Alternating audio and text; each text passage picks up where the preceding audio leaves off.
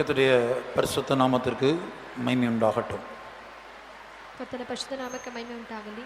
Glory be to the holy name of God. எங்களுடைய அழைப்பினை ஏற்று இந்த ஆசீர்வதிக்கப்பட்டதான வேதபாட கூட்டத்தின் 3ஆம் நாளுக்கு வருகை தந்ததான உங்கள் யாவருக்கும் ஆண்டவராகிய இயேசுவின் இனிய நாமத்தில் நாங்கள் வாழ்த்துதலை தெரிவிக்கிறோம். ನಮ್ಮ ಕರೆವಿಕೆಗೆ ಒಳಗಾಗಿ ಈ 3ನೇ ದಿನ ಕೂಟಕ್ಕೆ ಬಂದಂತ ನಿಮ್ಮೆಲ್ಲರಿಗೆ ಕರ್ತನಾದ ಯೇಸು ಕ್ರಿಸ್ತನ ಹೆಸರಿನಲ್ಲಿ ಶುಭಗಳನ್ನು ತಿಳಿಸುತ್ತೇವೆ. We extend our greetings to all of you who accepted our invitation and have come for this third day's series of the Bible studies. நாம் இந்த நாட்களில் தேவனுடைய நியாய தீர்ப்பு என்கிறதான தலைப்பிலே பரிசுத்த ஆவியானுடைய உதவியோடு தேவனுடைய திருவசனங்களை தியானித்து வருகிறோம். ನಾವು ಈ ದಿನಗಳಲ್ಲಿ ದೇವರ ನ್ಯಾಯ ತೀರ್ಪು ಎಂಬ ಶಿರೋಲೇಖನದಲ್ಲಿ ಪವಿತ್ರಾತ್ಮನ ಸಹಾಯದೊಂದಿಗೆ ದೇವರ ವಾಕ್ಯಗಳನ್ನು ನಾವು ಧ್ಯಾನಿಸುತ್ತಾ ಬರುತ್ತಿದ್ದೇವೆ. In these days we are meditating upon the word of God under the topic the judgment of God by the help of the Holy Spirit.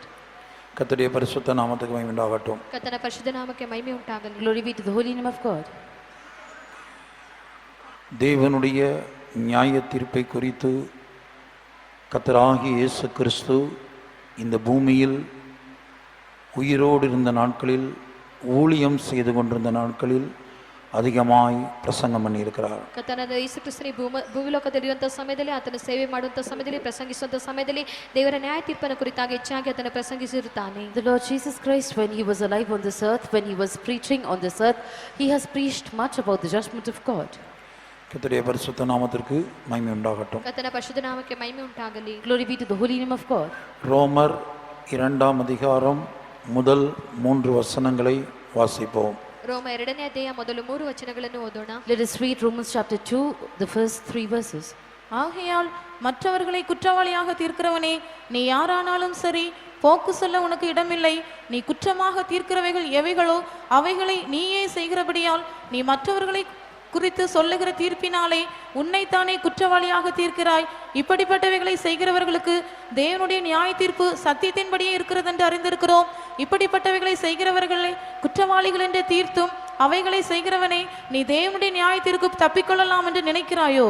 ಆದುದರಿಂದ ಎಲೈ ಮನುಷ್ಯನೇ, ಮತ್ತೊಬ್ಬರಲ್ಲಿ ದೋಷವೊಂದೆಣಿಸುವ ನೀನು ಯಾವನಾದರೂ ಸರಿಯೇ ಉತ್ತರ ಹೇಳುವುದಕ್ಕೆ ನಿನಗೆ ಮಾರ್ಗವಿಲ್ಲ. ಹೇಗೆಂದರೆ ಮತ್ತೊಬ್ಬರಲ್ಲಿ ದೋಷವೊಂದೆಣಿಸುವುದರಿಂದ ನಿನ್ನನ್ನು ನೀನೇ ದೋಷಿಯೆಂದು ತೀರ್ಪು ಮಾಡಿಕೊಂಡ ಹಾಗಾಯಿತು. ಮತ್ತೊಬ್ಬರಲ್ಲಿ ದೋಷವೊಂದೆಣಿಸುವ ನೀನು ಆ ದೋಷಗಳನ್ನೇ ನಡೆಸುತ್ತೀಯಲ್ಲ. ಆದರೆ ಅಂಥವುಗಳನ್ನು ನಡೆಸುವವರ ವಿಷಯದಲ್ಲಿ ದೇವರು ಮಾಡುವ ತೀರ್ಪು ಸತ್ಯಕ್ಕನುಸಾರವಾಗಿ ಇರುವುದೆಂದು ಬಲ್ಲೆವು. ಎಲೈ ಮನುಷ್ಯನೇ, ಅಂಥವುಗಳನ್ನು ನಡೆಸುವುದರಲ್ಲಿ ದೋಷವೆಣಿಸಿ ಅವುಗಳನ್ನೇ ಮಾಡುತ್ತಿರುವ ನೀನು ದೇವರ ದಂಡನೆ ತೀರ್ಪಿಗೆ ತಪ್ಪಿಸಿಕೊಂಡೇನೆಂದು ಯೋಚಿಸುತ್ತೀಯಾ? Therefore thou art inexcusable, O man, whosoever thou art that judgest. For wherein thou judgest another, thou condemnest thyself, for thou that judgest doest the same things.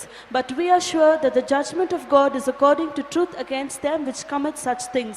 And thinkest thou this, O man, that judgest them which do such things, and doest the same, that thou shalt escape the judgment of God? எசேக்கியேல் தீர்க்கதரிசன புத்தகம் 22ஆம் அதிகாரம் 14ஆம் வசனத்தை வாசிப்போம். ಯೆಹೆಜ್ಕೇಲ 22ನೇ ಅಧ್ಯಾಯ 14ನೇ ವಚನವನ್ನು ಓದೋಣ. Let us also read Ezekiel chapter 22 verse 14. நான் உன்னில் நியாயம் செய்யும் நாட்களில் உன் இருதயம் தாங்குமோ? அப்பொழுது உன் கைகள் திடமாயிருக்குமோ? கர்த்தராகிய நான் இதை சொன்னேன், இதை நிறைவேற்றுவேன். ನಾನು ನಿನ್ನನ್ನು ದಂಡಿಸುವ ಕಾಲದಲ್ಲಿ ಮನಸ್ಸನ್ನು ಗಟ್ಟಿ ಮಾಡಿಕೊಂಡಿಯೋ, ಕೈಗಳನ್ನು ಬಲಪಡಿಸಿಕೊಂಡಿಯೋ? ಯೆಹೋವನಾದ ನಾನೇ ಇದನ್ನು ನುಡಿದಿದ್ದೇನೆ. Can thine heart endure, or can thine hands be strong in the days that I shall deal with thee? I the Lord have spoken it and will do it. 1 பேதுரு 4ஆம் அதிகாரம் 17ஆம் வசனத்தை வாசிப்போம். 1 ಪೇತ್ರ 4ನೇ ಅಧ್ಯಾಯ 17ನೇ ವಚನವನ್ನು ಓದೋಣ. Let us also read 1 Peter chapter 4 verse 17. நியாய தீர்ப்பு தேவனுடைய வீட்டிலே துவக்கும் காலமாயிருக்கிறது. முந்தி நம்மிடத்திலே அது துவக்கினால் தேவனுடைய சுவிசேஷத்திற்கு கீழ்ப்படியாதவர்களின் முடிவு என்னமாயிருக்கும்? ನ್ಯಾಯ ವಿಚಾರಣೆ ಸಮಯ ಬಂದದೆ. ಆ ವಿಚಾರಣೆಯು ದೇವರ ಮನೆಯಲ್ಲಿಯೇ ಪ್ರಾರಂಭವಾಯಿತಲ್ಲ. ಅದು ನಮ್ಮಲ್ಲಿ ಪ್ರಾರಂಭವಾಗಲು ದೇವರ ಸುವಾರ್ತೆಯನ್ನು ನಂಬಲಲ್ಲದವರ ಗತಿ ಏನಾಗಬಹುದು?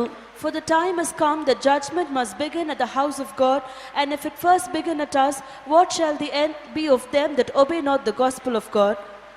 4 விதமான கேள்விகளோடு பரிசுத்த ஆவியானவர் நம்மத்திலே உலாவிக் கொண்டிருக்கிறார். 4 ವಿಧವಾದ ಪ್ರಶ್ನೆಗಳೊಂದಿಗೆ ಪವಿತ್ರಾತ್ಮನು ನಮ್ಮ ಮಧ್ಯದಲ್ಲಿ ಸಂಚರಿಸುತ್ತಿದ್ದಾನೆ. The Holy Spirit is moving in our midst with 4 kinds of questions. முதல் கேள்வி, ரோமர் 2ஆம் அதிகாரத்தில் 3ஆம் வசனத்தின்படி நீ தேவனுடைய நியாய தீர்ப்புக்கு தப்பிக்கொள்ளலாம் என்று நினைக்கிறாயோ? ಮೊದಲನೇ ಪ್ರಶ್ನೆ ಆದದ್ದು ರೋಮ 2ನೇ ಅಧ್ಯಾಯ 3ನೇ ವಚನಕ್ಕೆ ಅನುಸಾರವಾಗಿ ನೀನು ದೇವರ ದಂಡನೆ ತೀರ್ಪಿಗೆ ತಪ್ಪಿಸಿಕೊಂಡೆನೆಂದು ಯೋಚಿಸುತ್ತೀಯಾ? The first question, as per Romans chapter 2 verse 3, thinkest thou that thou canst escape the judgment of God?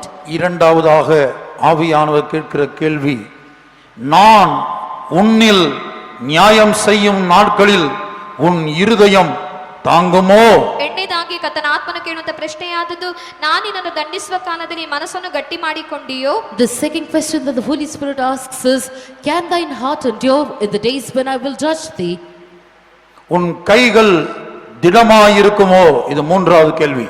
ನಿನ್ನ ಕೈಗಳನ್ನು ಬಲಪಡಿಸಿಕೊಂಡಿಯೋ? ಇದು ಮೂರನೇ ಪ್ರಶ್ನೆಯು. Can thine hands be strong? This is the third question. நியாய தீர்ப்பு தேவனுடைய வீட்டில் துவங்கும் காலமாயிருக்கிறது. ದೇವರ ನ್ಯಾಯ ತೀರ್ಪು ದೇವರ ಮನೆಯಲ್ಲಿ ಪ್ರಾರಂಭವಾಗುವಂತ ಕಾಲವಾಗಿದೆ.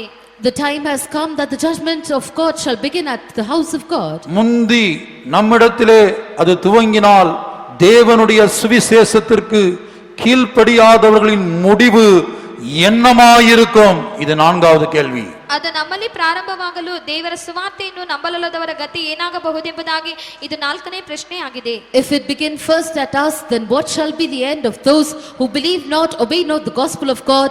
This is the fourth question. இந்த நான்கு விதமான கேள்விகளோடு பரிசுத்த ஆவியானவர் நம்மத்திலே உலாவிக் கொண்டிருக்கிறார். ಈ ನಾಲ್ಕು ವಿಧವಾದ ಪ್ರಶ್ನೆಗಳೊಂದಿಗೆ ಪವಿತ್ರಾತ್ಮನು ನಮ್ಮ ಮಧ್ಯದಲ್ಲಿ ಸಂಚರಿಸುತ್ತಿದ್ದಾನೆ. The Holy Spirit is moving in our midst with these four questions. இன்றைக்கு கிறிஸ்தவ உலகத்தில் பலரும் நியாய தீர்ப்பை குறித்து பேசுவதில்லை, ಜನங்களுக்கும் நியாய தீர்ப்பை குறித்து கேட்க விருப்பமில்லை. ಇಂದು ಅನೇಕರು ಕ್ರೈಸ್ತ ಲೋಕದಲ್ಲಿ ನ್ಯಾಯ ತೀರ್ಪನ್ನು ಕುರಿತಾಗಿ ಹೇಳುವುದಿಲ್ಲ, ಜನರಿಗೂ ಸಹ ಅದನ್ನು ಕೇಳುವುದಕ್ಕೆ ಬಯಕೆಯು ಕಾಣಲ್ಪಡುವುದಿಲ್ಲ. Today many in the Christian world do not speak about this judgment and many do not want to hear about it. நியாய தீர்ப்பு இரண்டு வகைப்படுகிறது என்று நாம் பார்க்கிறோம். முதலாவது நித்திய நியாய தீர்ப்பு, எபிரேயர் 6ஆம் அதிகாரம் 2ஆம் வசனத்தில். ನ್ಯಾಯ ತೀರ್ಪು ಎರಡು ಭಾಗವಾಗಿ ಕಾಣಲ್ಪಡುತ್ತದೆ ಎಂಬುದಾಗಿ ನಾವು ನೋಡಿದೆವು. ಇಬ್ರಿಯ 6ನೇ ಅಧ್ಯಾಯ 2ನೇ ವಚನದಲ್ಲಿ ಓದುವಾಗ ನಿತ್ಯವಾದ ನ್ಯಾಯ ತೀರ್ಪು ಎಂಬುದಾಗಿ ನಾವು ಓದುತ್ತೇವೆ. As we saw, the judgment is in two parts. One is eternal judgment as per Hebrews chapter 6 verse 2. இரண்டாவதாக தற்காலிக, அதாவது இந்த உலகத்திலே ஒரு குறிக்கப்பட்ட நபர் அல்லது ஒரு தேசம் அல்லது ஒரு பட்டணம், இதன் மேல் உண்டாகிற தேவனுடைய நியாய தீர்ப்பு. ಈ ಒಂದು ಲೋಕದಲ್ಲಿ ಒಬ್ಬ ಮನುಷ್ಯನ ಮೇಲೆ ಅಥವಾ ಒಂದು ದೇಶದ ಮೇಲೆ ಒಂದು ಪಟ್ಟಣದ ಮೇಲೆ ಉಂಟಾಗುವಂತ ದೇವರ ನ್ಯಾಯ ತೀರ್ಪಾಗಿ ಕಾಣಲ್ಪಡುತ್ತದೆ. Secondly, the temporal judgment, or else the judgment that comes upon a person when he is alive in this world, or the judgment of God that comes upon a city or a country in this world. கர்த்தருடைய பரிசுத்த நாமத்துக்கு மகிமை உண்டாகட்டும். ಕರ್ತನ ಪರಿಶುದ್ಧ ನಾಮಕ್ಕೆ ಮಹಿಮೆ ಉಂಟಾಗಲಿ. Glory be to the holy name of God. இந்த தேவனுடைய நியாய தீர்ப்பு, இந்த நியாய தீர்ப்பு என்கிற வார்த்தை எபிரேய பாஷையிலே மூன்று முக்கியமான பதங்கள் பயன்படுத்தப்பட்டிருக்கிறது. ಈ ನ್ಯಾಯ ತೀರ್ಪು ಎಂಬ ಪದಕ್ಕೆ ಇಬ್ರಿಯ ಭಾಷೆಯಲ್ಲಿ ಮೂರು ಮುಖ್ಯವಾದ ಪದಗಳು ಉಪಯೋಗಿಸಲ್ಪಟ್ಟಿವೆ. Three important terms are used in the Hebrew language for this judgment. கிரேக்க பாஷையில் புதிய ஏற்பாட்டில் நியாய தீர்ப்பு என்கிற வார்த்தைக்கு 10 கிரேக்க பதங்கள் பயன்படுத்தப்பட்டிருக்கிறது. ಗ್ರೀಕ್ ಭಾಷೆಯಲ್ಲಿ ಹೊಸ ಒಡಂಬಡಿಕೆಯಲ್ಲಿ ನ್ಯಾಯ ತೀರ್ಪು ಎಂಬ ಪದಕ್ಕೆ 10ಗಿಂತಲೂ ಹೆಚ್ಚಾದ ಪದಗಳು ಉಪಯೋಗಿಸಲ್ಪಟ್ಟಿರುತ್ತವೆ. In the New Testament, in the Greek language, more than 10 terms are used for this word judgment. கர்த்தராகிய இயேசு கிறிஸ்து இந்த நியாய தீர்ப்பை குறித்து அதிகமாக பிரசங்கித்திருக்கிறார். ಕರ್ತನಾದ ಯೇಸು ಕ್ರಿಸ್ತನು ಈ ನ್ಯಾಯ ತೀರ್ಪನ ಕುರಿತಾಗಿ ಹೆಚ್ಚಾಗಿ ಪ್ರಸಂಗಿಸಿದ್ದಾನೆ. The Lord Jesus has spoken much about this judgment. கிறிஸ்டிஸ், கிரிமா என்கிற இரண்டு கிரேக்க பதங்கள் அதிகமாக புதிய ஏற்பாட்டிலே நியாய தீர்ப்புக்கு பயன்படுத்தப்பட்டிருக்கிறது. ಕ್ರಿಸಿಸ್, ಕ್ರೀಮ್ ಎಂಬ ಎರಡು ಗ್ರೀಕ್ ಭಾಷೆಗಳು ಹೊಸ ಒಡಂಬಡಿಕೆಯಲ್ಲಿ ಹೆಚ್ಚಾಗಿ ನ್ಯಾಯ ತೀರ್ಪಿಗೆ ಪದಕ್ಕೆ ಉಪಯೋಗಿಸಲ್ಪಟ್ಟಿರುತ್ತವೆ. Two Greek terms, crisis and krima, are used frequently for the word judgment in the New Testament. இதிலே கிரிமா என்கிற கிரேக்க வார்த்தை, கிரேக்க பதம் நித்திய நியாய தீர்ப்பு கொடுக்கக்கூடிய இடங்களில் பயன்படுத்தப்பட்டிருக்கிறது. ಇದರಲ್ಲಿ ಹೆಚ್ಚಾಗಿ ಕ್ರೀಮ್ ಎಂಬ ಗ್ರೀಕ್ ಪದವಾದದ್ದು ನಿತ್ಯ ನ್ಯಾಯ ತೀರ್ಪು ಎಂಬ ಸ್ಥಳದಲ್ಲಿ ಹೆಚ್ಚಾಗಿ ಉಪಯೋಗಿಸಲ್ಪಟ್ಟಿರುತ್ತದೆ. Of these two, the Greek term krima is used more frequently to signify eternal judgment. சத்திய வேதத்திலே பரிசுத்தவான்கள் உபதேச ரீதியாக 20 விதமான நியாய தீர்ப்புகளை புஸ்தகங்களாக வெளியிட்டிருக்கிறார்கள். ಸತ್ಯವೇದದಲ್ಲಿ ಪರಿಶುದ್ಧರು 20 ನ್ಯಾಯ ತೀರ್ಪುಗಳನ್ನು ಕುರಿತಾಗಿ ಅವರು ಪುಸ್ತಕವಾಗಿ ಹೊರಪಡಿಸಲ್ಪಟ್ಟಿರುತ್ತದೆ. The saints from the scriptures have written books about 20 judgments. ஆனால் வேதத்திலே அதைவிட அதிகமான மிக முக்கியமான நியாய தீர்ப்புகள் இன்னும் காணப்படுகிறது. ಆದರೆ ಸತ್ಯವೇದದಲ್ಲಿ ಅದಕ್ಕಿಂತಲೂ ಇನ್ನೂ ಹೆಚ್ಚಾದ ನ್ಯಾಯ ತೀರ್ಪುಗಳು ಕಾಣಲ್ಪಡುತ್ತಿವೆ. But more than that, in the scriptures there are seen even more important judgments. பரிசுத்த ஆவியானவர் நமக்கு அனுமதிக்கிற சமயத்துக்கு தகுந்தவாறு இந்த நியாய தீர்ப்புகளை நாம் இந்த நாட்களிலே நாம் பார்க்கலாம். ಪವಿತ್ರಾತ್ಮ ನಮಗೆ ಅನುಮತಿಸುವಂತ ಸಮಯಕ್ಕೆ ಅನುಸಾರವಾಗಿ ಈ ನ್ಯಾಯ ತೀರ್ಪುಗಳನ್ನು ಕುರಿತಾಗಿ ಈ ದಿನಗಳಲ್ಲಿ ನಾವು ಧ್ಯಾನಿಸೋಣ. According to the time given by the Holy Spirit, in these days we shall meditate about these judgments. இன்றைக்கு மனிதன் சந்திக்கிற, இந்த உலகம் சந்திக்கிற சகல பிரச்சனைகளுக்கும் மூல காரணம் பிசாசா இருக்கிறான். ಈ ದಿನಗಳಲ್ಲಿ ಮನುಷ್ಯನು ಈ ಲೋಕವು ಸಂಧಿಸುವಂತ ಮುಖ್ಯವಾದ ಮೂಲಕ ಸಮಸ್ಯೆಗಳಿಗೆ ಕಾರಣವಾದುದು ಸೈತಾನನಾಗಿ ಕಾಣಲ್ಪಡುತ್ತಾನೆ. The root cause for all the problems that man faces and this world faces today is Satan. பிசாசு எங்கே இருந்து வந்தான்? ಸೈತಾನನು ಎಲ್ಲಿಂದ ಬಂದನು? Where did the devil come from? தேவன் தூதர்களை படைத்திருந்தார் 4 வகுப்புகளாக. ಕರ್ತನು ದೇವದೂತರನ್ನು 4 ಭಾಗಗಳಾಗಿ ಅದನ್ನು ಸೃಷ್ಟಿಸಿದ್ದನು. God had created the angels in 4 groups. கொலோசியர் 1:16 அதை நாம் பார்த்தோம். ಕೊಲೊಸ್ಸೆ 1:16 ಅದನ್ನು ಕುರಿತಾಗಿ ನಾವು ನೋಡಿದೆವು. We saw that in Colossians chapter 1 verse 16. அந்த 4 வகுப்பிலும் காணப்படுகிற தூதர்களில் பயிற்சியின் காலம் கொடுக்கப்பட்டிருந்தது. ಆ 4 ಭಾಗಗಳಲ್ಲಿ ಕಾಣಲ್ಪಡುವಂತ ದೇವದೂತರಲ್ಲಿ ಅವರಿಗೆ ಒಂದು ಪರೀಕ್ಷೆ ಕಾಲ ಕಾಣಲ್ಪಟ್ಟಿತು. A training period had been given for all the angels seen in the 4 groups. அந்த பயிற்சியின் காலத்தில் அல்லது சோதனை காலத்தில் ஒவ்வொரு பிரிவிலும் சில தூதர்களுக்குள்ளே விழுகை சம்பவித்தது. ಆ ತರಬೇತಿ ಅಥವಾ ಶೋಧನೆ ಕಾಲದಲ್ಲಿ ಒಂದೊಂದು ದೂತರ ಭಾಗದಲ್ಲಿ ಒಂದು ಬೀಳ್ವಿಕೆ ಕಾಣಲ್ಪಟ್ಟಿತು. During that training period, fall happened in the angels from all 4 groups. அப்படி விழுகை சம்பவித்த பிற்பாடு அந்த தூதர்கள் பிசாசுகளாய் மாறி இன்றைக்கு 4 விதங்களிலே ಮನುಕುಲಕ್ಕೆ ಎದುರಾಗ ಕ್ರಿಯೆ செய்து வருகிறார்கள். ಆ ಬೀಳ್ವಿಕೆ ಆಗಿದ್ದ ದೂತರೀಗ ಸೈತಾನಗಳಾಗಿ ಮಾರ್ಪಟ್ಟು 4 ವಿಧಗಳಾಗಿ ಮಾರ್ಪಟ್ಟವರು ಮನುಷ್ಯರಿಗೆ ವಿರುದ್ಧವಾಗಿ ಕ್ರಿಯೆ ಮಾಡುವವರಾಗಿ ಕಾಣಲ್ಪಡುತ್ತಿದ್ದಾರೆ. After their fall, those angels became devils,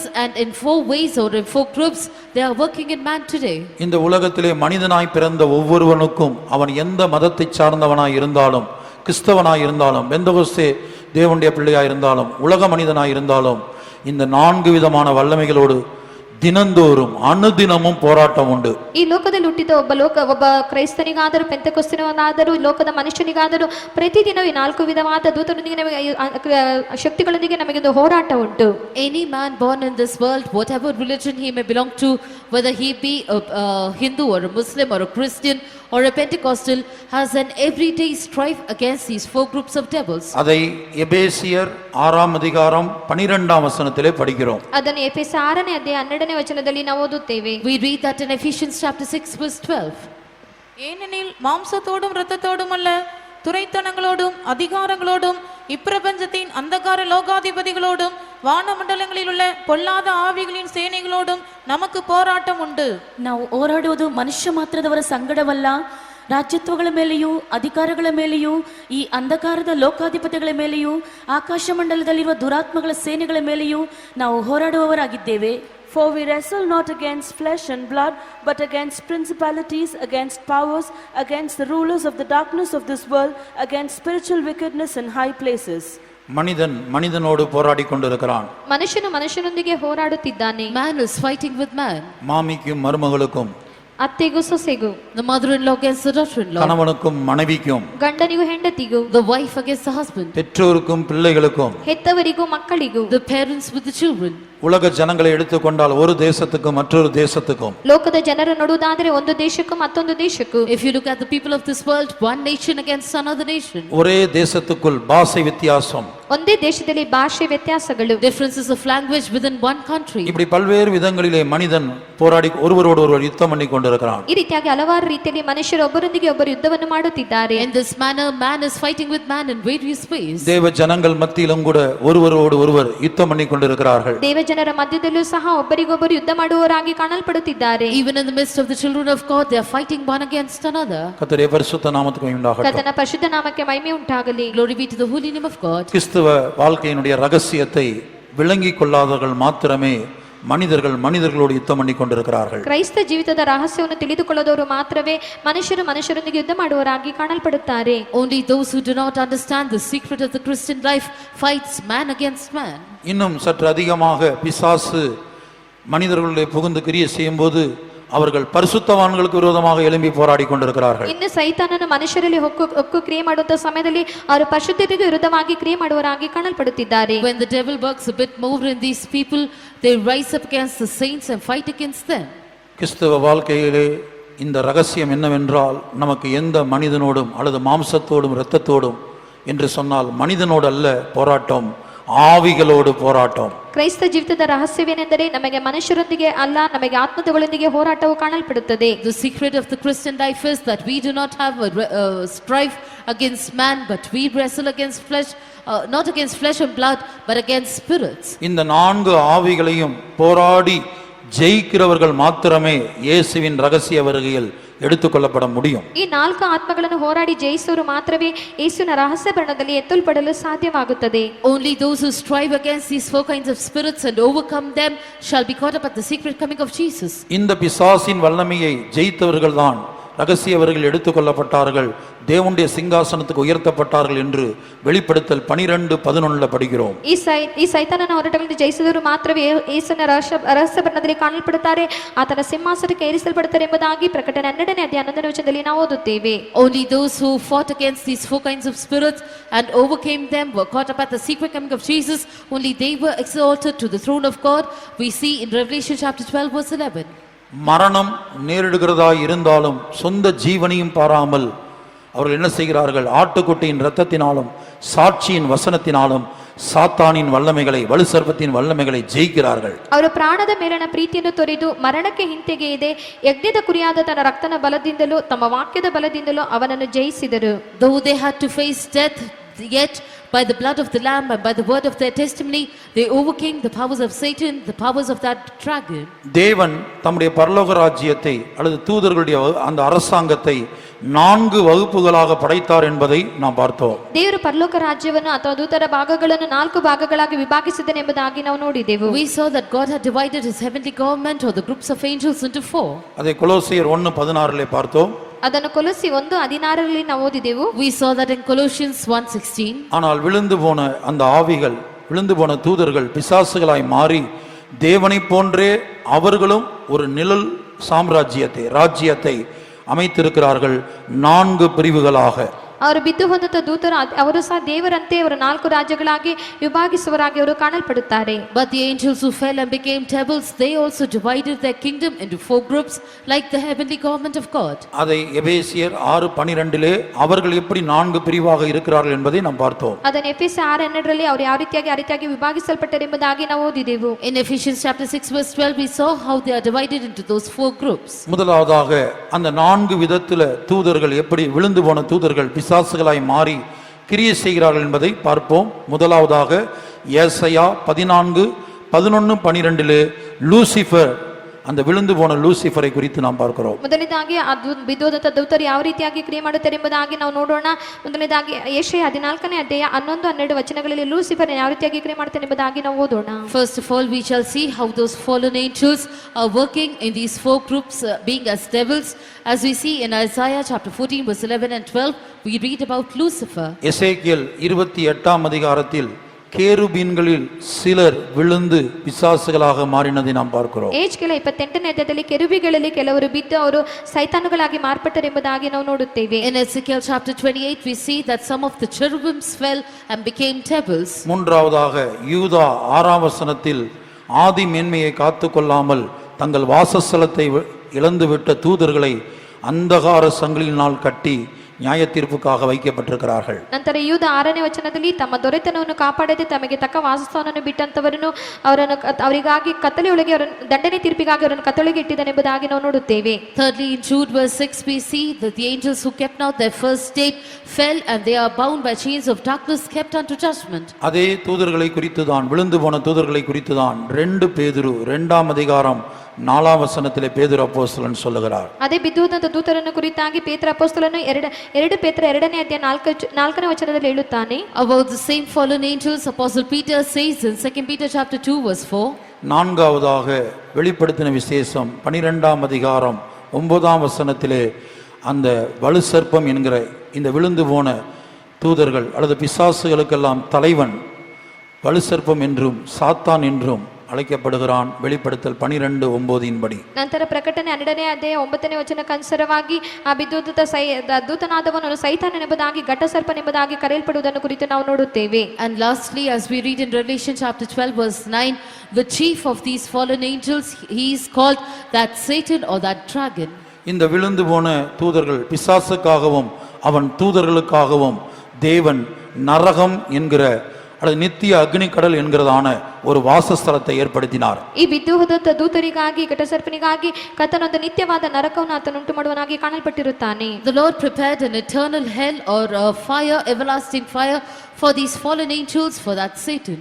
கர்த்தருடைய பரிசுத்த நாமத்துக்கு உண்டாகட்டும். ಕರ್ತನ ಪರಿಶುದ್ಧ ನಾಮಕ್ಕೆ ಮಹಿಮೆ ಉಂಟಾಗಲಿ. Glory be to the holy name of God. பிசாசுடைய நோக்கம் எப்படி ஆயிலும் தனக்கு ஆயத்தம் பண்ணப்பட்ட அந்த நரகத்துக்குள்ள நித்திய அக்னி கடலுக்குள்ள ஒவ்வொரு மனிதனையும் இழுத்து கொண்டு போக வேண்டும். ಸೈತಾನನ ಉದ್ದೇಶವಾದುದು ತನಗಾಗಿ ಸಿದ್ಧ ಮಾಡಲ್ಪಟ್ಟಂತ ನಿತ್ಯ ಬೆಂಕಿಯಲ್ಲಿ ನರಕದಲ್ಲಿ ಜನರನ್ನು ಎಳೆದುಕೊಂಡು ಹೋಗಬೇಕೆಂಬುದಾಗಿ. Therefore the purpose of Satan is that somehow he should draw the people to that hell, that everlasting lake of fire that was created for him.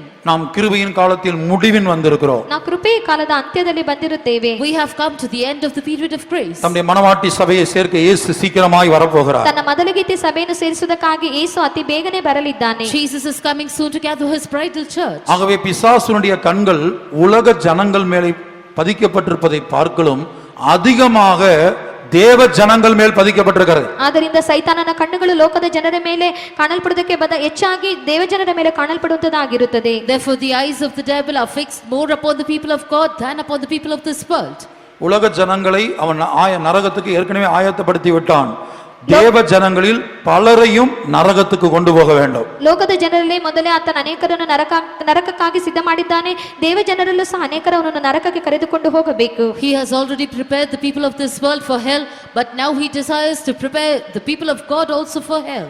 எப்படி பிசாசு தேவ ஜனங்களுக்கு விரோதமாக அல்லது மனுக்குலத்துக்கு விரோதமாக கிரியை செய்து அவர்களை தேவனுடைய நியாய தீர்ப்புக்கு தகுதியாக்குகிறான் என்கிற விஷயத்தை இன்றைய தினத்திலே ஒரு புது கோணத்திலே நாம் சிந்திக்க போகிறோம். ಯಾವ ರೀತಿಯಾಗಿ ದೇವಜನರಿಗೆ ವಿರುದ್ಧವಾಗಿ ಅವನು ಕ್ರಿಯೆ ಮಾಡುವವನಾಗಿ ದೇವರ ನ್ಯಾಯ ತೀರ್ಪಿನಿಂದ ಅವನು ಸೇರಿಸಿಕೊಳ್ಳಬೇಕೆಂಬುದಾಗಿ ಕ್ರಿಯೆ ಮಾಡುತ್ತಾನೆ ಎಂಬುದಾಗಿ ಈ ದಿನದಲ್ಲಿ ಕೆಲವು ವಿಷಯಗಳನ್ನು ಕುರಿತಾಗಿ ನಾವು ನೋಡೋಣ. Today we are going to meditate from a new angle about how Satan or the devil prepares the people of God for the eternal judgment.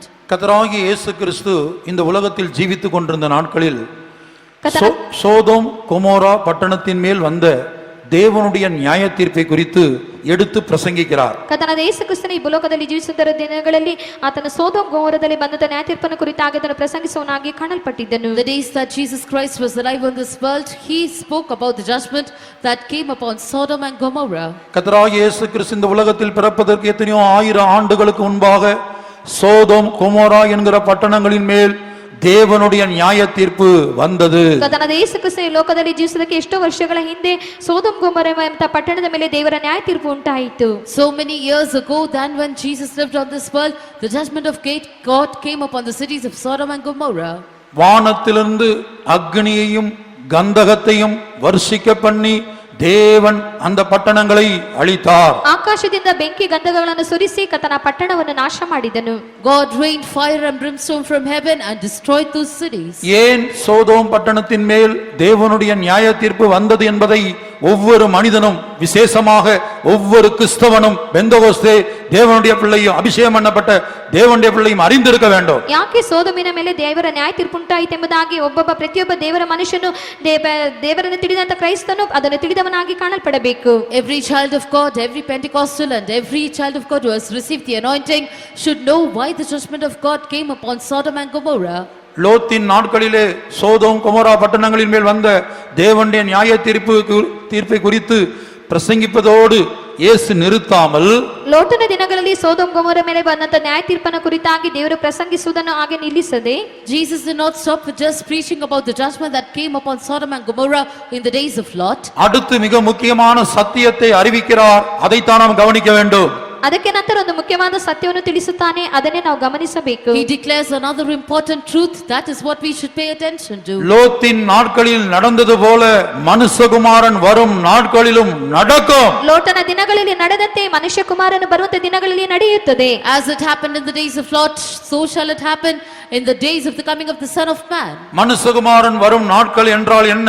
அதுதான் இயேசுவின் ரகசிய வருகை. ಮನುಷ್ಯಕುಮಾರನು ಬರುವಂತ ದಿನಗಳೆಂದರೆ ಏನು? ಅದೇ ಯೇಸುವಿನ ರಹಸ್ಯ ಭರಣವಾಗಿದೆ. What are the days of the coming of the Son of Man? That is the secret coming of Jesus Christ. அப்ப இயேசுவுடைய ரகசிய வருகை சமீபம் என்பதை கர்த்தருடைய பிள்ளையே நீயும் நானும் எப்படி விளங்கிக் கொள்வது? ಯೇಸುವಿನ ರಹಸ್ಯ ಭರಣ ಅತಿ ಸಮೀಪವಾಗಿದೆ ಎಂಬುದಾಗಿ ದೇವರ ಮಗುವೆ ನೀನು ನಾನು ಯಾವ ರೀತಿಯಾಗಿ ತಿಳಿದುಕೊಳ್ಳುವುದು? Therefore, dear child of God, how can you and I understand that the secret coming of Jesus is very nigh? அதை விளங்கிக் கொள்ள வேண்டுமானால் நீ முதலாவது லோத்தின் நாட்களில் என்ன நடந்தது என்பதை நீ அறிந்திருக்க வேண்டும். ನೀನು ಅದನ್ನು ತಿಳಿದುಕೊಳ್ಳಬೇಕಾದರೆ ಮೊದಲನೇದಾಗಿ ಲೋಟನ ದಿನಗಳಲ್ಲಿ ಏನು ಸಂಭವಿಸಿದೆ ಎಂಬುದಾಗಿ ಮೊದಲನೇದಾಗಿ ನೀನು ತಿಳಿದಿರಬೇಕು. If you should understand this, then first of all you should know what happened in the days of Lot.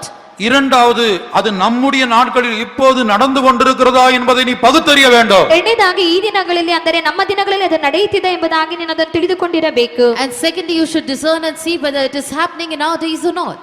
இப்போது சோதோம் கொமோரா அத்மா செபோயிம் என்கிற 4 பட்டணங்களின் மேல் தேவனுடைய நியாய தீர்ப்பு வந்தது. அது பயங்கரமாயிருந்தது. ಸೋದೋಮ್ ಗೊಮೊರೆ ಮತ್ತು ಪಟ್ಟಣಗಳ ಮೇಲೆ ದೇವರ ನ್ಯಾಯ ತೀರ್ಪು ಉಂಟಾಯಿತು, ಅದು ಭಯಂಕರವಾಗಿ ಕಾಣಲ್ಪಟ್ಟಿತು. The judgment of God came upon Sodom, Gomorrah, Admah and Zeboim and upon these 4 cities, and it was terrible. இந்த 4 பட்டணங்கள் மேல் வந்த அழிவை குறித்து உபாகமத்திலே நாம் படிக்கிறோம். ಈ 4 ಪಟ್ಟಣಗಳ ಮೇಲೆ ಬಂದಂತ ನ್ಯಾಯ ತೀರ್ಪಿನ ಕುರಿತಾಗಿ ನಾವು ಧರ್ಮೋಪದೇಶ ಕಾಂಡದಲ್ಲಿ ಓದುತ್ತೇವೆ. In Deuteronomy we read about the judgment that came upon these 4 cities. ஆனால் தேவன் கேட்கிறார், நான் உன்னை எப்படி கைவிடுவேன்? எப்ராயிமே, நான் உன்னை எப்படி கைவிடுவேன்? ಆದರೆ ದೇವರು ಕೇಳುತ್ತಾನೆ, ಎಫ್ರಾಯಿಮೇ, ನಾನು ಯಾವ ರೀತಿಯಾಗಿ ನಿನ್ನನ್ನು ಕೈ ಬಿಡಲಿ? However, the Lord asks, "O Ephraim, how can I forsake thee?" உன்னை எப்படி அத்மாவை போலவும் செபோயிமை போலவும் ஆக்குவேன்? How can I change you like Admah and Zeboim? உன்னை எப்படி அத்மாவை போலவும் செபோயிமை போலவும் வைப்பேன். ನಿನ್ನನ್ನು ಯಾವ ರೀತಿಯಾಗಿ ಆತ್ಮವಂತ ಸಭಾವಂತೆ ನಿನ್ನನ್ನು ಮಾರ್ಪಡಿಸುತ್ತೇನೆ. ஓசியா 11ஆம் அதிகாரம் 8ஆம் வசனம். 7-8 வாசிங்க, முக்கியமாக 7-8. Hosea chapter 11 verses 7 and 8. ಓಶೆ 11ನೇ 7-8 ವಚನಗಳು. என் ஜனங்கள் என்னை விட்டு விலகுகிற மாறுபாட்டை பற்றி கொண்டிருக்கிறார்கள். அவர்களை உன்னதமானவரிடத்தில் வரவழைத்தாலும் ஒருவனும் எழும்புகிறதில்லை. எப்ராயிமே, நான் உன்னை எப்படி கைவிடுவேன்? இஸ்ரவேலை, நான் உன்னை எப்படி ஒப்புக்கொடுப்பேன்? நான் உன்னை எப்படி அத்மாவை போலாக்குவேன்? உன்னை எப்படி செபோயிமை போல வைப்பேன்? என் இருதயம் எனக்குள் குழம்புகிறது, என் பரிதாபங்கள் ஏகமாய் பொங்குகிறது.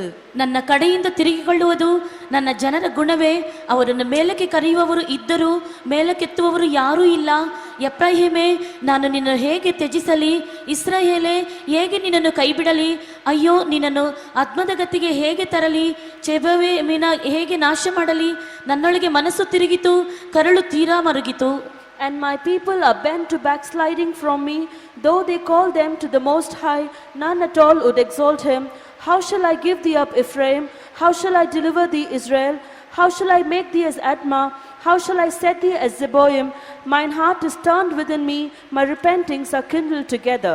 இந்த பெங்களூர் பட்டணத்திலே, இந்த கர்நாடகா மாநிலத்திலே காணப்படுகிற விசேஷமான ஜனங்களை, தேவ ஜனங்களை கைவிடக்கூடாது என்பதற்காக தேவன் இப்படிப்பட்ட கூட்டங்களை நடத்தி கொண்டிருக்கிறார். ಈ ಬೆಂಗಳೂರು ಪಟ್ಟಣದಲ್ಲಿ, ಕರ್ನಾಟಕದಲ್ಲಿ ಕಾಣಲ್ಪಡುವ ದೇವರ ಮಕ್ಕಳು ಕೈಬಿಡಲ್ಪಡಬಾರದೆಂಬುದಾಗಿ ಕತ್ತರಿಸಿದ ಸತ್ಯಗಳನ್ನು ನಿಮಗಾಗಿ ತಿಳಿಸುತ್ತಿದ್ದಾನೆ. The Lord is conducting such meetings that the special people of God may not be forsaken in the city of Bangalore.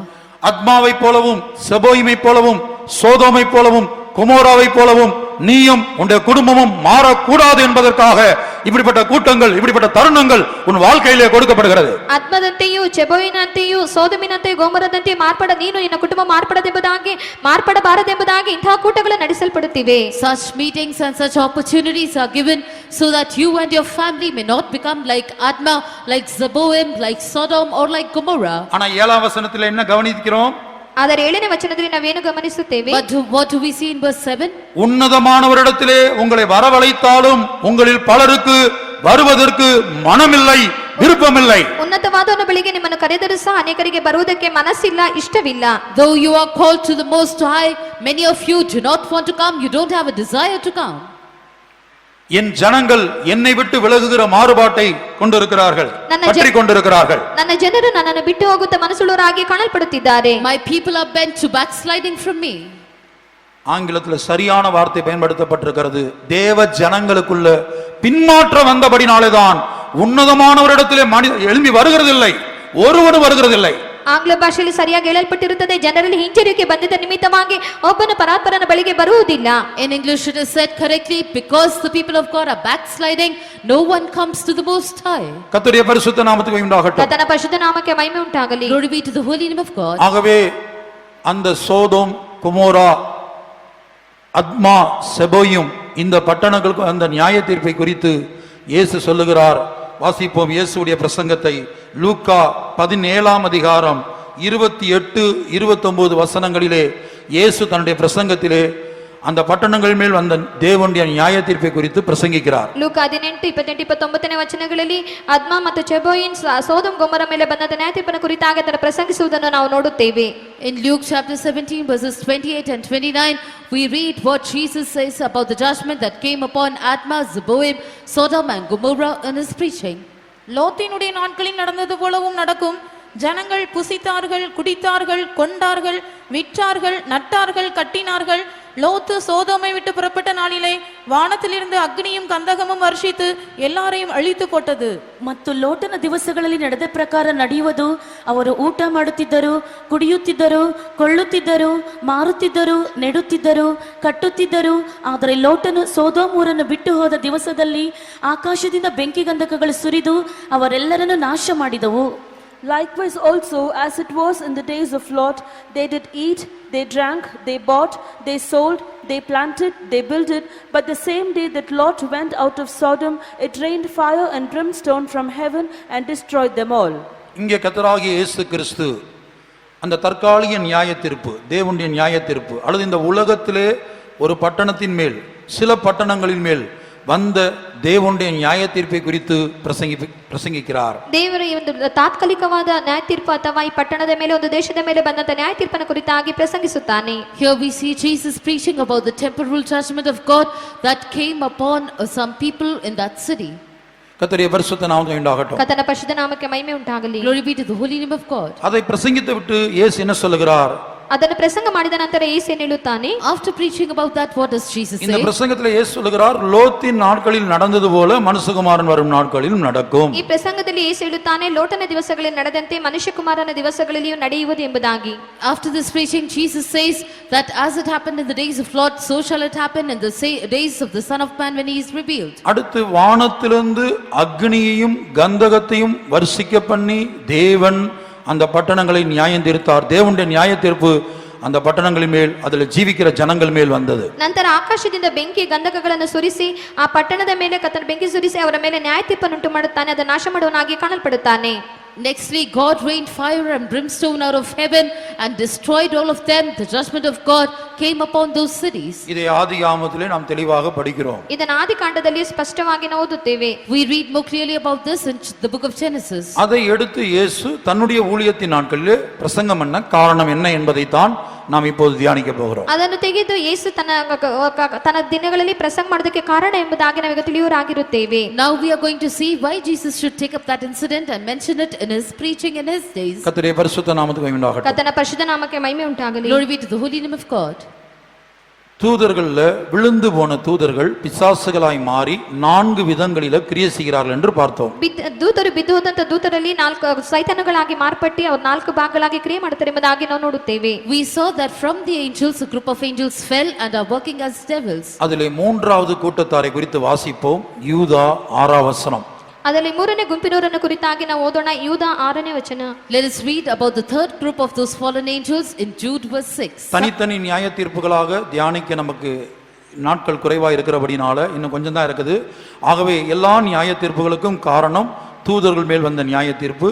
ஆகவே இந்த 2 நியாய தீர்ப்பையும் நாம் இசைந்து தியானிக்க போகிறோம். ಒಂದೊಂದೇ ನ್ಯಾಯ ತೀರ್ಪನ್ನು ಕುರಿತಾಗಿ ಧ್ಯಾನಿಸೋದಕ್ಕೆ ನಮಗೆ ಸಮಯವಿಲ್ಲದ ನಿಮಿತ್ತವಾಗಿ ದೇವದೂತರ ಮೇಲೆ ಬಂದ ನ್ಯಾಯ ತೀರ್ಪನ್ನು ಎರಡನ್ನು ಸೇರಿಸಿ ನಾವು ಒಟ್ಟಾಗಿ ನಾವು ಓದಿ ನೋಡೋಣ. We don't have sufficient time to read about all the judgments separately. Therefore, the main reason for all the judgments was the judgment that came upon the fallen angels.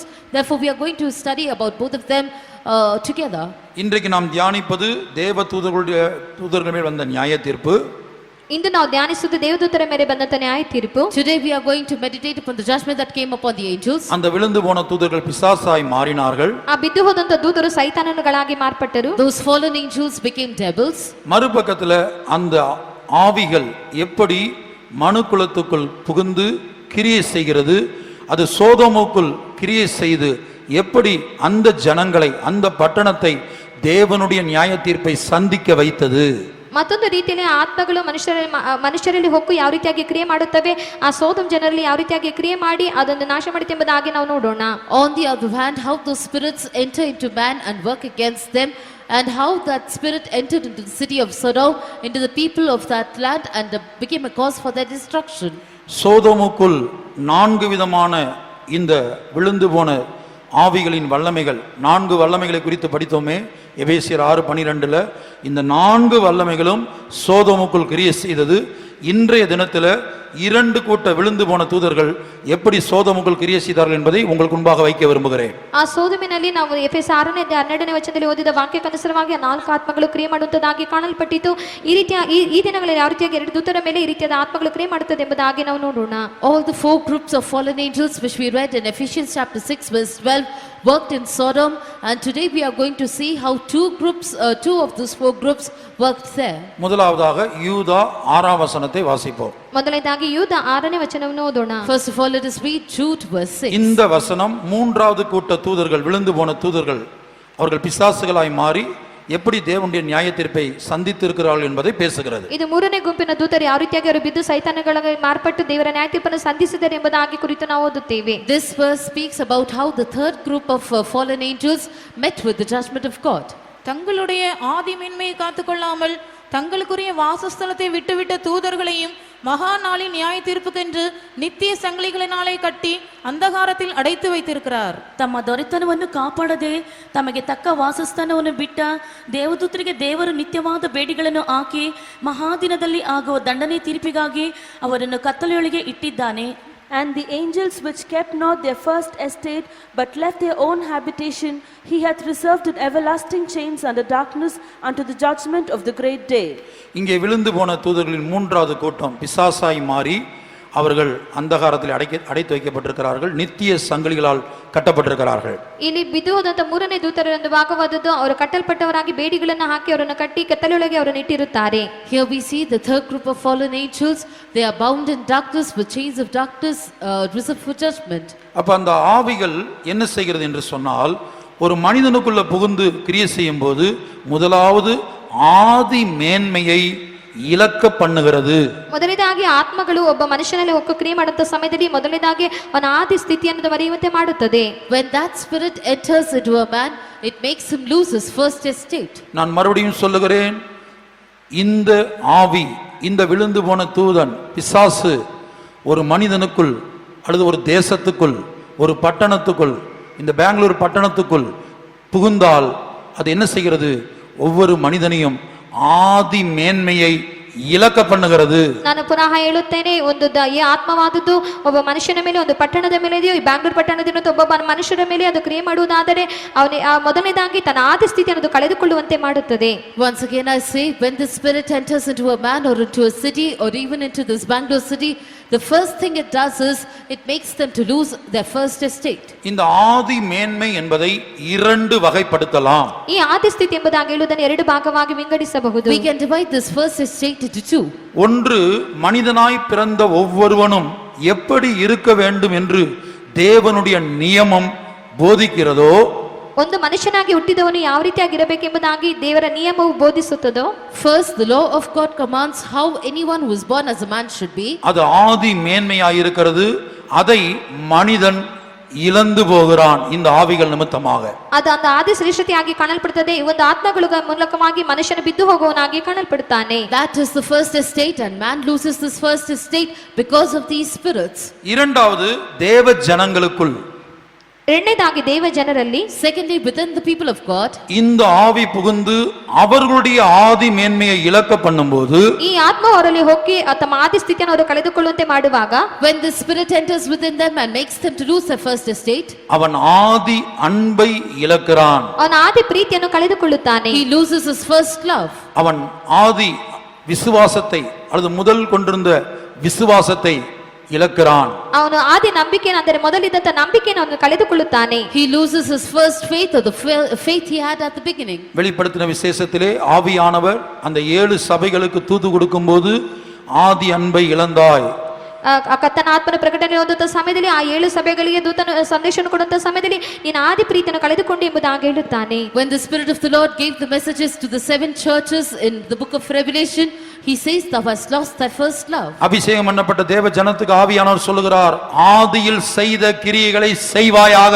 ಅಭಿಷೇಕಿಸಲ್ಪಟ್ಟಂತ ದೇವ ಜನರಿಗೆ ಕರ್ತನ ಆತ್ಮನು ಹೇಳುತ್ತಾನೆ, ಆದಿಯಲ್ಲಿ ಮಾಡಿದಂತ ಕ್ರಿಯೆಗಳನ್ನು ಮಾಡು ಎಂಬುದಾಗಿ. The Spirit of the Lord says, do the works that thou didst in the beginning. கர்த்தருடைய பரிசுத்த நாமத்துக்கு உண்டாகட்டும். ಕರ್ತನ ಪರಿಶುದ್ಧ ನಾಮಕ್ಕೆ ಮಹಿಮೆ ಉಂಟಾಗಲಿ. Glory be to the holy name of God. உன்னுடைய ஆதி அன்பு எப்படி இருக்கிறது? ನಿನ್ನ ಆದಿ ಪ್ರೀತಿ ಹೇಗಿದೆ? How is your first love seen? உன்னுடைய ஆதி விசுவாசம், முதலில் கொண்டிருந்த விசுவாசத்தை தீமோத்தேயுல சொல்றார், முதலில் கொண்டிருந்த விசுவாசத்தை விடுவதினால் அவர்கள் ஆக்கினைக்குட்படுவார்கள்.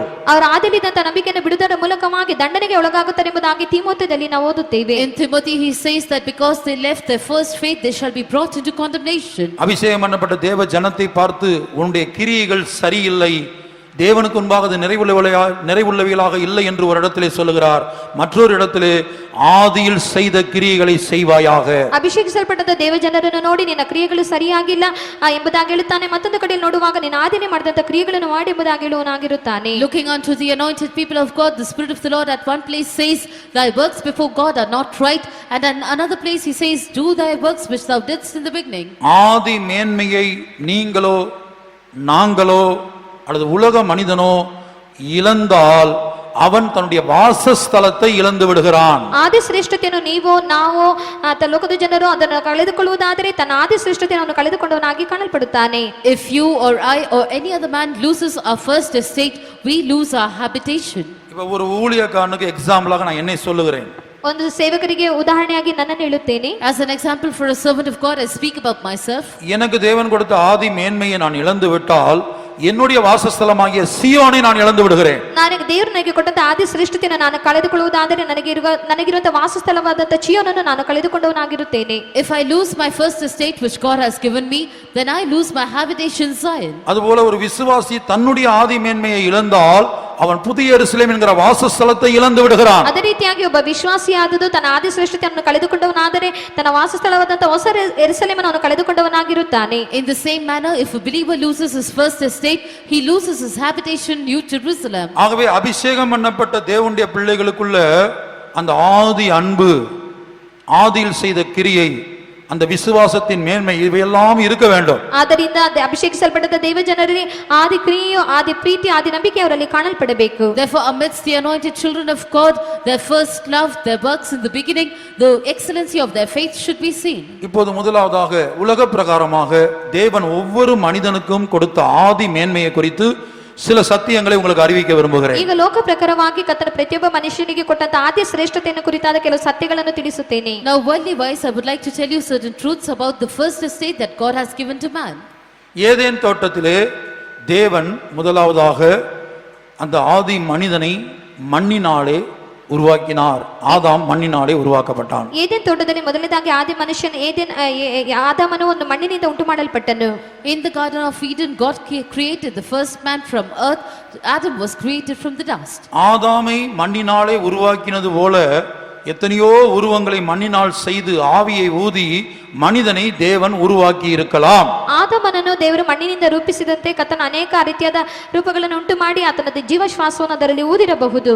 As Adam was created from the dust, God could have created many other forms in the human form and breathed the breath of life into them. இதை தீர்க்கதரிசி ஒரு கேள்வியாகவே கேட்கிறார். ಇದನ್ನೊಂದು ಪ್ರವಾದಿ ಒಂದು ಪ್ರಶ್ನೆಯಾಗಿ ಕೇಳುತ್ತಾನೆ. The prophet asks about this like a question. மல்கியா 2ஆம் அதிகாரம் 15ஆம் வசனத்திலே, ಮಲಾಕಿ 2ನೇ ಅಧ್ಯಾಯ 15ನೇ ವಚನದಲ್ಲಿ, In Malachi chapter 2 verse 15, அவர் ஒருவனை அல்லவா படைத்தார், ಆತನು ಒಬ್ಬನನ್ನೆಲ್ಲವ ಉಂಟು ಮಾಡಿದ್ದು, did not he make one? ஆவி அவரிடத்தில் பரிபூர்ணமாய் இருந்ததே, ಆತ್ಮವು ಅವನಲ್ಲಿ ಪರಿಪೂರ್ಣವಾಗಿ ಕಾಣಲ್ಪಟ್ಟಿತ್ತು, Yet had he the residue of the spirit. பின்ன ஏன் ஒருவனை படைத்தார்? ಹಾಗಾದರೆ ಯಾಕೆ ಒಬ್ಬನನ್ನೇ ಉಂಟು ಮಾಡಿದನು? And wherefore one? தேவ பக்தியுள்ள சந்ததியை பெரும்படிதானே. ದೇವ ಭಕ್ತಿಯುಳ್ಳಂತ ಸಂತಾನವನ್ನು ರೂಪಿಸುವುದಕ್ಕಾಗಿಯೇ. That he might seek a godly seed. ஆகையால் ಆದ್ದರಿಂದ Therefore, ஒருவனும் தன் இளவயதின் மனைவிக்கு துரோகம் பண்ணாதபடிக்கு உங்கள் ஆவியை குறித்து எச்சரிக்கையாயிருங்கள். ಈಗಿರಲು ನಿಮ್ಮ ಆತ್ಮವನ್ನು ಎಚ್ಚರಿಕೆಯಿಂದ ನೋಡಿಕೊಳ್ಳಿರಿ, ಯಾವನು ತನ್ನ ಯೌವನದ ಪತ್ನಿಗೆ ದ್ರೋಹ ಮಾಡದಿರಲಿ. Take heed to your spirit and let none deal treacherously against the wife of his youth. இந்த வசனத்திலிருந்து தீர்க்கதரிசி என்ன கேட்க வருகிறார்? ಈ ವಾಕ್ಯದಿಂದ ಪ್ರವಾದಿ ಏನು ಕೇಳುತ್ತಾನೆ? What is the prophet asking in this verse? மண்ணினாலே அந்த உருவத்தை உருவாக்கி சுவாசத்தை ஊதினது போல ஏவாளையும் மண்ணினாலே உருவாக்கி சுவாசத்தை ஊதி இருக்கலாம். ಆದಮನನ್ನು ಮಣ್ಣಿನಿಂದ ರೂಪಿಸಿ ಅವನಿಗೆ ಶ್ವಾಸವನ್ನು ಊದಿದಂತೆ ಅವಳನ್ನು ಆ ರೀತಿಯಾಗಿ ಮಣ್ಣಿನಿಂದ ರೂಪಿಸಿ ಅವಳಿಗೂ ಶ್ವಾಸವನ್ನು ಊದಿರಬಹುದು. As you created Adam from the dust and breathed the breath of life into him, you could also have created Eve from the dust and breathed the breath of life into her. ஆனா தேவன் அப்படி செய்யவில்லை. ಆದರೆ ದೇವರು ಆ ರೀತಿಯಾಗಿ ಮಾಡಲಿಲ್ಲ. But God did not do like that. ஆவி அவரிடத்தில் பரிபூர்ணமாய் இருந்தது. ஏராளமான உருவங்களை மண்ணினால் உருவாக்கி சுவாசத்தை ஊதி இருக்கலாம். அந்த அளவுக்கு ஆவி அவரிடத்தில் பரிபூர்ணமாய் இருந்தது. ಆತ್ಮವು ಆತನಲ್ಲಿ ಪರಿಪೂರ್ಣವಾಗಿ ಕಾಣಲ್ಪಟ್ಟಿತು. ಆತನ ಎಷ್ಟೋ ರೂಪಗಳನ್ನು ಉಂಟು ಮಾಡಿ ಆ ರೀತಿಯಾಗಿ ಶ್ವಾಸವನ್ನು ಊದಿರಬಹುದು. He had the residue of the spirit so much that he could have created many other figures and breathed the breath of life into them. கர்த்தருடைய பரிசுத்த நாமத்துக்கு உண்டாகட்டும். ಕರ್ತನ ಪರಿಶುದ್ಧ ನಾಮಕ್ಕೆ ಮಹಿಮೆ ಉಂಟಾಗಲಿ. Glory be to the holy name of God. ஆனா ஏன் தேவன் அப்படி செய்யவில்லை? ஆதாமை உருவாக்கினது போல ஏன் ஏவாளை உருவாக்கவில்லை? ಆದರೆ ಯಾಕೆ ದೇವರು ಆದಾಮನನ್ನು ರೂಪಿಸಿದಂತೆ ಅವಳನ್ನು ರೂಪಿಸಲಿಲ್ಲ? But why did God not create Eve like he created Adam? அங்கே ஒரு தேவ பக்தி இருக்கிறது. ಅಲ್ಲಿ ಒಂದು ದೇವ ಭಕ್ತಿ ಉಂಟು. There's a godliness seen there. இரண்டாவது, ஆதாமுக்கு ஏற்ற துணையை உண்டாக்குவேன். ಎರಡನೇದಾಗಿ ಆದಾಮನಿಗೆ ತಕ್ಕ ಸಹಕಾರಿಯನ್ನು ಉಂಟು ಮಾಡುವೆನು. Secondly, I will make a help meet for Adam. இப்படித்தான் ஆதாமுக்கு ஏற்ற துணையை தேவனே உண்டாக்கி கொடுத்தார். ಇತ್ಯಾಗಿ ಆದಾಮನಿಗೆ ತಕ್ಕಂತ ಸಹಕಾರಿಯನ್ನು ದೇವರೇ ಉಂಟು ಮಾಡಿಕೊಟ್ಟನು. In this manner, God himself made a help meet for Adam. ஒருவேளை இன்றைக்கு பலரும் செய்வது போல உனக்கு ஏற்ற துணையை நீயே தெரிந்தெடுத்துக்கொள். இப்ப அவரவர் என்ன செய்றாங்க? பெற்றோர்கிட்ட கூட கலந்து ஆலோசிக்காமல் தங்களுக்கு ஏற்ற துணையை தாங்களே தெரிந்து கொள்கிறார்கள். ಇಂದು ನೋಡುವಾಗ ಹಲವರು ಹೆತ್ತವರ ಬಳಿ ಸಹ ಆಲೋಚನೆಯನ್ನು ಕೇಳದೆ ತಮಗೆ ಬೇಕಾದ ಸಹಕಾರಿಯನ್ನು ಅವರೇ ಆರಿಸಿಕೊಳ್ಳುವವರಾಗಿ ಕಾಣಲ್ಪಡುತ್ತಿದ್ದಾರೆ. Today we see that many do not even consult with their parents. They choose their own help meet for themselves. அதுபோல ஆதாம் ஏதேன் தோட்டத்திலே தனக்கு தேவையான துணையை தானே தெரிந்தெடுத்திருப்பான். ஆனால் ஒரு யானையையோ ஒரு கழுதையையோ ஒரு பன்றியையோ அவன் விவாகம் பண்ணியிருக்க வேண்டும். ಒಂದು ವೇಳೆ ಆದಾಮನು ಏದೇನ್ ತೋಟದಲ್ಲಿ ತನಗೆ ಬೇಕಾದಂತ ಸಹಕಾರಿಯನ್ನು ಒಂದು ವೇಳೆ ಆರಿಸಿಕೊಂಡಿರುವುದಾದರೆ ಒಂದು ಆನೆಯನ್ನು ಕತ್ತೆಯನ್ನು ಹಂದಿಯನ್ನು ಆರಿಸಿಕೊಂಡಿರಬಹುದು. In the same manner, if Adam had to choose a helpmeet for himself in the Garden of Eden, he would have had to marry either an elephant or a donkey. ஏனென்றால் ஏதேன் தோட்டத்திலே மனுஷி இல்லை, ஏவாள் இல்லை. ಎರಡನೇದಾಗಿ ಏದೇನ್ ತೋಟದಲ್ಲಿ ಮನುಷ್ಯ ಅವಳು ಇರಲಿಲ್ಲ. Secondly, there was no woman, no Eve in the Garden of Eden. தேவன் உருவாக்கி கொடுத்தபடினால் தான் ஆதாமுக்கு ஏவாள் கிடைத்தாள். ದೇವರು ರೂಪಿಸಿ ಕೊಟ್ಟಿದ್ದರಿಂದಲೇ ಆದಾಮನಿಗೆ ಅವಳು ಸಿಕ್ಕಿದಳು. Adam got Eve because God formed her for him. கர்த்தருடைய பரிசுத்த நாமத்துக்கு உண்டாகட்டும். ಕರ್ತನ ಪರಿಶುದ್ಧ ನಾಮಕ್ಕೆ ಮಹಿಮೆ ಉಂಟಾಗಲಿ. Glory be to the holy name of God. அப்ப தேவனுடைய நியமம், அந்த ஆதி மேன்மை என்ன? ದೇವರ ನಿಯಮವು ಅಥವಾ ಆದಿ ಶ್ರೇಷ್ಠತೆ ಏನು? Therefore, what is the law of God or that first estate? ஒரு மனிதனுக்கு அல்லது ஒரு தேவனுடைய பிள்ளைக்கு ஏற்ற துணையை அல்லது ஒரு மனைவியை தேவனால் தேர்ந்தெடுக்கப்பட வேண்டும் அல்லது தேவ சித்தத்தின்படி தேவ நியமத்தின்படி இருக்க வேண்டும். ಅದು ದೇವರ ಮನುಷ್ಯನಿಗೆ ತಕ್ಕಂತ ಸಹಕಾರಿಯನ್ನು ದೇವರಿಂದನೇ ದೇವರ ಚಿತ್ತಕ್ಕನುಸಾರವಾಗಿ ಅದು ನೇಮಿಸಲ್ಪಟ್ಟದಾಗಿ ಕಾಣಲ್ಪಡಬೇಕು. A help meet for a child of God should be chosen by God or according to the counsel of God. அடுத்து அந்த விஷயத்துல தேவனுடைய நியமம் என்ன சொல்லுகிறது? ನಂತರ ಆ ವಿಷಯದಲ್ಲಿ ದೇವರ ನಿಯಮವು ಏನು ಹೇಳುತ್ತದೆ? Secondly, what does the law of God say in that matter? தேவன் ஏற்படுத்தின அந்த துணையை விவாகம் பண்ணும்போது சந்ததி உருவாகிறது. அந்த சந்ததியை கர்த்தர் சொல்லுகிறார், நீங்கள் பலுகி பெருகி பூமியை நிரப்புங்கள். ದೇವರು ಏರ್ಪಡಿಸಿದ ಸಹಕಾರ್ಯವನ್ನು ವಿಭಾಗ ಮಾಡಿಕೊಳ್ಳುವಾಗ ತಕ್ಕಂತ ಸಂತತಿ ಉಂಟಾಗುತ್ತದೆ. ಆ ಸಂತತಿ ಆದದ್ದು ಹೆಚ್ಚು ಅಭಿವೃದ್ಧಿಗೊಳ್ಳುವುದೆಂಬುದಾಗಿ ನಾವು ನೋಡುತ್ತೇವೆ. A seed is formed from that union, and the Lord says unto that seed, be fruitful and multiply and fill the earth. இப்போது விழுந்து போன இந்த ஆவி, ಈಗ ಬಿದ್ದು ಹೋದಂತ ಈ ಆತ್ಮವು, now the spirit which is fallen, சோதோமின் ஜனங்களுக்குள் புகுந்து ಸೋದೋಮಿನ ಜನರಲ್ಲಿ ಹೊಕ್ಕಿ entered into the people of Sodom. Sodom, Gomorrah, Admah, Zeboiim இப்படிப்பட்ட அந்த பகுதியிலே காணப்பட்ட ஜனங்கள் எல்லாம் அருகே காணப்பட்ட பட்டணங்கள், அதற்குள் புகுந்து அந்த ஜனங்களை ஆதி மேன்மையை இழக்க வைத்தது. ಈ ಸೋದೋಮ್, ಗೋಮರ ಮತ್ತು ಅದ್ಮಾ, ಚೆಬೋಯಿಮ್ ಎಂಬಂತ ದೇಶಗಳಲ್ಲಿ ಅದು ಪಕ್ಕ ಪಟ್ಟಣಗಳಾಗಿ ಕಾಣಲ್ಪಟ್ಟವು. ಅವರಲ್ಲಿ ಒಂದು ಆತ್ಮವಾದದ್ದು ಅವರನ್ನು ಹೊಕ್ಕಿ ಆ ಒಂದು ಆದಿ ಶ್ರೇಷ್ಠತೆಯನ್ನು ಕಳೆದುಕೊಳ್ಳುವಂತೆ ಮಾಡಿತ್ತು. These cities of Sodom, Gomorrah, Admah and Zeboim were all neighboring cities. The spirit entered into them and made those people lose their first estate. கர்த்தருடைய பரிசுத்த நாமத்துக்கு உண்டாகட்டும். ಕರ್ತನ ಪರಿಶುದ್ಧ ನಾಮಕ್ಕೆ ಮಹಿಮೆ ಉಂಟಾಗಲಿ. Glory be to the holy name of God. ஆதி மேன்மையை இழக்க வைத்த தேவன் மனிதனுக்கு வைத்த அந்த நியமம் ஆதி மேன்மை, ದೇವನು ಮನುಷ್ಯನಿಗಾಗಿಟ್ಟಂತ ನಿಯಮ ಅಂದರೆ ಆದಿ ಶ್ರೇಷ್ಠತೆಯನ್ನು ಕಳೆದುಕೊಳ್ಳುವಂತೆ ಮಾಡಿತು. It made them lose that law of God, or the first estate God had kept for man. இப்ப சோதோமுக்குள்ள காணப்பட்ட முதல் மிக முக்கியமான பாவம் ஆண் ஆணோடு ஜீவிப்பது, பெண் பெண்ணோடு ஜீவிப்பது. ಈಗ ಸೋದೋಮಿನಲ್ಲಿ ಕಾಣಲ್ಪಟ್ಟಂತ ಮುಖ್ಯವಾದ ಪಾಪವಾದದ್ದು ಗಂಡು ಗಂಡೊಂದಿಗೆ ಜೀವಿಸುವುದು, ಹೆಣ್ಣು ಹೆಣ್ಣೊಂದಿಗೆ ಜೀವಿಸುವುದು. The first important sin seen in Sodom was man living with man, woman living with woman. அப்ப இதுல இரண்டு காரியங்களை நாம் பார்க்கிறோம். ಇದರಲ್ಲಿ ನಾವು ಎರಡು ಕಾರ್ಯಗಳನ್ನು ನೋಡುತ್ತೇವೆ. We see two things in this. ஒரு ஆண் ஆணோடு சேர்ந்து ஜீவிக்கும் போது, ஒரு பெண் பெண்ணோடு சேர்ந்து ஜீவிக்கும் போது, முதலாவது ஏற்ற துணையை உண்டாக்குவேன் என்கிற அந்த தேவனுடைய நியமம் ஆதி மேன்மையை முதலாவது இழக்கிறார்கள். ಗಂಡು ಗಂಡನೊಂದಿಗೆ ಜೀವಿಸುವಾಗ, ಹೆಣ್ಣು ಹೆಣ್ಣೊಂದಿಗೆ ಜೀವಿಸುವಾಗ ದೇವರ ನಿಯಮವಾದದ್ದು ನಾನು ತಕ್ಕ ಸಹಕಾರ್ಯವನ್ನು ಉಂಟು ಮಾಡುತ್ತೇನೆ ಮತ್ತು ಆದಿ ಶ್ರೇಷ್ಠತೆಯನ್ನು ಕಳೆದುಕೊಂಡಾಗಿ ಕಾಣಲ್ಪಡುತ್ತದೆ. When man lives together with man and when woman lives together with woman, the first law of God which says I will create a helpmeet for you, they lose that first estate. இரண்டாவதாக, ಎರಡನೇದಾಗಿ, Secondly, பலுகி பெருகி பூமியை நிரப்புங்கள், ஒரு சந்ததி அங்க உண்டாகாது. ಹೆಚ್ಚು ಅಭಿವೃದ್ಧಿಯಾಗಿ ಭೂಮಿಯನ್ನೆಲ್ಲ ತುಂಬಿಸಿರಿ ಎಂಬುದಾಗಿ ಹೇಳುವಂತ ಒಂದು ಸಂತತಿಯಲ್ಲಿ ರೂಪಿಸಲ್ಪಡುವುದಿಲ್ಲ. it is said, be fruitful, multiply and fill the earth. They don't have a seed there. தேவன் மனிதனை படைத்த நோக்கமே ஒரு தேவ பக்தி உள்ள சந்ததியை உருவாக்குவதற்காக. ದೇವರು ಮನುಷ್ಯನ ಉಂಟು ಮಾಡಿದ ಉದ್ದೇಶವಾದದ್ದು ಒಂದು ದೇವ ಭಕ್ತಿಯುಳ್ಳ ಸಂತತಿಯನ್ನು ಉಂಟು ಮಾಡುವುದಕ್ಕಾಗಿಯೇ. The purpose of God to create man itself was to make a godly seed. அந்த தேவனுடைய நியமத்தை, தேவனுடைய திட்டத்தை பிசாசு உடைக்க முயற்சிக்கிறான். ಆ ದೇವರ ನಿಯಮವನ್ನು, ದೇವರ ಉದ್ದೇಶವನ್ನು ಸೈತಾನನು ಒಡೆದು ಹಾಕಲು ಪ್ರಯತ್ನಿಸುತ್ತಿದ್ದಾನೆ. Satan tries to break that plan of God, that purpose of God. சோதோமின் ஜனங்களுக்குள் புகுந்தான். ಸೋದೋಮಿನ ಜನರಲ್ಲಿ ಹೊಕ್ಕನು. He entered into the people of Sodom. இந்த 4 பட்டணங்களிலும் ஜீவித்த பெரும்பான்மையான ஜனங்கள் இப்படிப்பட்ட ஜீவியம் உடையவர்களாக இருந்தார்கள். ಈ 4 ಪಟ್ಟಣದಲ್ಲಿ ಜೀವಿಸಿದಂತ ಹೆಚ್ಚಾದ ಜನರು ಎತ್ತಿಯಾದ ಸ್ವಭಾವವುಳ್ಳವರಾಗಿ ಕಾಣಲ್ಪಟ್ಟಿದ್ದರು. The majority of the people living in these 4 cities had such a character. ஆகவே ஒரு ஆணும் சேர்ந்து ஜீவிக்கும் போது, அல்லது ஒரு பெண்ணும் சேர்ந்து ஜீவிக்கும் போது, அங்கே தேவபக்தியுள்ள சந்ததி ಉರುವಾಗ ವಾಯ್ಪೇ இல்லை. ಒಂದು ಗಂಡು ಜೀವಿಸುವಂತ ಸಮಯದಲ್ಲಿ, ಒಂದು ಹೆಣ್ಣು ಹೆಣ್ಣಾಗಿ ಜೀವಿಸುವಂತ ಸಮಯದಲ್ಲಿ ಅಲ್ಲಿ ಒಂದು ದೇವಭಕ್ತಿಯುಳ್ಳ ಸಂತತಿ ಉಂಟಾಗಲು ಸಾಧ್ಯವಿಲ್ಲ. When a man lives with a man, or when a woman lives with a woman, there is no chance for a godly seed to be formed there. இப்போது கவனமாய் கேளுங்கள். இயேசு சொன்னார், லோத்தின் நாட்களில் நடந்தது போல மனுஷகுமாரன் வரும் நாட்களிலும் நடக்கும். ಈಗ ಗಮನವಾಗಿ ಕೇಳಿರಿ, ಲೋಟನ ದಿವಸಗಳಲ್ಲಿ ನಡೆದಂತೆ ಮನುಷ್ಯಕುಮಾರನ ದಿವಸಗಳಲ್ಲಿ ನಡೆಯುತ್ತದೆ. Now listen carefully. Jesus said, as it happened in the days of Lot, so shall it happen in the days when the Son of Man shall be revealed. இன்றைக்கு இந்தியாவிலே மிகவும் அதிகாரம் பெற்ற பெரிய அமைப்பு சுப்ரீம் கோர்ட் ஆயிருக்கிறது. ಈ ದಿನಗಳಲ್ಲಿ ಇಂಡಿಯಾದಲ್ಲಿ ಬಹಳ ಹೆಚ್ಚಿಗೆ ಹೊಂದಿದಂತ ಕಾರ್ಯವಾದದ್ದು ಸುಪ್ರೀಂ ಕೋರ್ಟ್ ಆಗಿ ಕಾಣಲ್ಪಡುತ್ತದೆ. Today in India the highest authority is the Supreme Court. இந்த 2018 ஆண்டு செப்டம்பர் மாதத்திலே சுமார் 2 மாதங்களுக்கு முன்பாக, கடந்த 2 மாதங்களுக்கு முன்பாக இந்த 2018 சுப்ரீம் கோர்ட் சட்ட அங்கீகாரம் கொடுத்திருக்கிறது. ஆணும் சேர்ந்து ஜீவிக்கலாம், பெண்ணும் சேர்ந்து ஜீவிக்கலாம். ಕಳೆದ 2 ತಿಂಗಳ ಹಿಂದೆ ಅಂದರೆ 2018ನೇ ವರ್ಷದಲ್ಲಿಯೇ ಕಾನೂನು ಈ ರೀತಿಯಾಗಿ ಸರ್ಕಾರವಾದದ್ದು ಕಾನೂನನ್ನು ಕೊಟ್ಟಿರುತ್ತದೆ. ಈ ರೀತಿ ಗಂಡು ಹೆಣ್ಣು ಹೆಣ್ಣಾಗಿ ಜೀವಿಸಬಹುದು ಎಂಬುದಾಗಿ. In this year 2018 itself, some 2 months ago in September, the Supreme Court has declared a law that man can live with man, woman can live with woman. நீங்கள் கவனமாய் கவனித்து பார்த்தால், முழு உலகத்தில் உள்ள கிறிஸ்தவர்களை எடுத்துக்கொண்டால், பெந்தகோஸ்தே ஜனங்களை எடுத்துக்கொண்டால், இந்தியாவில் தான் மற்ற எல்லா நாடுகளை பார்க்கலும் அபிஷேகம் பண்ணப்பட்ட ஜனங்கள் அதிகமாக இருக்கிறார்கள்.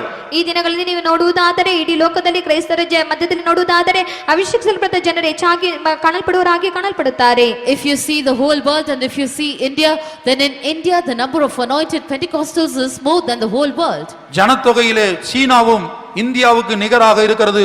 நீங்க சீனாவுல போய் இப்படி ஒரு கூட்டம் போட்டால் ஒரு 100 பேர் அபிஷேகம் பண்ணப்பட்டவர்களை கண்டுபிடிப்பது அபூர்வமாக இருக்கும். ಜನಸಂಖ್ಯೆಯಲ್ಲಿ ನೋಡುವುದಾದರೆ ಚೀನಾ ಭಾರತ ಒಂದಾಗಿ ಕಾಣಲ್ಪಡುತ್ತದೆ. ಚೀನಾದಲ್ಲಿ ನೀವು ಹೋಗಿ ನೋಡುವುದಾದರೆ ಅಭಿಷೇಕಿಸಲ್ಪಟ್ಟ ಜನರನ್ನು ನೋಡಲು ಸಾಧ್ಯವಾಗುವುದಿಲ್ಲ.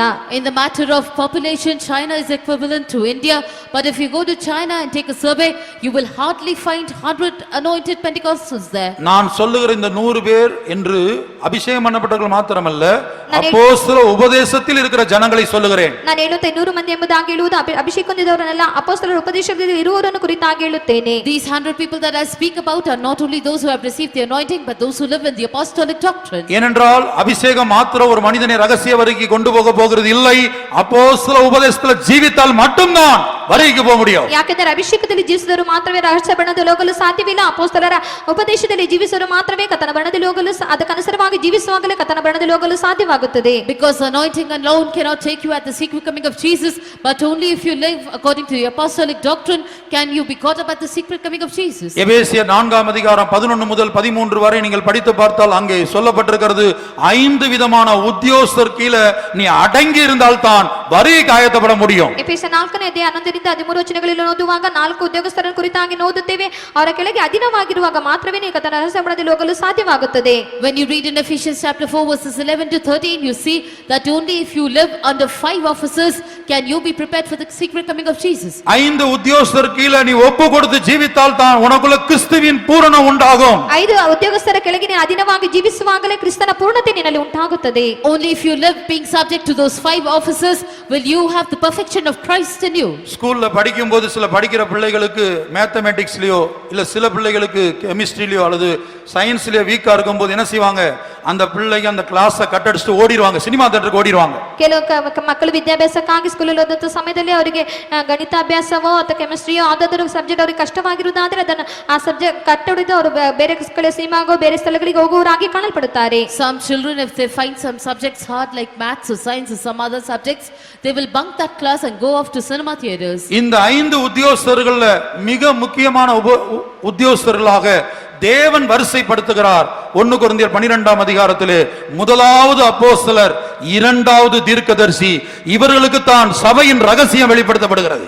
ಈ ಒಂದು 5 ಉದ್ಯೋಗಸ್ಥರಲ್ಲಿ 2 ಮುಖ್ಯವಾದ ಉದ್ಯೋಗಸ್ಥರನ್ನು ಆತನು ಮುಖ್ಯತ್ವಪಡಿಸುತ್ತಾನೆ. ಮೊದಲ ಅಪೊಸ್ತಲರು ಪ್ರವಾದಿಗಳೆಂಬುದಾಗಿ. In 1 Corinthians chapter 12, God himself gives the order of these 5 officers. He says first apostles, secondarily prophets. 1 கொரிந்தியர் 12ஆம் அதிகாரம் 28ஆம் வசனத்திலே இதை படிக்கிறோம். 1 ಕೊರಿಂಥ 12ನೇ ಅಧ್ಯಾಯ 28ನೇ ವಚನದಲ್ಲಿ ಅದನ್ನು ಕುರಿತಾಗಿ ಓದುತ್ತೇವೆ. We read about that in 1 Corinthians chapter 12 verse 28. தேவனானவர் சபையிலே முதலாவது அப்போஸ்தலரையும் வாசிங்க, இரண்டாவது தீர்க்கதரிசிகளையும் மூன்றாவது போதகர்கள், பின்பு அற்புதங்களையும். அற்புதம் அடையாளம்லாம் பின்னாடிதான், அதுக்கப்புறம் நீ மற்ற லாங்குவேஜ் வாசிங்க. ದೇವರು ತನ್ನ ಸಭೆಯಲ್ಲಿ ಮೊದಲನೇದಾಗಿ ಅಪೋಸ್ತಲರನ್ನು, ಎರಡನೇದಾಗಿ ಪ್ರವಾದಿಗಳನ್ನು, ಮೂರನೇದಾಗಿ ಉಪದೇಶಕರನ್ನು ಇಟ್ಟಿದ್ದಾನೆ. ಆಮೇಲೆ ಮಹತ್ಕಾರ್ಯಗಳನ್ನು ಮಾಡುವ ಶಕ್ತಿಯನ್ನು. And God had set some in the church, first apostles, secondarily prophets, thirdly teachers, after that miracles. இந்த 5 உத்தியோகஸ்தர்கள சபையின் ரகசியத்தை கர்த்தர் 2 உத்தியோகஸ்தர்களுக்கு வெளிப்படுத்துகிறார். எபேசியர் 3ஆம் அதிகாரம் 6ஆம் வசனத்திலே ಈ 5 ಉದ್ಯೋಗಸ್ಥರಲ್ಲಿ 2 ಉದ್ಯೋಗಸ್ಥರಿಗೆ ಸಭೆಯ ರಹಸ್ಯವನ್ನು ಕರ್ತನು ಪ್ರಕಟಿಸುವನಾಗಿ ಕಾಣಲ್ಪಡುತ್ತಾನೆ. ಎಫೆಸದಲ್ಲಿ ಅದನ್ನು ಕುರಿತಾಗಿ ಓದುತ್ತೇವೆ. Of these 5 officers, God reveals the mysteries of the church to only 2 officers as we read in Ephesians chapter 3 verse 5. இந்த ரகசியம் இப்பொழுது அவருடைய பரிசுத்த அப்போஸ்தலருக்கும் தீர்க்கதரிசிகளுக்கும் ஆவியானவராலே வெளிப்படுத்தப்பட்டிருக்கிறது போல முற்காலங்களில் மனுபுத்திரருக்கு அறிவிக்கப்படவில்லை. ಆ ಮರ್ಮವು ಈ ಕಾಲದಲ್ಲಿ ದೇವರ ಪರಿಶುದ್ಧ ಅಪೋಸ್ತಲರಿಗೂ ಪ್ರವಾದಿಗಳಿಗೂ ಪವಿತ್ರಾತ್ಮನಿಂದ ತಿಳಿಸಲ್ಪಟ್ಟಂತೆ ಬೇರೆ ಕಾಲಗಳಲ್ಲಿದ್ದ ಜನರಿಗೆ ತಿಳಿಸಲ್ಪಡಲಿಲ್ಲ. Which in other ages was not made known unto the sons of men, as it is now revealed unto his holy apostles and prophets by the Spirit. எபேசியர் 2ஆம் அதிகாரம் 20ஆம் வசனத்துல இந்த இரண்டு உத்தியோகஸ்தர்கள் அப்போஸ்தலர் தீர்க்கதரிசிகளுடைய உபதேசத்துல தான் இதுதான் உன் ஜீவியத்திற்கு அஸ்திவாரமாக இருக்கிறது. ಎಫೆಸರ್ 2:20-21 ವಚನಗಳನ್ನು ಓದುವಂತ ಸಮಯದಲ್ಲಿ ಅಪೊಸ್ತಲ ಪ್ರವಾದಿಗಳು ಇದೆ ನಿನ್ನ ಜೀವಿತದ ಅಸ್ತಿವಾರವಾಗಿ ಕಾಣಲ್ಪಡುತ್ತದೆ. In Ephesians chapter 2 verse 20 we read that the doctrines of the apostles and the prophets are seen as a foundation for your life. அப்போஸ்தலர் தீர்க்கதரிசிகள் என்பவர்களுடைய அஸ்திபாரத்தின் மேல் கட்டப்பட்டவர்களுமாயிருக்கிறீர்கள். அதற்கு இயேசு கிறிஸ்து தாமே மூலைக்கல்லாயிருக்கிறார். ಅಪೋಸ್ತಲರು ಪ್ರವಾದಿಗಳು ಎಂಬ ಅಸ್ತಿವಾರದ ಮೇಲೆ ನೀವು ಮಂದಿರದೋಪಾದಿಯಲ್ಲಿ ಕಟ್ಟಲ್ಪಟ್ಟಿದ್ದೀರಿ. ಯೇಸು ಕ್ರಿಸ್ತನೇ ಮುಖ್ಯವಾದ ಮೂಲೆಗಲ್ಲು. And are built upon the foundation of the apostles and prophets, Jesus Christ himself being the chief cornerstone. ஆகவே நாம் இயேசுவை போல மாறுவதற்கு பூரணப்படுவதற்கு 5 விதமான உத்தியோகஸ்தர்கள் தேவை. ಆದ್ದರಿಂದ ನಾವು ಯೇಸುವಂತೆ ಮಾರ್ಪಡುವುದಕ್ಕಾಗಿ ಪೂರ್ಣತೆ ಹೊಂದುವುದಕ್ಕಾಗಿ 5 ವಿಧದ ಉದ್ಯೋಗಸ್ಥರು ನಮಗೆ ಅವಶ್ಯಕವಾಗಿದ್ದಾರೆ. Therefore we need 5 kinds of officers to become like Jesus or to become perfect like him. இரண்டாவது அவர்கள் மூலமாக கொடுக்கிற உபதேசம் நம்மை பூரணப்படுத்துகிறது. ಎರಡನೇದಾಗಿ ಅವರ ಮೂಲಕವಾಗಿ ಕೊಡುವಂತ ಉಪದೇಶವಾದುದು ನಮ್ಮನ್ನು ಪೂರ್ಣಪಡಿಸುತ್ತದೆ. Secondly, the doctrine that they give perfects us. மூன்றாவது எபிரேயர் 7:11 படி மெல்கிசேதேக்கின் முறைமையின்படியான ஆசாரிய ஊழியத்தினால் மாத்திரமே ஜனங்களுக்குள்ளே பூரணம் உண்டாகிறது. ನಂತರ ಇಬ್ರಿ 7:11 ವಚನಕ್ಕನುಸಾರವಾಗಿ ಮೆಲ್ಕಿಸೇದಕನ ಯಾಜಕನ ಕ್ರಮ ಪ್ರಕಾರವಾದ ಸೇವೆ ಮೂಲಕವಾಗಿ ಒಂದು ಪೂರ್ಣತೆ ಉಂಟಾಗುತ್ತದೆ. Thirdly, according to Hebrews chapter 7 verse 11, perfection can be brought about in man only by the priesthood after the order of Melchizedek. நான்காவது எபிரேயர் 10:14 படி ஒரே பலியினாலே பூரணம் கிறிஸ்துவின் பலியை ದಿನಂದೋறும் தியானிக்கிற அனுபவம். ನಂತರ ಇಬ್ರಿ 10:14 ವಚನದಲ್ಲಿ ಕ್ರಿಸ್ತನ ಯಜ್ಞನ ಪ್ರತಿಯೊಂದು ದಿನವೂ ಧ್ಯಾನಿಸುವುದರ ಮೂಲಕವಾಗಿ ನಮ್ಮಲ್ಲಿ ಪೂರ್ಣತೆ ಉಂಟಾಗುತ್ತದೆ. Fourthly, according to Hebrews chapter 10 verse 14, perfection through one sacrifice.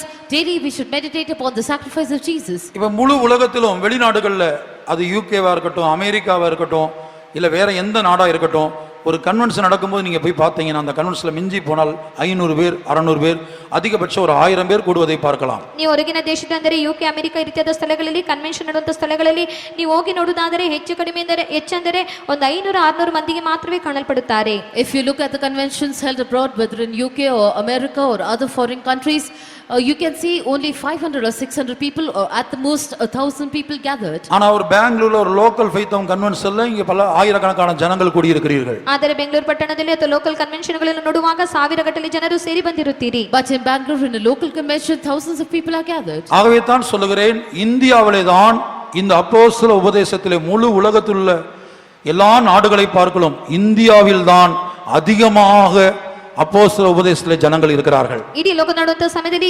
ಇಂಡಿಯಾದಲ್ಲಿ ಹೆಚ್ಚಾಗಿ ದೇವರ ಅಪೊಸ್ತಲ ಉಪದೇಶದಲ್ಲಿ ಕಾಣಲ್ಪಡುವಂತ ಜನರು ಕಾಣಲ್ಪಡುತ್ತಾರೆ. Therefore I say that more than all the countries of the world together, in India there are more people under the apostolic doctrine. இந்த இந்தியாவிலே தான் அதிகாரம் பெற்ற மிகவும் உச்சபட்ச மத்திய அரசாங்கத்தை பார்க்கலாம் அதிக அதிகாரம் உடைய சுப்ரீம் கோர்ட் இந்த 2018 செப்டம்பர் மாதத்திலே இந்த தீர்ப்பை வழங்கி இருக்கிறது. முழு உலகத்திலும் விசேஷமா இந்தியாவில் பல்வேறு நாடுகளில் பல்வேறு மாநிலங்களில் இந்த தீர்ப்பை வரவேற்று கொண்டாடினார்கள். ಎಲ್ಲದಕ್ಕಿಂತಲೂ ಹೆಚ್ಚಾಗಿ ಅಧಿಕಾರ ಹೊಂದಿದಂತ ಒಂದು ಇಂಡಿಯಾದಲ್ಲಿ ಕಾಣಲ್ಪಡುತ್ತಾ ಸುಪ್ರೀಂ ಕೋರ್ಟ್ ಆದ 2018 ವರ್ಷದ ಸೆಪ್ಟೆಂಬರ್ ತಿಂಗಳಲ್ಲಿ ಈ ರೀತಿಯಾದ ತೀರ್ಪನ್ನು ಅದು ಕೊಟ್ಟಿರುತ್ತದಾಗಿ ಕಾಣಲ್ಪಡುತ್ತದೆ. ಇನ್ನು ಹಲವು ಸ್ಥಳಗಳಲ್ಲಿ ಈ ರೀತಿಯಾದ ನಿಯಮವನ್ನು ಹೊರಡಿಸುವವರಾಗಿ ಕಾಣಲ್ಪಟ್ಟಿರುತ್ತಾರೆ. In such an India, the highest authority, the Supreme Court, which is more powerful than the central government itself, has declared such a law which was rejoiced about by the people in all the states, in all the districts and regions. இன்றைக்கு பல குடும்பங்களில் விவாகமாகி கணவன் மனைவியோடு இசைந்து இருக்க முடியவில்லை, ஐக்கியமா இருக்க முடியவில்லை. மனைவியை விட்டு விலகி ஜீவிக்க காரணம் இப்படிப்பட்ட தவறான ஐக்கியத்திலே சிக்கி பலரும் சீரழிந்து கொண்டிருக்கிறார்கள். ಇಂದು ಅನೇಕ ಕುಟುಂಬಗಳಲ್ಲಿ ಮದುವೆಯಾಗಿ ಗಂಡನ ಹೆಂಡತಿ ಒಂದಾಗಿ ಜೀವಿಸಲು ಸಾಧ್ಯವಿಲ್ಲ. ಅವರ ಹೆಂಡತಿಯನ್ನು ಬಿಟ್ಟವರಾಗಿ ಬೇರೊಂದು ಐಕ್ಯತೆ ಹೊಂದವರಾಗಿ ಈ ರೀತಿಯಾಗಿ ಕೆಟ್ಟೋದವರಾಗಿ ಅವರು ಜೀವಿಸುತ್ತಿದ್ದಾರೆ. Today many families, the husband and wife cannot live together because they have such other relations and they are corrupted like this. எத்தனையோ இடங்களில் கிறிஸ்தவ உலகத்தில் ஏற்ற தேவன் கொடுத்த ஏற்ற துணையோடு ஜீவிக்க உண்மையாய் ஜீவிக்க மனமில்லாமல் வேறு ஏதோ ஐக்கியத்தை வைத்துக் கொண்டு ಜೀವಿತು ಕೊಂಡಿರುವವர்கள் இருக்கிறார்கள். ಎಷ್ಟೋ ಕುಟುಂಬಗಳಲ್ಲಿ ಕ್ರೈಸ್ತರ ಕುಟುಂಬಗಳಲ್ಲಿ ನೋಡುವಂತ ಸಮಯದಲ್ಲಿ ದೇವರು ಕೊಟ್ಟಂತ ಐಕ್ಯದೊಂದಿಗೆ ಅವರು ಐಕ್ಯವಾಗಿ ಜೀವಿಸಲು ಸಾಧ್ಯವಿಲ್ಲದಂತೆ ಬೇರೊಂದು ಐಕ್ಯವನ್ನು ಇಟ್ಟುಕೊಂಡವರಾಗಿ ಜೀವಿಸುವವರಾಗಿ ಕಾಣಲ್ಪಡುತ್ತಿದ್ದಾರೆ. In many places in Christian families they are not able to live with the helpmeet God has given them. They have relations of other kinds. இதைத்தான் ஆவியானவர் ரோம சபைக்கு எழுதுகிறார். உலக ஜனத்துக்கல்ல, கவனிங்க, உலக ஜனத்துக்கல்ல, ரோம சபையிலே காணப்பட்ட விசுவாசிகளுக்குள்ள இந்த ஆவி புகுந்திருந்தது. ಇದನ್ನೇ ಕರ್ತನ ಆತ್ಮನು ರೋಮ ಸಭೆಯಲ್ಲಿ ಕಾಣಲ್ಪಟ್ಟ ವಿಶ್ವಾಸಿಗಳು ಈ ರೀತಿಯಾದ ಆತ್ಮ ಹೊಕ್ಕಿದಾಗಿ ಕಾಣಲ್ಪಟ್ಟಿತ್ತು. ಆ ಒಂದು ಸಭೆಗೆ ಕರ್ತನ ಆತ್ಮನು ಬರೆಯುತ್ತಾನೆ.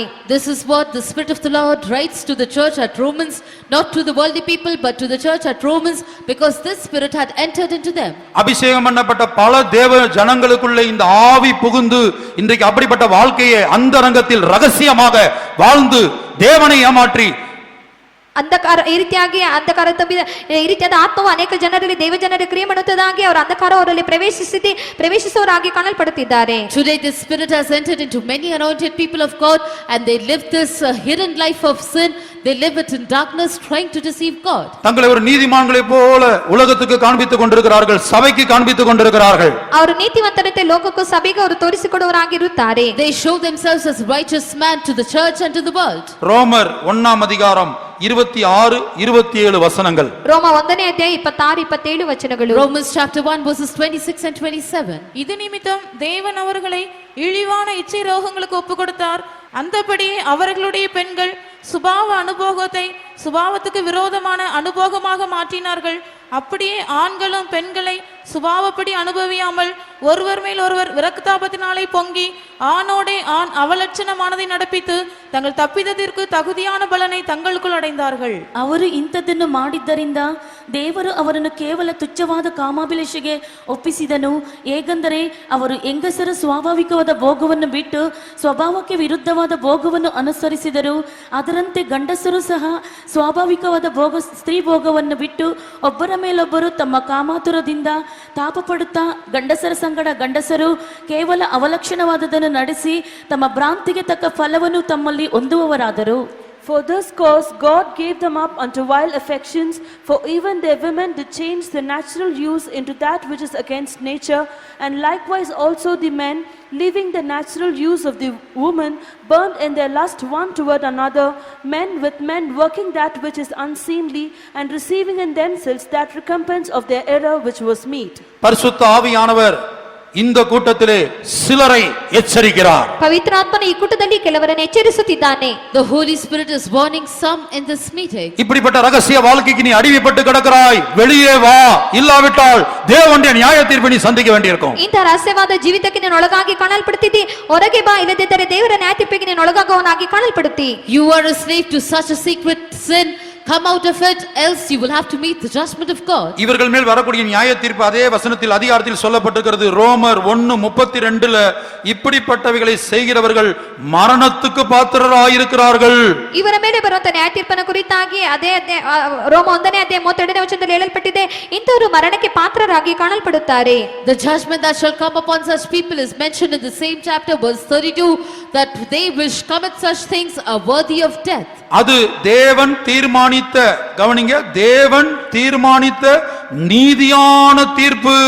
ಅದು ದೇವರು ತೀರ್ಮಾನಿಸಿದಂತ ನೀತಿಯಾದ ತೀರ್ಪಾಗಿ ಕಾಣಲ್ಪಡುತ್ತದೆ. That is the righteous judgment determined by God. அதை அறிந்திருந்தும் இப்படிப்பட்ட வாழ்க்கையை வாழ்ந்து கொண்டிருக்கிறார்கள். ಅದನ್ನು ತಿಳಿದಿದ್ದರೂ ಸಹ ಅವರು ಈ ರೀತಿಯಾದ ಜೀವಿತವನ್ನು ಮಾಡುತ್ತಿದ್ದಾರೆ. Even knowing this, they are living such a life. இதுதான் சோதோமுக்குள் காணப்பட்டது. ಇದೇ ಸೋದೋಮಿನಲ್ಲಿ ಕಾಣಲ್ಪಟ್ಟಿತು. This was seen in Sodom. இயேசு சொல்லுகிறார், சோதோமின் மேல் வந்த நியாய தீர்ப்பை இயேசு சொல்லுகிறார், வானத்திலிருந்து அக்னியும் கந்தகமும் இறங்கி அந்த ஜனத்தை, அந்த பட்டணத்தை அழித்து போட்டது. ದೇವರ ಸೋದೋಮಿನ ನ್ಯಾಯ ತೀರ್ಪನ್ನು ಕುರಿತಾಗಿ ಹೇಳುವಾಗ ಆಕಾಶದಿಂದ ಬೆಂಕಿ ಗಂಧಕಗಳು ಕೆಳಗೆ ಸುರಿದು ಆ ದೇಶದ ಜನರನ್ನು ನಾಶ ಮಾಡಿಬಿಟ್ಟಿತು. Jesus speaking upon the judgment that came upon Sodom says, it rained fire and brimstone from heaven and destroyed that city and its people. இயேசு சொல்லுகிறார், லோத்தின் நாட்களில் நடந்தது போல மனுஷகுமாரன் வரும் நாட்களிலும் நடக்கும். ಯೇಸು ಹೇಳುತ್ತಾನೆ, ಲೋಟನ ದಿವಸಗಳಲ್ಲಿ ನಡೆದಂತೆ ಮನುಷ್ಯಕುಮಾರನು ಬರುವಂತ ದಿವಸಗಳಲ್ಲಿ ನಡೆಯುತ್ತದೆ. Jesus says, as it happened in the days of Lot, so shall it happen in the days when the Son of Man will be revealed. நீங்கள் சிறு பிள்ளைகளாய் இருந்து விசுவாசியாய் இருக்கலாம். ನೀವು ಚಿಕ್ಕ ಮಕ್ಕಳಾಗಿದ್ದ ವಿಶ್ವಾಸಿಗಳಾಗಿರಬಹುದು. You may be believers from your young age. ஆனா இந்த 2018ல தான் நாம் கேள்விப்படுகிறோம், சுப்ரீம் கோர்ட் சட்ட அங்கீகாரம் கொடுத்திருக்கிறது. இன்றைக்கு பெரும்பான்மையான ஜனங்கள் இந்த வாழ்க்கை வாழுகிறார்கள் என்று உலக ஆராய்ச்சி கூறுகிறது. ಈ 2018ನೇ ವರ್ಷದಲ್ಲಿ ಸುಪ್ರೀಂ ಕೋರ್ಟ್ ಆದ ಈ ರೀತಿಯಾದ ನಿಯಮವನ್ನು ಹೊರಡಿಸಿರುತ್ತದೆ. ಹೆಚ್ಚಾದ ಜನರು ಆದ ಈ ರೀತಿಯಾದ ಜೀವಿತವನ್ನು ಮಾಡುತ್ತಿದ್ದಾರೆ ಎಂಬುದಾಗಿ ಪರಿಶೋಧನೆಕಾರರು ಇದನ್ನು ಹೇಳಿರುತ್ತಾರೆ. But only in this year 2018 we see that the Supreme Court has brought about such a law, but the world research says that majority of the people in the world are living such a life. Supreme court செய்தியை கேட்டு பல்வேறு மாநிலங்கள்ல ஆண்களும் பெண்களும் துள்ளி குதித்து கொண்டாடினார்கள். Supreme ಕೋರ್ಟಿನ ಇತ್ಯದ ತೀರ್ಪನ್ನು ನೋಡಿ ಅನೇಕ ದೇಶಗಳಲ್ಲಿ ಗಂಡಸರ ಹೆಣ್ಣು ಮಕ್ಕಳು ಹೆಚ್ಚಾಗಿ ಸಂತೋಷದಿಂದ ಕುಣಿದಾಡುವವರಾಗಿ ಕಾಣಲ್ಪಟ್ಟರು. Hearing the ruling of the Supreme Court, men and women in many regions of India rejoiced and jumped. இது தேவ ஜனங்களுக்கு எதை காட்டுகிறது? நம்முடைய இயேசுவுடைய ரகசிய வருகை மிக மிக மிக சமீபம். ಇದು ದೇವ ಜನರಿಗೆ ಏನನ್ನು ತೋರಿಸುತ್ತದೆ? ನಮ್ಮ ಯೇಸು ಕ್ರಿಸ್ತನ ರಹಸ್ಯ ಬರಣವಾದದ್ದು ಅತಿ ಅತಿ ಅತಿ ಬೇಗನೆ ಕಾಣಲ್ಪಡುತ್ತಿದೆ. What does this show to the people of God? It shows that the secret coming of our Jesus is very very very near. கர்த்தருடைய பரிசுத்த நாமத்துக்கு உண்டாகட்டும். ಕರ್ತನ ಪರಿಶುದ್ಧ ನಾಮಕ್ಕೆ ಮಹಿಮೆ ಉಂಟಾಗಲಿ. Glory be to the holy name of God. இன்றைய தினத்திலே உங்கள் கரத்திலே இப்படி ஒரு படம் கொடுக்கப்பட்டிருக்கும். அதை இன்றைக்கும் நாளைக்கும் வைத்துக் கொள்ளுங்கள். ಈ ದಿನದಲ್ಲಿ ನಿಮ್ಮ ಕೈಯಲ್ಲಿ ಒಂದು ಚಿತ್ರಪಟ ಕೊಡಲ್ಪಟ್ಟಿರುತ್ತದೆ. ಅದು ಇಂದು ನಾಳೆ ಅದನ್ನು ಇಟ್ಟುಕೊಳ್ಳಿರಿ. Today a picture chart has been given in your hands. Keep it for today and tomorrow. உங்கள் கரத்திலே கொடுத்திருக்க படத்திலே ஒரு பக்கத்தில் சோதோம் கொமோரா பட்டணங்களின் மேல் வந்த தேவனுடைய நியாய தீர்ப்பு, அதனுடைய உண்மை படங்கள், இப்போது கண்டுபிடிக்கப்பட்ட அந்த பட்டணத்தின் மேல் தேவனுடைய நியாய தீர்ப்பு வந்தது உண்மைதான் என்பதற்கான அடையாளங்கள் உங்கள் கரத்திலே கொடுக்கப்பட்டிருக்கிறது. ನಿಮ್ಮ ಕೈಯಲ್ಲಿ ಕೊಡಲ್ಪಟ್ಟಿರುವ ಚಿತ್ರಪಟದಲ್ಲಿ ಆ ಸೋದೋಮ್ ಗೊಮೋರ ಮೇಲೆ ಬಂದಂತ ನ್ಯಾಯ ತೀರ್ಪಾದದ್ದು ಅದು ನಿಜವಾದದ್ದು ಎಂಬುದಾಗಿ ಸೂಚಿಸುವಂತ ಕೆಲವು ಗುರುತುಗಳಲ್ಲಿ ಕೊಡಲ್ಪಟ್ಟಿರುತ್ತವೆ. In the picture chart given in your hand, in the column of the judgment upon Sodom and Gomorrah, you can see the real pictures which prove that the judgment really came upon them. முதலாவதாக இந்த பட்டணங்கள், Sodom Gomorrah பட்டணங்கள் யோர்தான் நதிக்கு பக்கத்திலே காணப்படுகிறது. ಮೊದಲನೇದಾಗಿ Sodom Gomorrah ಪಟ್ಟಣವಾದದ್ದು ಯೋರ್ದಾನ್ ನದಿಗೆ ಪಕ್ಕದಲ್ಲಿ ಕಾಣಲ್ಪಡುತ್ತದೆ. First of all, these cities of Sodom and Gomorrah are seen in the Jordan River plain. அதாவது தற்போது காணப்படுகிற சாவு கடலுக்கு அருகே காணப்படுகிறது, வடக்கே காணப்படுகிறது. ಈಗ ಕಾಣಲ್ಪಡುವಂತ ಸಾವು ಸಮುದ್ರಕ್ಕೆ ಪಕ್ಕದಲ್ಲಿ ಅದು ಕಾಣಲ್ಪಡುತ್ತದೆ. That is, it is to the north of the modern day Dead Sea.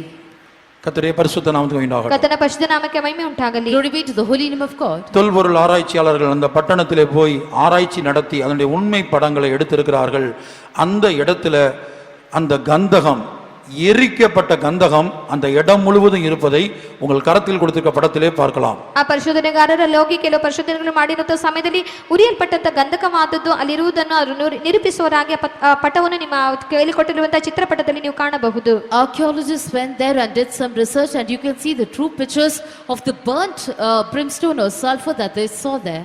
கர்த்தருடைய பரிசுத்த நாமத்துக்கு உண்டாகட்டும். ಕರ್ತನ ಪರಿಶುದ್ಧ ನಾಮಕ್ಕೆ ಮಹಿಮೆ ಉಂಟಾಗಲಿ. Glory be to the holy name of God. இது உண்மை என்பதற்கான அதிகாரப்பூர்வமான ஆதாரப்பூர்வமான செய்தித்தாள்களில் வந்து பரபரப்பாய் மாறின அந்த செய்தித்தாளின் உண்மையான கட்டிங் பேப்பரையும் அந்த படத்திலே நீங்கள் பார்க்கலாம். ಈ ಒಂದು ಸುದ್ದಿ ಆದದ್ದು ನಿಜವೆಂಬುದಾಗಿ ಸುದ್ದಿ ಪತ್ರಿಕೆಗಳು ಬಂದು ಇದರ ಮೂಲಕವಾಗಿ ಹೆಚ್ಚು ಕಳವಳ ಉಂಟು ಮಾಡಿದಂತ ಒಂದು ಸುದ್ದಿ ಪತ್ರಿಕೆಯನ್ನು ಸಹ ಇದರಲ್ಲಿ ನಾವು ನೋಡಬಹುದು. As a proof that this news was true, you can see the newspaper cutting of this news, headline news in the papers in those years. இந்த கட்டத்திலே கடைசி பகுதியிலே சோதோம் பகுதியை தோண்டி தொல்பொருள் ஆராய்ச்சியாளர்கள் ஆராய்ச்சி பண்ணின போது ஆணோடு சேர்ந்து ஜீவிக்கிறதான 2 எலும்புக்கூடுகள், சடலங்கள் கிடைத்த படத்தையும் அங்கே ஆராய்ச்சியாளர்கள் வெளியிட்டிருக்கிறார்கள். ಅதையும் ನಾವು ಇಲ್ಲಿ பார்க்கிறோம். ಇಲ್ಲಿ ಪರಿಶೋಧನೆಗಾರರು ಹೋಗಿ ಪರಿಶೋಧಿಸಿ ನೋಡುವಂತ ಸಮಯದಲ್ಲಿ ಈ ಒಂದು ಗಂಡು ಹೆಂಡಾಗಿ ಜೀವಿಸುವಂತ ಒಂದು ಚಿತ್ರಪಟವನ್ನು, ಎಲುಬುಗಳ ಒಂದು ಪಟವನ್ನು ಸಹ ನಾವಿಲ್ಲಿ ಕಾಣಲು ಸಾಧ್ಯವಾಗುತ್ತದೆ. When the archaeologists were digging there, they found 2 skeletons of 2 men, which proves that in those days men were living with men. இந்த இடத்திலே காணப்பட்ட அந்த எரிக்கப்பட்ட கந்தகத்தை எடுத்து கொண்டு போய் BTU டெஸ்ட் நடத்தினார்கள். British thermal unit. BTU என்றால் பிரிட்டிஷ் தெர்மல் யூனிட். ಈ ರೀತಿಯಾಗಿ ಉರಿದಂತ ಗಂಧಕವನ್ನು ತೆಗೆದುಕೊಂಡು ಹೋಗಿ BTU ಅಂತ ಪರೀಕ್ಷೆಯನ್ನು ಮಾಡುವರಾಗಿ ಕಾಣಲ್ಪಡುತ್ತಾರೆ. They took this burnt sulfur and did a BTU test. BTU stands for British Thermal Unit.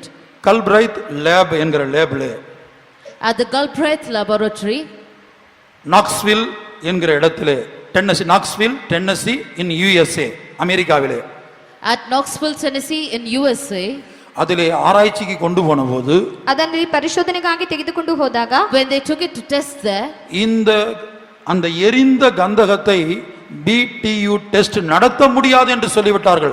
அந்த அளவுக்கு அது பவர்ஃபுல்லாக இருந்தது. ಆ ಉರಿದಂತ ಗಂಧಕವನ್ನು ಅವರು ಪರಿಶೋಧನೆಗಾಗಿ BTU ಟೆಸ್ಟ್ ಮಾಡುವಂತ ಸಮಯದಲ್ಲಿ ಅದು ಪರಿಶೋಧಿಸಲು ಸಾಧ್ಯವಿಲ್ಲ ಎಂಬುದಾಗಿ ಹೇಳಿದರೆ, ಯಾಕೆಂದರೆ ಅದು ಅಷ್ಟು ಶಕ್ತಿಯುತವಾಗಿ ಕಾಣಲ್ಪಟ್ಟಿತ್ತು. The people in that laboratory said that they cannot conduct the BTU test upon that sulfur because it was powerful to such an extent. 5000 degree முதல் 6000 டிகிரி ஃபாரன்ஹீட் வரை அதிலே சக்தி, அந்த உஷ்ணம் வெளிப்படுகிறது. அது பற்றி எரியக்கூடியதாக இருக்கிறது. 1000 1000ದಿಂದ 6000ವರೆಗೆ ಅದರಲ್ಲಿ ಅಷ್ಟು ಉಷ್ಣವು ಅದು ಉರಿಯುವಂತದಾಗಿ ಕಾಣಲ್ಪಟ್ಟಿತು. That sulfur was something that could burn at 5000 to 6000 degrees Fahrenheit. கர்த்தருடைய பரிசுத்த நாமத்துக்கு உண்டாகட்டும். ಕರ್ತನ ಪರಿಶುದ್ಧ ನಾಮಕ್ಕೆ ಮಹಿಮೆ ಉಂಟಾಗಲಿ. Glory be to the holy name of God. அப்ப இப்படி ஒரு நியாய தீர்ப்பு, தேவனுடைய நியாய தீர்ப்பு உண்மைதானா?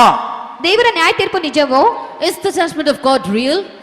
ஏன் தேவன் அந்த பட்டணங்களையும் அதிலே ஜீவிக்கிற ஜனங்களையும் நியாயம் தீர்த்தார்? ಯಾಕೆ ಕರ್ತನ ಪಟ್ಟಣವನ್ನು ಅದರಲ್ಲಿ ಜೀವಿಸುವಂತ ಜನರಿಗೆ ನ್ಯಾಯ ತೀರ್ಪನ್ನು ಕೊಟ್ಟನು? Why did God judge that city and the people living in it? இந்த பட்டணத்திலே தான் லோத்து ஜீவித்துக் கொண்டிருந்தான் குடும்பமாக.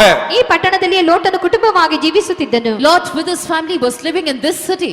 இந்த பட்டணத்தின் மேல் தம்முடைய தண்டனையை, நியாய தீர்ப்பை அனுப்புவதற்கு முன்பாக தேவன் பக்தனாகிய ஆபிரகாமிடத்திலே அதை சொன்னார். ಈ ಒಂದು ಪಟ್ಟಣದ ಮೇಲೆ ದೇವರ ನ್ಯಾಯವನ್ನು ದಂಡನೆಯನ್ನು ಕಳಿಸುವುದಕ್ಕೆ ಮುಂಚಿತವಾಗಿ ಕಾರ್ಯನ ಕುರಿತಾಗಿ ಕರ್ತನ ಅಬ್ರಹಾಮನ ಬಳಿ ಹೇಳಿದನು.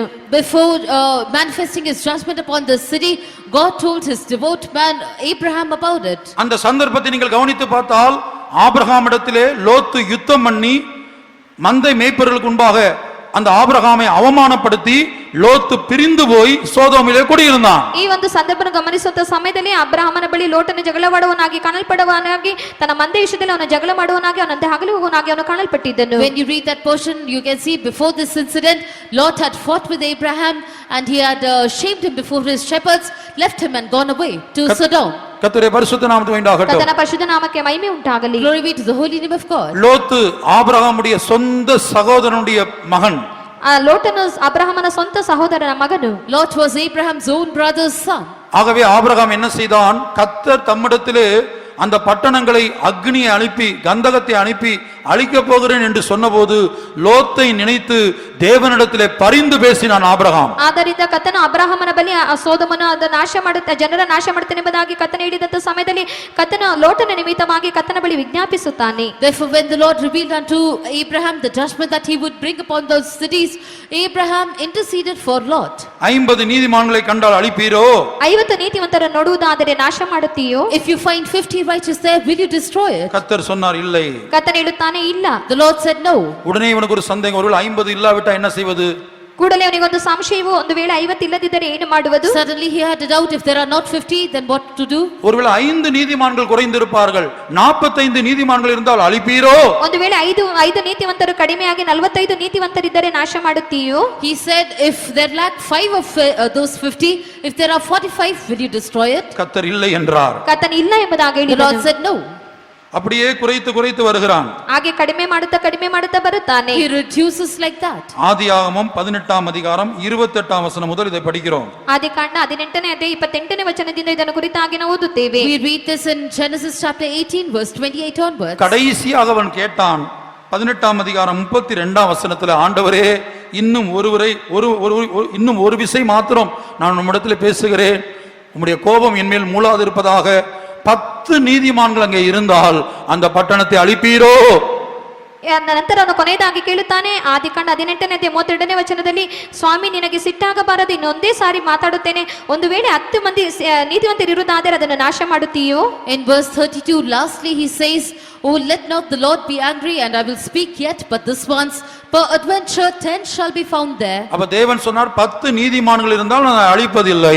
ಆಗ ದೇವರು ಹೇಳುತ್ತಾನೆ, 10 ಮಂದಿ ನೀತಿವಂತರು ಇರುವುದಾದರೆ ಅದನ್ನು ನಾನು ನಾಶ ಮಾಡುವುದಿಲ್ಲ. The Lord said, I will not destroy it for 10 righteous men's sake. ஆனால் கர்த்தர் அந்த பட்டணத்தை அழித்தார். அதை இதை வெளிப்படுத்துகிறது. 10 நீதிமான்கள் கூட அவ்வளவு பெரிய பட்டணத்தில் இல்லை. ಆದರೆ ಕರ್ತನು ಆ ಒಂದು ಪಟ್ಟಣವನ್ನು ನಾಶ ಮಾಡುತ್ತಾನೆ. ಕಾರಣವೇನೆಂದರೆ 10 ನೀತಿವಂತರು ಸಹ ಆ ಪಟ್ಟಣದಲ್ಲಿ ಕಾಣಲ್ಪಡಲಿಲ್ಲ. But in the end God did destroy that city. What does that reveal? It reveals that there were not even 10 righteous men in that big city. இந்த ஆபிரகாமுடைய ஜெபத்தின் நிமித்தமாக, பரிந்து பேசுதல் நிமித்தமாக கர்த்தர் என்ன செய்தார்? அந்த லோத்தின் குடும்பத்தை மாத்திரம் அந்த பட்டணத்திலிருந்து வெளியே கொண்டு வந்தார். ಈ ಅಬ್ರಹಾಮನ ಪ್ರಾರ್ಥನೆ ನಿಮಿತ್ತವಾಗಿ, ಅವನ ವಿಜ್ಞಾಪನೆ ನಿಮಿತ್ತವಾಗಿ ಲೋಟನ ಕುಟುಂಬವನ್ನು ಮಾತ್ರ ಕರ್ತನ ಪಟ್ಟಣದಿಂದ ಹೊರಗೆ ತರುತ್ತಾನೆ. As a result of Abraham's prayer and intercession, God brought only the family of Lot out of that city. அப்போது தேவன் என்ன செய்தார்?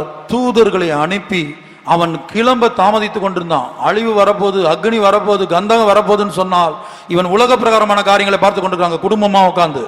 ಅವನಿಗೆ ಬೆಂಕಿ ಗಂಧಕಗಳು ಬರುತ್ತದೆ ಎಂಬುದಾಗಿ ಹೇಳಿದರೂ ಸಹ ಅವನು ಲೋಕದ ಕಾರ್ಯಗಳನ್ನು ಯೋಚಿಸಿ ಹಾಗೆ ಕುಳಿತುಕೊಂಡವನಾಗಿ ಕಾಣಲ್ಪಟ್ಟಿದ್ದನು. God sent 2 angels and told him that the destruction was coming, that fire and brimstone was coming, but he as a family was looking at worldly things.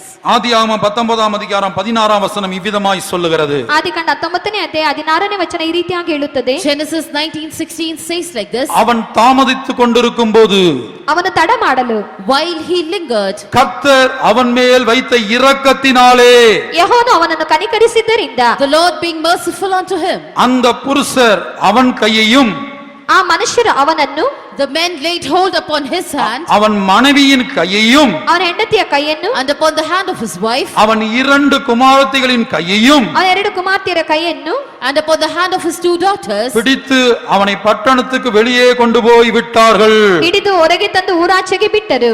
and they brought him forth and set him without the city. அருமையான தேவனுடைய பிள்ளையே, ಪ್ರಿಯವಾದ ದೇವರ ಮಗುವೆ, Beloved child of God, இந்த லோத்தை போல உன்னுடைய பிள்ளைகளோ, உன் உறவினர்களோ, உன் நண்பர்களோ இப்படி சோதோமை போன்ற இந்த உலகத்தில் சிக்கிக் கொண்டிருக்கிறார்களா? ಈ ಲೋಟನಂತೆ ನಿನ್ನ ಸ್ನೇಹಿತರೋ, ನಿನ್ನ ಸಂಬಂಧಿಕರೋ, ನಿನಗೆ ಪರಿಚಯ ಆದರೋ ಈ ಲೋಕದಲ್ಲಿ ಅವರು ಸಿಕ್ಕಿಕೊಂಡವರಾಗಿ ಕಾಣಲ್ಪಡುತ್ತಿದ್ದಾರಾ? are your friends or your relatives or acquaintances entangled in this world like this lot? கர்த்தர் உனக்கு கொடுத்த அருமையான பிள்ளைகள் இந்த உலகத்திலே எப்படி வாழ்ந்து கொண்டிருக்கிறார்கள் என்பதை ஒவ்வொரு பெற்றோரும் அறிந்திருக்கிறீர்களா?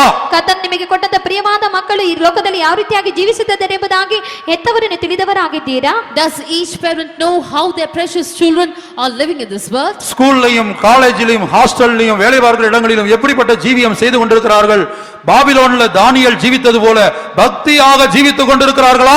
ಅವರ ಸ್ಕೂಲಲ್ಲೂ ಕಾಲೇಜಲ್ಲೂ ವಿದ್ಯಾಭ್ಯಾಸ ಮಾಡುವ ಸ್ಥಳದಲ್ಲಿಯೂ ಕೆಲಸ ಸ್ಥಳದಲ್ಲಿಯೂ ಅವರು ಯಾವ ರೀತಿಯಾಗಿ ಜೀವಿಸುವವರಾಗಿ ಕಾಣಲ್ಪಡುತ್ತಿದ್ದಾರೆ? ದಾನಿಯೇಲನಂತೆ ಅವನು ಬಾಬಿಲೋನಿನಲ್ಲಿ ಭಕ್ತಿಯುತ ಜೀವಿತವನ್ನು ಮಾಡುವವರಾಗಿ ಕಾಣಲ್ಪಡುತ್ತಿದ್ದಾರಾ? How do they live in their colleges, in their workplaces, or in their hostels? Do they live a godly life like Daniel? பிள்ளைகளுடைய ஜெப ஜீவியம் எப்படி இருக்கிறது? பிள்ளைகளுடைய வேத வாசிப்பு எப்படி இருக்கிறது? பிள்ளைகளுடைய அபிஷேகம் எப்படி இருக்கிறது?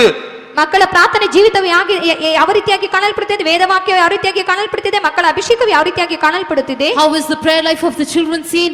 How is the Bible reading of the children seen? How is their godliness seen?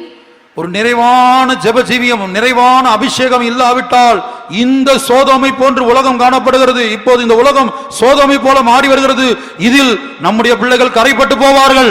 ಒಂದು ಪೂರ್ಣವಾದ ಪರಿಪೂರ್ಣತೆಯು ಪ್ರಾರ್ಥನೆ ಜೀವಿತ ಒಂದು ಅಭಿಷೇಕ ಕಾಣಲ್ಪಡದೆ ಹೋಗುವುದಾದರೆ ಈ ಲೋಕವಾದದ್ದು ಸೋದೋಮಿನಂತೆ ಕಾಣಲ್ಪಡುತ್ತಿದೆ. ಆ ರೀತಿಯಾಗಿ ನಮ್ಮ ಮಕ್ಕಳು ಅದರಲ್ಲಿ ಸಿಕ್ಕಿಕೊಂಡವರಾಗಿ ಕಾಣಲ್ಪಡುತ್ತಾರೆ. If they don't have an abundant prayer life or an abundant anointing, this world presently is seen like Sodom and Gomorrah, and they shall be caught up in it. சோதோமை போன்று காணப்படுகிற இந்த உலகத்திலே, இந்த இந்தியாவிலே தான் நம்முடைய பிள்ளைகள் ஸ்கூலுக்கும் காலேஜுக்கும் வேலைக்கும் போய் கொண்டிருக்கிறார்கள். ಈ ಸೋದೋಮಿನಂತೆ ಕಾಣಲ್ಪಡುತ್ತಾ ಈ ಲೋಕದಲ್ಲಿ ಇಂಡಿಯಾದಲ್ಲಿ ನಮ್ಮ ಮಕ್ಕಳು ಸ್ಕೂಲಿಗೂ ಕಾಲೇಜಿಗೂ ಹೋಗುತ್ತಿದ್ದಾರೆ. In this India which is seen as Sodom, our children are going to schools and colleges and workplaces. Abraham தன்னுடைய மகனுக்காக அல்ல, தன் சகோதரனுடைய மகனுக்காக தேவ சமூகத்திலே பரிந்து பேசியிருப்பானால், ಅಬ್ರಹಾಮನು ತನ್ನ ಮಗನಿಗಾಗಿ ಅಲ್ಲ ತನ್ನ ಸಹೋದರನ ಮಗನಿಗಾಗಿ ದೇವರ ಸಮ್ಮುಖದಲ್ಲಿ ಅವನು ವಿಜ್ಞಾಪಿಸಿರುವುದಾದರೆ, if Abraham interceded not for his son but for the son of his brother in the presence of God, உன்னுடைய சொந்த மகனுக்காக, உன்னுடைய சொந்த மகளுக்காக, தேவன் உனக்கு கொடுத்த அருமையான பிள்ளைகளுக்காக நீங்கள் எத்தனை பேர் தேவ சமூகத்திலே ஜெபித்துக் கொண்டிருக்கிறீர்கள்?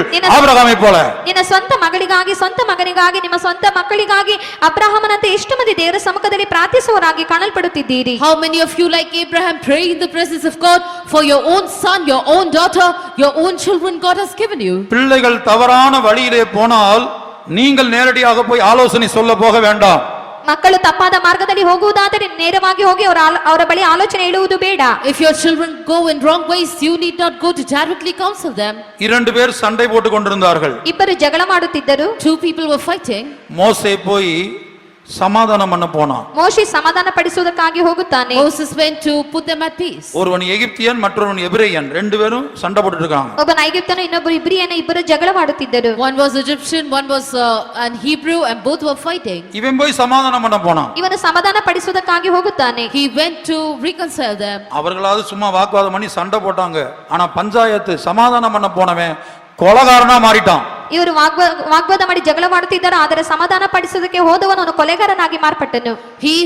They were simply quarreling, but he who went them to put them at peace, he became a murderer. ஆனா அதே வேளை ஆபிரகாம் லோத்தினிடத்தில் போய் நேரடியாக சொல்ல போகவில்லை, சோதோமை விட்டு வெளியே வானா அவன் வந்திருக்கவே மாட்டான்.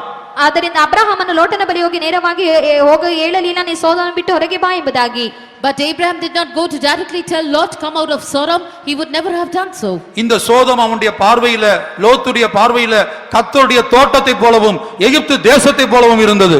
ಇವತ್ತು ಸೋದಮಾದುದು ಲೋಟನ ಕಣ್ಣಿನಲ್ಲಿ ಐಗುಪ್ತದಂತೆಯೂ ಕರ್ತನ ತೋಟದಂತೆ ಅದು ಕಾಣಲ್ಪಟ್ಟಿತು. The city of Sodom in the eyes of Lot was like the land of Egypt, like the garden of the Lord. ஆகவே ஆபிரகாம்ட்ட கர்த்தர் சொன்னார், இந்த பட்டணத்தை நான் அழிக்க போறேன். ಆದ್ದರಿಂದ ಕರ್ತನ ಅಬ್ರಹಾಮನ ಬಳಿ ಹೇಳುತ್ತಾನೆ, ಈ ಪಟ್ಟಣವನ್ನು ನಾನು ನಾಶ ಮಾಡುತ್ತೇನೆ ಎಂಬುದಾಗಿ. God said unto Abraham, I'm going to destroy this city. இது ஆபிரகாம் போய் லோத்திட்ட சொல்லியிருந்தா லோத்து நிச்சயமா கேட்டிருக்க மாட்டான். ಇದು ಅಬ್ರಹಾಮನ ಲೋಟನ ಬಳಿ ಹೇಳಿರುವುದಾದರೆ ನಿಶ್ಚಯವಾಗಿ ಅವನು ಕೇಳುತ್ತಿರಲಿಲ್ಲ. If Abraham had gone and told this to Lot, he would definitely not have hearkened to it. ஆகவே லோத்திடத்தில் பேச வேண்டிய காரியத்தை ஆபிரகாம் கர்த்தரிடத்தில் பேசுகிறான். ಆದ್ದರಿಂದ ಲೋಟನ ಬಳಿ ಮಾತಾಡಬೇಕಾದಂತ ಕಾರ್ಯವನ್ನು ಅಬ್ರಹಾಮನ ಕರ್ತನ ಬಳಿ ಮಾತನಾಡುತ್ತಾನೆ. Therefore that which he should have spoken unto Lot, Abraham speaks unto God. வழி தவறி போகிற ஆத்துமாக்களுக்காக, வழி தவறி போகிற விசுவாசிகளுக்காக, பின்மாற்றத்தில் போய் கொண்டிருக்கிற விசுவாசிகளுக்காக, உன் சொந்த பிள்ளைகளுக்காக கர்த்தரிடத்தில் பேசு. ಮಾರ್ಗ ತಪ್ಪಿಕೊಂಡ ಆತ್ಮಗಳಿಗಾಗಿ, ಹಿಂಜರಿದಂತ ಆತ್ಮಗಳಿಗಾಗಿ, ಮಕ್ಕಳ ವಿಶ್ವಾಸಿಗಳಿಗಾಗಿ ನೀನು ಕರ್ತನ ಬಳಿ ಮಾತಾಡುವವನಾಗಿರು. For the sakes of the souls going astray, for the believers going astray, for the believers going into backsliding, for your own children, speak unto the Lord. அப்போது கர்த்தர் அவர்கள் மேல் இரக்கம் வைத்து தூதர்களை அனுப்புவார். அந்த தூதர்கள் உன் பிள்ளைகளை, உன் நண்பனை, உன் சகோதரனை, உன் குடும்பத்தை சார்ந்தவனை கரத்தை பிடித்து இழுத்து வெளியே கொண்டு வருவார்கள். ಕರ್ತನ ಆಗ ಅವರನ್ನು ಕನಿಕರಿಸಿ ದೂತರನ್ನು ಕಳುಹಿಸಿ ನಿನ್ನ ಸ್ನೇಹಿತರನ್ನು, ನಿನ್ನ ಬಂಧುಗಳನ್ನು, ನಿನ್ನ ಮಕ್ಕಳನ್ನು ಆ ಪಟ್ಟಣದಿಂದ ಹೊರಗೆ ಕೈ ಹಿಡಿದು ಹೊರಗೆ ಕರೆದುಕೊಂಡು ಬರುವವರಾಗಿರುತ್ತಾರೆ. Then the Lord shall send his angels, and they shall lay hold upon the hands of your friends, of your relatives, of your children, and bring them out. ஒவ்வொரு குடும்பமும் ஜெபிக்கிற குடும்பமாய், ஆபிரகாமை போல திறப்பின் வாயிலில் நிற்கிற குடும்பமாய் மாறுவதாக. ಒಂದೊಂದು ಕುಟುಂಬ ಪ್ರಾರ್ಥಿಸುವಂತ ಕುಟುಂಬವಾಗಿ, ಅಬ್ರಹಾಮನಂತೆ ಮಧ್ಯಸ್ಥಿಕೆ ವಹಿಸುವಂತ ಕುಟುಂಬವಾಗಿ ಮಾರ್ಪಡಲಿ. May every family become like Abraham, praying unto the Lord, interceding, standing in the gap. ஒவ்வொரு சபையும் இரவும் பகலும் ஜெபிக்கிற சபையாய் மாறுவதாக. ಒಂದೊಂದು ಸಭೆಯು ರಾತ್ರಿ ಹಗಲು ಪ್ರಾರ್ಥಿಸುವಂತ ಸಭೆಯಾಗಿ ಮಾರ್ಪಡಲಿ. May each church become a church which prays day and night. நான் ஆவியானுடைய உதவியோடு ஆவியானோர் சொன்னதை தைரியமாய் சொல்லுகிறேன். இங்கே பலருக்குள்ளே அந்த ஆவிக்கு அடிமைப்பட்டு அந்த அடிமைத்தனத்திலே பல வருடங்களாக சிக்கியிருக்கிறார்கள். ಇಲ್ಲಿ ನನ್ನ ಆತ್ಮನ ಸಹಾಯದೊಂದಿಗೆ ನಾನು ಹೇಳುತ್ತಿದ್ದೇನೆ, ಅನೇಕರು ಆತ್ಮಕ್ಕೆ ಒಳಗದವರಾಗಿ ಅನೇಕ ವರ್ಷಗಳಿಂದ ಆತ್ಮದಲ್ಲಿ ಜೀವಿಸುವವರಾಗಿ ಕಾಣಲ್ಪಡುತ್ತಿದ್ದಾರೆ. With the help of the Holy Spirit, I boldly declare what the Spirit of the Lord is telling. Many in this place are enslaved to the Spirit for many years. ஆகவே நாம் ஒவ்வொருவரும் இன்று முதல் ஜெபிக்க ஆரம்பிப்போம். சபைக்குள், தேவ ஜனங்களுக்குள் காணப்படுகிற இந்த சோதோமின் ஆவி, இந்த விழுந்து போன தூதனுடைய ஆவி, ஆதி மேன்மையை இழக்க பண்ணுகிற ஆவி ಬೇರೋಡು ಅಳಿಕப்படுவதாக. ಆದ್ದರಿಂದ ನಾವು ಇಂದಿನಿಂದ ಪ್ರಾರ್ಥಿಸುವುದಕ್ಕೆ ನಾವು ಪ್ರಾರಂಭಿಸೋಣ. ಈ ಸೋದೋಮಿನ ಆತ್ಮವಾದದ್ದು, ಬಿದ್ದು ಹೋದಂತ ದೂತನ ಆತ್ಮವಾದದ್ದು ಈ ಒಂದು ಒಬ್ಬೊಬ್ಬರಿಂದ ಅದು ಇಲ್ಲದಂತೆ ಹೋಗಲೆಂಬುದಾಗಿ ನಾವು ಪ್ರಾರ್ಥಿಸುವವರಾಗಿರೋಣ. Therefore today onwards let us all start praying that the spirit of the fallen angel, the spirit of Sodom may be cut out from the root, from the people of God, from the church. இன்றைக்கு உலகத்தில் காணப்படுகிற நவ நாகரிகமான ஒவ்வொரு பட்டணங்களும், இந்த பெங்களூர் பட்டணமும் ஒருவேளை கர்த்தருடைய தோட்டத்தை போலவும் எகிப்து தேசத்தை போலவும் சோதம் லோத்துக்கு காணப்பட்டது போல உங்க பார்வைக்கு இப்போது காணப்படலாம். ಒಂದು ವೇಳೆ ಈ ದೇಶದಲ್ಲಿ ಈ ದೇಶವಾದುದು, ಈ ಬೆಂಗಳೂರು ಪಟ್ಟಣವಾದುದು ನಿಮ್ಮ ದೃಷ್ಟಿಯಲ್ಲಿ ಲೋಟನ ಕಣ್ಣಿಗೆ ಕಾಣಲ್ಪಟ್ಟಂತೆ ಒಂದು ಐಗುಪ್ತ ದೇಶದಂತೆ ಕರ್ತನ ತೋಟದಂತೆ ಕಾಣಲ್ಪಡಬಹುದು. Like like the land of city of Sodom appeared to be like the garden of the Lord, and like the land of Egypt in the eyes of Lot, the modern cities of this world, the metropolitan cities of this world may appear in your eyes. ஆதியாகமத்தில் நாம் படிக்கிறோம், லோத்தின் பார்வைக்கு அந்த சோதோம் கர்த்தருடைய தோட்டத்தை போலவும் எகிப்து தேசத்தை போலவும் இருந்ததாம். ನಾವು ಆದಿಕಾಂಡದಲ್ಲಿ ಓದುತ್ತೇವೆ, ಆ ಒಂದು ಸೋದೋಮಾದದ್ದು ಲೋಟನ ದೃಷ್ಟಿಯಲ್ಲಿ ಅದು ಐಗುಪ್ತದಂತೆ ಕರ್ತನ ತೋಟದಂತೆ ಕಾಣಲ್ಪಟ್ಟಿತೆಂಬುದಾಗಿ. In Genesis we read that that city of Lot, Sodom appeared unto Lot as the garden of the Lord, like the land of Egypt. உங்கள் கரத்தில் உள்ள படத்தை, உண்மை படத்தை பாருங்கள். கர்த்தருடைய தோட்டத்தை போலவும் எகிப்து தேசத்தை போலவும் செழிப்பாய் காணப்பட்ட அந்த சோதோம் இன்றைக்கு கந்தக பூமியாய் மாறி இருக்கிறது. போய் நெருப்பை வைத்தால் அந்த அங்கை பற்றி எரிகிறது. ಈ ಅವನು ನಿಮ್ಮ ಕೈ ಕೊಟ್ಟಿರುವಂತಹ ಚಿತ್ರಪಟದಲ್ಲಿ ನೀವು ನೋಡಿರಿ, ಅದು ಒಂದು ದೇವರ ತೋಟವಾಗಿ ಒಂದು ಐಗುಪ್ತವಾಗಿ ಕಾಣಲ್ಪಟ್ಟಂತ ಒಂದು ನಗರವಾದದ್ದು ಈಗ ಒಂದು ಬೆಂಕಿನ ಹತ್ತಿಸುವುದಾದರೆ ಅದೆಲ್ಲ ಉರಿದು ಹೋಗುವಂತ ಸ್ಥಿತಿಯಲ್ಲಿ ಅದು ಗಂಧಕದಿಂದ ತುಂಬಲ್ಪಟ್ಟದಾಗಿ ಕಾಣಲ್ಪಡುತ್ತಿದೆ. In your picture to chart, you can see that city which appeared like the garden of the Lord, like the land of Egypt, today is a land of sulfur. If you go and strike a match there, it catches fire. அன்றைக்கு 4 பட்டணங்கள் மாத்திரம்தான் தேவனுடைய நியாய தீர்ப்பை சந்தித்தது. ಆ ದಿನದಲ್ಲಿ 4 ಪಟ್ಟಣಗಳು ಮಾತ್ರವೇ ದೇವರ ನ್ಯಾಯ ತೀರ್ಪನ್ನು ಸಂಧಿಸಿದವು. At that time only 4 cities met the judgment of God. ஆனால் வெகு சீக்கிரத்திலே இந்த மொத்த உலகமும் தேவனுடைய நியாய தீர்ப்பை சந்திக்க போவதாக வேதம் சொல்லுகிறது. ಅತಿ ಬೇಗನೆ ಇಡೀ ಲೋಕವಾದುದು ದೇವರ ನ್ಯಾಯ ತೀರ್ಪನ್ನು ಸಂಧಿಸಲಿದೆ ಎಂಬುದಾಗಿ ಸತ್ಯವೇದ ಹೇಳುತ್ತದೆ. But the scripture says that very soon the whole world is going to face the judgment of God. 2 பேதுரு 3ஆம் அதிகாரம் 7ஆம் வசனத்திலே படிக்கிறோம், இந்த வானமும் பூமியும் அக்கினிக்கிரையாக மாற போகிறது. 2 ಪೇತ್ರ 3ನೇ ಅಧ್ಯಾಯ 7ನೇ ವಚನದಲ್ಲಿ ನಾವು ಓದುತ್ತೇವೆ, ಈ ಒಂದು ಆಕಾಶ ಭೂಮಿಯು ಬೆಂಕಿಗೆ ಒಳಗಾಗಿ ಕಾಣಲ್ಪಡುತ್ತದೆ ಎಂಬುದಾಗಿ. In 2 Peter chapter 3 verse 7 we read that this heaven and earth is going to become a prey to fire. இப்பொழுது இருக்கிற வானங்களும் பூமியும் அந்த வார்த்தையினாலேயே அக்கினிக்கு இரையாக வைக்கப்பட்டு தேவ பக்தி இல்லாதவர்கள் நியாயம் தீர்க்கப்பட்டு அழிந்து போகும் நாள் வரைக்கும் ಕಾಕಪಟ್ಟು இருக்கிறது. ಆದರೆ ಈಗಿರುವ ಭೂಮ್ಯಾಕಾಶಗಳು ಅದೇ ವಾಕ್ಯದ ಬಲದಿಂದ ಬೆಂಕಿ ಮೂಲಕ ನಾಶವಾಗುವುದಕ್ಕೆ ಇಡಲ್ಪಟ್ಟಿವೆ ಮತ್ತು ಭಕ್ತಿಹೀನರ ಶಿಕ್ಷಾವಿಧಿಯು ನಾಶವು ಉಂಟಾಗುವ ದಿನಕ್ಕಾಗಿ ಆ ಬೆಂಕಿ ಸಿದ್ಧವಾಗಿದೆ. But the heavens and the earth, which are now by the same word, are kept in store, reserved unto fire against the day of judgment and perdition of ungodly men. கர்த்தருடைய பரிசுத்த நாமத்துக்கு உண்டாகட்டும். ಕರ್ತನ ಪರಿಶುದ್ಧ ನಾಮಕ್ಕೆ ಮಹಿಮೆ ಉಂಟಾಗಲಿ. Glory be to the holy name of God. இந்த உலகம் அக்னிக்கிரையாக வைக்கப்பட்டிருக்கிறபடினால் தேவ ஜனங்களும் இந்த பெங்களூர் பட்டணத்தில் காணப்படுகிற ஜனங்களும் இந்த அழிவுக்கு தப்ப வேண்டும். தேவன் ஒவ்வொரு குடும்பத்தையும் ஒவ்வொரு நபருடைய கையையும் பிடித்து இந்த அழிவுக்கு தப்பும்படியாக இழுத்து கொண்டு வர வேண்டும் என்பதற்காகத்தான் பரிசுத்தவான்கள் இப்படிப்பட்ட கூட்டங்களை நடத்தி கொண்டிருக்கிறார்கள். ಈ ಲೋಕವು ಇನ್ನು ಬೆಂಕಿನ ನಾಶವಾಗುವುದಕ್ಕಾಗಿ ಕಾಣಲ್ಪಡುತ್ತಿದೆ. ಆದ್ದರಿಂದ ಬೆಂಕಿಯನ್ನು ತಪ್ಪಿಸುವುದಕ್ಕಾಗಿ ಒಬ್ಬೊಬ್ಬರ ಕುಟುಂಬದವರನ್ನು ಒಂದೊಂದು ಮನುಷ್ಯರನ್ನು ಕೈ ಹಿಡಿದು ಹೊರಗೆ ಕರೆತರಬೇಕೆಂಬುದ ಉದ್ದೇಶಕ್ಕಾಗಿ ಪರಿಶುದ್ಧರು ಇಂತಹ ಒಂದು ಕೂಟಗಳನ್ನು ನೇಮಿಸಿರುತ್ತಾರೆ. Since this world is kept as a fire, prey for fire, the Lord is conducting such Bible studies with the intention that all the men in this Bangalore city the Lord should catch hold of their hands and deliver them from that destruction. நியாயாதிபதிகள்ல படிக்கிறோம், பழைய ஏற்பாட்டு காலத்துல எந்த இடத்துல சபை கூடுதல் இங்க எல்லாரும் வரணும்னு சொன்னா எல்லாரும் அங்க வந்திருக்கணும். ನಾವು ನ್ಯಾಯಸ್ಥಾಪಕರಲ್ಲಿ ಓದುವಂತ ಹಳೆಯ ಮಡಿಕೆಯಲ್ಲಿ ನಾವು ಓದುವಾಗ ಸಭೆ ಕೊಡುವಂತ ಸಮಯದಲ್ಲಿ ಎಲ್ಲರೂ ಬರಬೇಕೆಂಬುದಾಗಿ ಹೇಳುವಾಗ ಎಲ್ಲರೂ ಬರಲೇಬೇಕು. In Judges you read that when the gathering of the assembly was declared, all of them should have come there.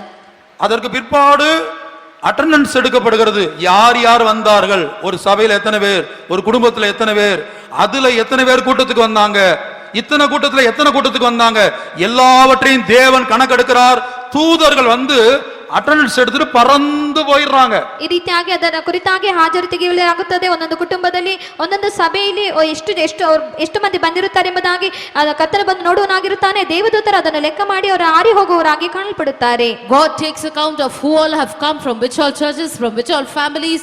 The angels come and take attendance and fly away. வாசியுங்கள், நியாயாதிபதிகள் 21ஆம் அதிகாரம் 5ஆம் வசனத்திலே, கர்த்தருடைய சந்நிதியில் மிஸ்பாவுக்கு வராதவன் நிச்சயமாய் கொலை செய்யப்பட கடவன். ನಾವು ನ್ಯಾಯಸ್ಥಾಪಕರು 21ನೇ ಅಧ್ಯಾಯ 5ನೇ ವಚನದಲ್ಲಿ ಓದುವಾಗ ಕರ್ತನ ಸನ್ನಿಧಿಗೆ ಮಿಚ್ಪೆಗೆ ಬರದೇ ಇರುವವನು ನಿಶ್ಚಯವಾಗಿ ಅವನು ಕೊಲೆ ಮಾಡಲ್ಪಡುತ್ತಾನೆ. As we read in Judges chapter 21 verse 5, he that came not up to the Lord to Mizpeh shall surely be put to death. கர்த்தருடைய சந்நிதி இந்த இடத்திலே கூடுகிறது, இந்த இடத்திலே எல்லாரும் ஜனங்கள் கூடி இருக்க வேண்டும் என்று சொன்னா எத்தனை கிலோமீட்டர் தூரமாக இருந்தாலும் அங்கே போய் கூடி இருக்க வேண்டும். ಕರ್ತನ ಸನ್ನಿಧಿಯಲ್ಲಿ ಎಲ್ಲರಿಗೂ ಕೂಡಿ ಬರಬೇಕೆಂಬುದಾಗಿ ಹೇಳುವಾಗ ಎಷ್ಟೇ ಕಿಲೋಮೀಟರ್ ದೂರದಲ್ಲಿದ್ದರೂ ಸಹ ಆ ಸನ್ನಿಧಿಯಲ್ಲಿ ಅವರು ಕೂಡಿ ಬರಲೇಬೇಕು. When it is declared that the assembly of the Lord shall be gathered at this particular place, no matter how many kilometers or far off it may be, you should surely go there. அப்படி யார் கூடவில்லையோ அங்க பார்க்கிறோம், கர்த்தருடைய சந்நிதியில் வராதே போனவர்கள் யார் என்று விசாரித்தார்கள் என்று 5ஆம் வசனத்தின் கடைசி பகுதியிலே படிக்கிறோம். ನಾವು 5ನೇ ವಚನ ಕೊನೆಯ ಭಾಗದಲ್ಲಿ ಕರ್ತನ ಸನ್ನಿಧಿಗೆ ಬಾರದವರು ಯಾರೆಂಬುದಾಗಿ ವಿಚಾರಿಸಲ್ಪಟ್ಟಿದೆ ಎಂಬುದಾಗಿ ನಾವು ನೋಡುತ್ತೇವೆ. In verse 5, the latter portion we read that they inquired who did not come to the presence of God to Mizpeh. நியாயாதிபதிகள் 21:8 என்ன படிக்கிறோம்? ನ್ಯಾಯಸ್ಥಾಪಕರು 21ನೇ ಅಧ್ಯಾಯ 8ನೇ ವಚನದಲ್ಲಿ ನಾವೇನು ಓದುತ್ತೇವೆ? What do we read in Judges 21:8? அப்படி யார் யாரெல்லாம் வந்தார்கள், யார் யார் வரவில்லை என்று கணக்கெடுத்த போது, லெக்கம் பார்த்த போது, யாபேசின் குடிகளில் ஒருவனும் அங்க வரவில்லை. ಆ ರೀತಿಯಾಗಿ ಯಾರ್ಯಾರು ಬಂದರು ಯಾರ್ಯಾರು ಬರಲಿಲ್ಲ ಎಂಬುದಾಗಿ ಲೆಕ್ಕವನ್ನು ಮಾಡುತ್ತ ಸಮಯದಲ್ಲಿ ಯಾಬೇಷ್ ಗಿಲಾದಿನಲ್ಲಿ ಒಬ್ಬನು ಸಹ ಬರಲಿಲ್ಲ. When they took account of all those who came and did not come, they found that there came none to the camp from Jabesh Gilead to the assembly. உடனே கர்த்தர் என்ன சொன்னா தெரியுமா? ಕೂಡಲೇ ಕರ್ತನು ಏನು ಹೇಳಿದನೆಂದು ಗೊತ್ತುಂಟಾ? Do you know what the Lord immediately said? சபையார்ல பலவான்கள் யார்? யாரெல்லாம் பலவான்களா இருக்காங்க அவங்கள கூப்பிடுங்க. ಸಭೆಯಲ್ಲಿ ಯಾರು ಬಲಿಷ್ಠರಾಗಿ ಕಾಣಲ್ಪಡುತ್ತಾರೋ ಅಂತವರನ್ನು ಕರೆಯಿರಿ. Call all the strong men of the assembly. 10ஆம் வசனத்துல படிக்கிறோம். 10ನೇ ವಚನದಲ್ಲಿ ನಾವು ಓದುತ್ತೇವೆ. In verse 10 we read. பலவான்கள் எத்தனை பேர் இருந்தாங்க? ಅವರಲ್ಲಿ ಪರಾಕ್ರಮಶಾಲಿಗಳು ಎಷ್ಟು ಮಂದಿ ಕಾಣಲ್ಪಟ್ಟರು? How many strong men were there? 12000 பேர். 12,000 ಮಂದಿ. 12,000 men. அவங்களுக்கு கொடுக்கப்பட்ட கட்டளை என்ன? ಅವರಿಗೆ ಕೊಡಲ್ಪಟ್ಟಂತ ಆಜ್ಞೆ ಏನು? What is the commandment given to them? யார் யார் கூட்டத்துக்கு வரலையோ, சொன்ன இடத்துக்கு வரலையோ, போய் குடும்பத்தோட வெட்டு. கை குழந்தை கூட விட்டு வைக்காத, ಕುಟುಂಬದೋಡ வெட்டு.